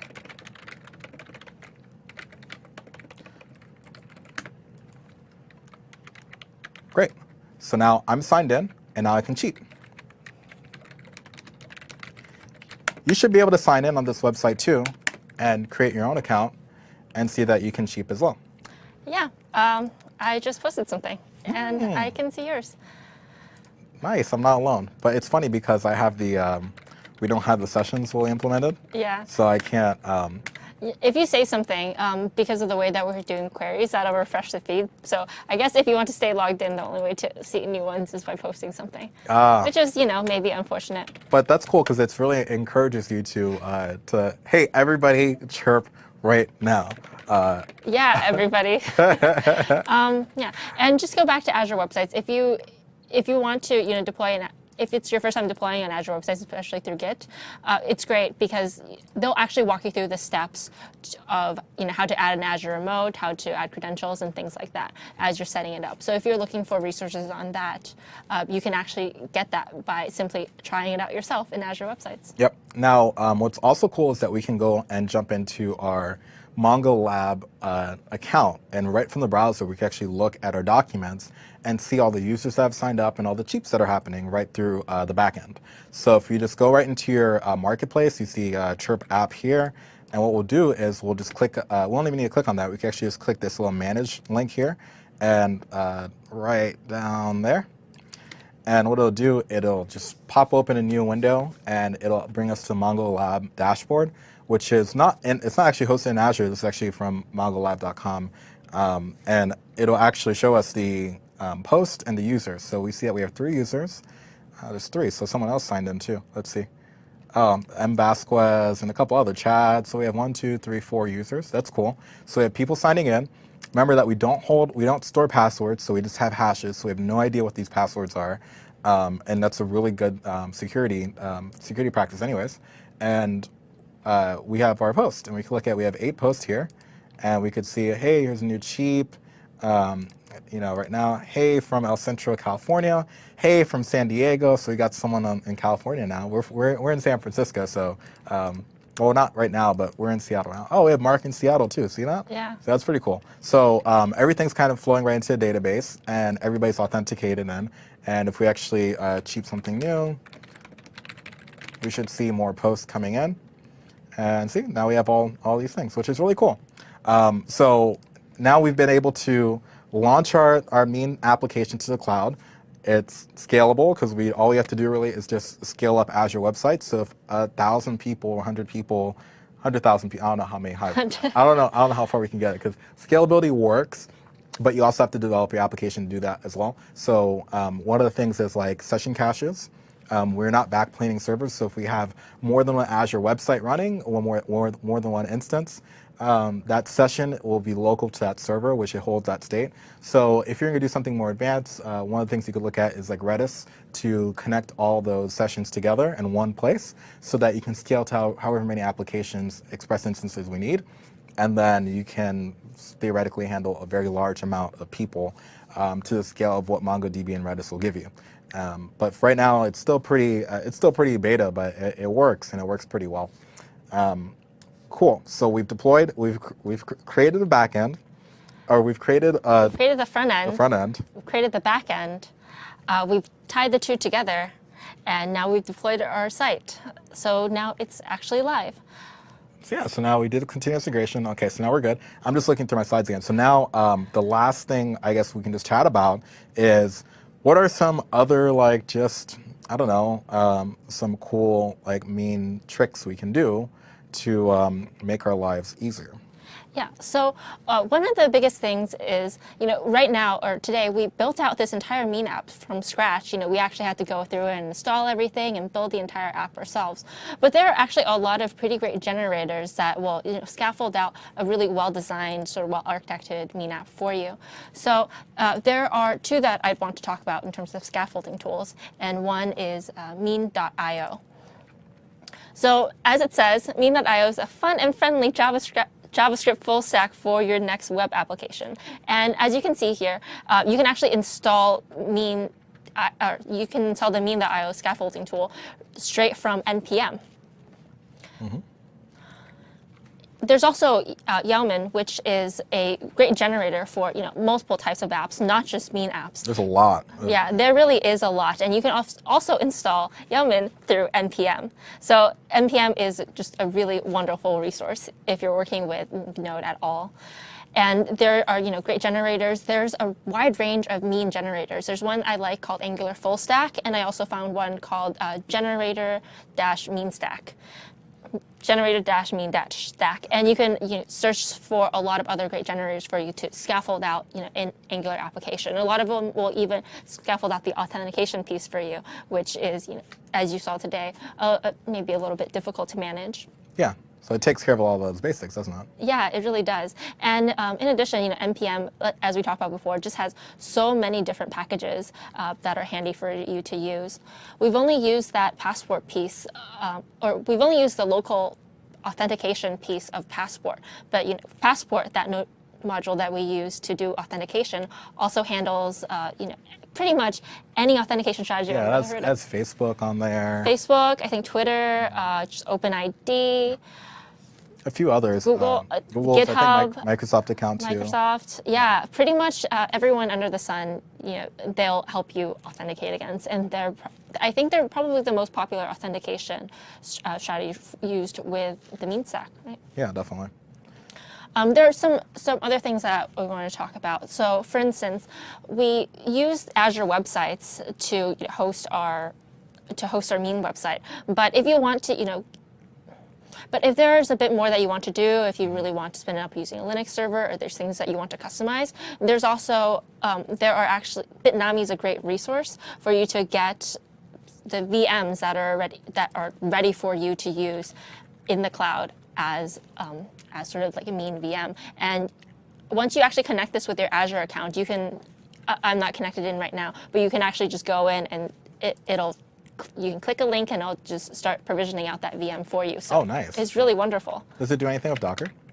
I don't think this one in particular does, but Bitnami, in addition to mean, of course, has just a bunch of really awesome images that you can use for whatever your need is. So you could just scaffold out an environment without having to build your own custom VM image. Oh, okay. So that's really cool. And one last thing that I wanted us to talk about are the Node.js tools for Visual Studio. So today, Steven and I were using Sublime Text to basically, very simple, lightweight text editor with some nice, syntax highlighting tools to develop our app. But the Node.js tools for Visual Studio are also incredibly nice, and you can download them here at just nodejstools.codeplex.com. So it's open source, right? Yeah, it's open source. The extension. Yes, the extension. Yeah. I didn't know what you meant for a second. Yeah, but it's a really great and quite powerful Node.js IDE. It has IntelliSense features for you, which is really great to work with when you're doing Node.js, and you can even add breakpoints and things like that. And it just makes for pretty wonderful and easy debugging. Yeah, the debugging experience is a little better there because you can actually just put a breakpoint. The only way to do debugging, the easiest way without Visual Studio really is to download Node Inspector and then run a Chrome debugger on the Node Inspector client. It's actually not that really good of an experience, but VS does bring that together, which is quite nice. Yeah, so I definitely recommend checking that out, especially if you're already a Visual Studio user. Any other things that that I can think of? There's a couple of things so npm.js, Node package manager, which is I hang out there all the time. There's a lot of cool packages that just come through. A couple of things that you might want to look into are for example, and you could just browse npmjs.org and go through a bunch of things, but a couple that you might want to look into. One of the things is what is it? Grunt? Yeah, Grunt, which is great for a task runner. So if you want to run your test, or say that you want to lint your JavaScript on your server or on your front end with hey, I want to make sure I didn't drop a semicolon, or I want to make sure I didn't do a couple of things, it'll do that, and it can actually watch those things. Other things are Mocha, which is my favorite unit test framework for Node. There's a few, but this one's one of the most popular ones. There's also Protractor, which I believe just comes with where do you find Protractor from? Is it Bower or NPM or? So you can get it just along with Angular. Yeah. And you can also download it here. So Protractor, I think we touched on it briefly before. It's basically a really great test suite especially for that front end Angular piece. Yeah. So you can run tests to make sure that your code is displaying exactly how you want it to, or fits within a certain pattern. So I mean, we just wanted to bring you guys a lot of resources that'll help you go beyond just this simple jumpstart. Because at the end of the day, we created a simple application that doesn't really do any of that testing piece or any heavy lifting. But if you do want to build a robust application on the mean stack, you definitely can. And there are a lot of resources out there for you, whether it's scaffolding out an application or testing frameworks, or host entire VMs that you can use. I mean, we blew through about four or five huge concepts. So we did data binding on the front end, as well as partials, directives. We didn't even talk about custom directives in Angular. You have things on the back end like middleware for Express, node packages, doing authentication. And we did how to apply routers and how to apply middleware to certain APIs, but not others. And on the front end, again, we bounded everything up together. We deployed it to the cloud. But we also had a few other MVAs. So this MVA is kind of like a capstone or maybe a precursor to a lot of other MVAs that we have that relate to the mean stack. So we have MongoDB MVA, which I did with Rami. Stacy and Rami as well did the Node. Yeah, the Node. They did the Node and Express one. Did that one cover Angular? No, but Stacy did a separate one with Christopher that covered Angular more specifically. Great, and then they have an Angular one too. So we really have specific MVAs which kind of go deeper on each of these stacks. For example, with MongoDB, we never even talked about embedded documents or any of those things, which are really some of the big features of Mongo. Just because there's so many concepts coming together, we don't want to overwhelm. But if you're more interested in getting into more complex things to create really awesome mean applications, would totally recommend checking those out, as well as all the resources that we placed on the slides. So I think we've talked our way out of basically everything. We have the app running. Everybody's kind of happy. We're cheaping along. And unless you have anything else, Helen, I think we can sign our guest out. Yeah, thank you guys so much for joining us all today. Yeah, thanks for signing on. And at the end of this MVA, there's going to be a quick survey. So if you don't mind filling that out to give us some feedback about our MVA and myself and Helen and how good of a job or how bad of a job we might have done. JK, no, but yeah. So other than that, thanks for signing on. Thank you for joining us, and we really do appreciate for you guys watching. We'll see you guys later. Bye.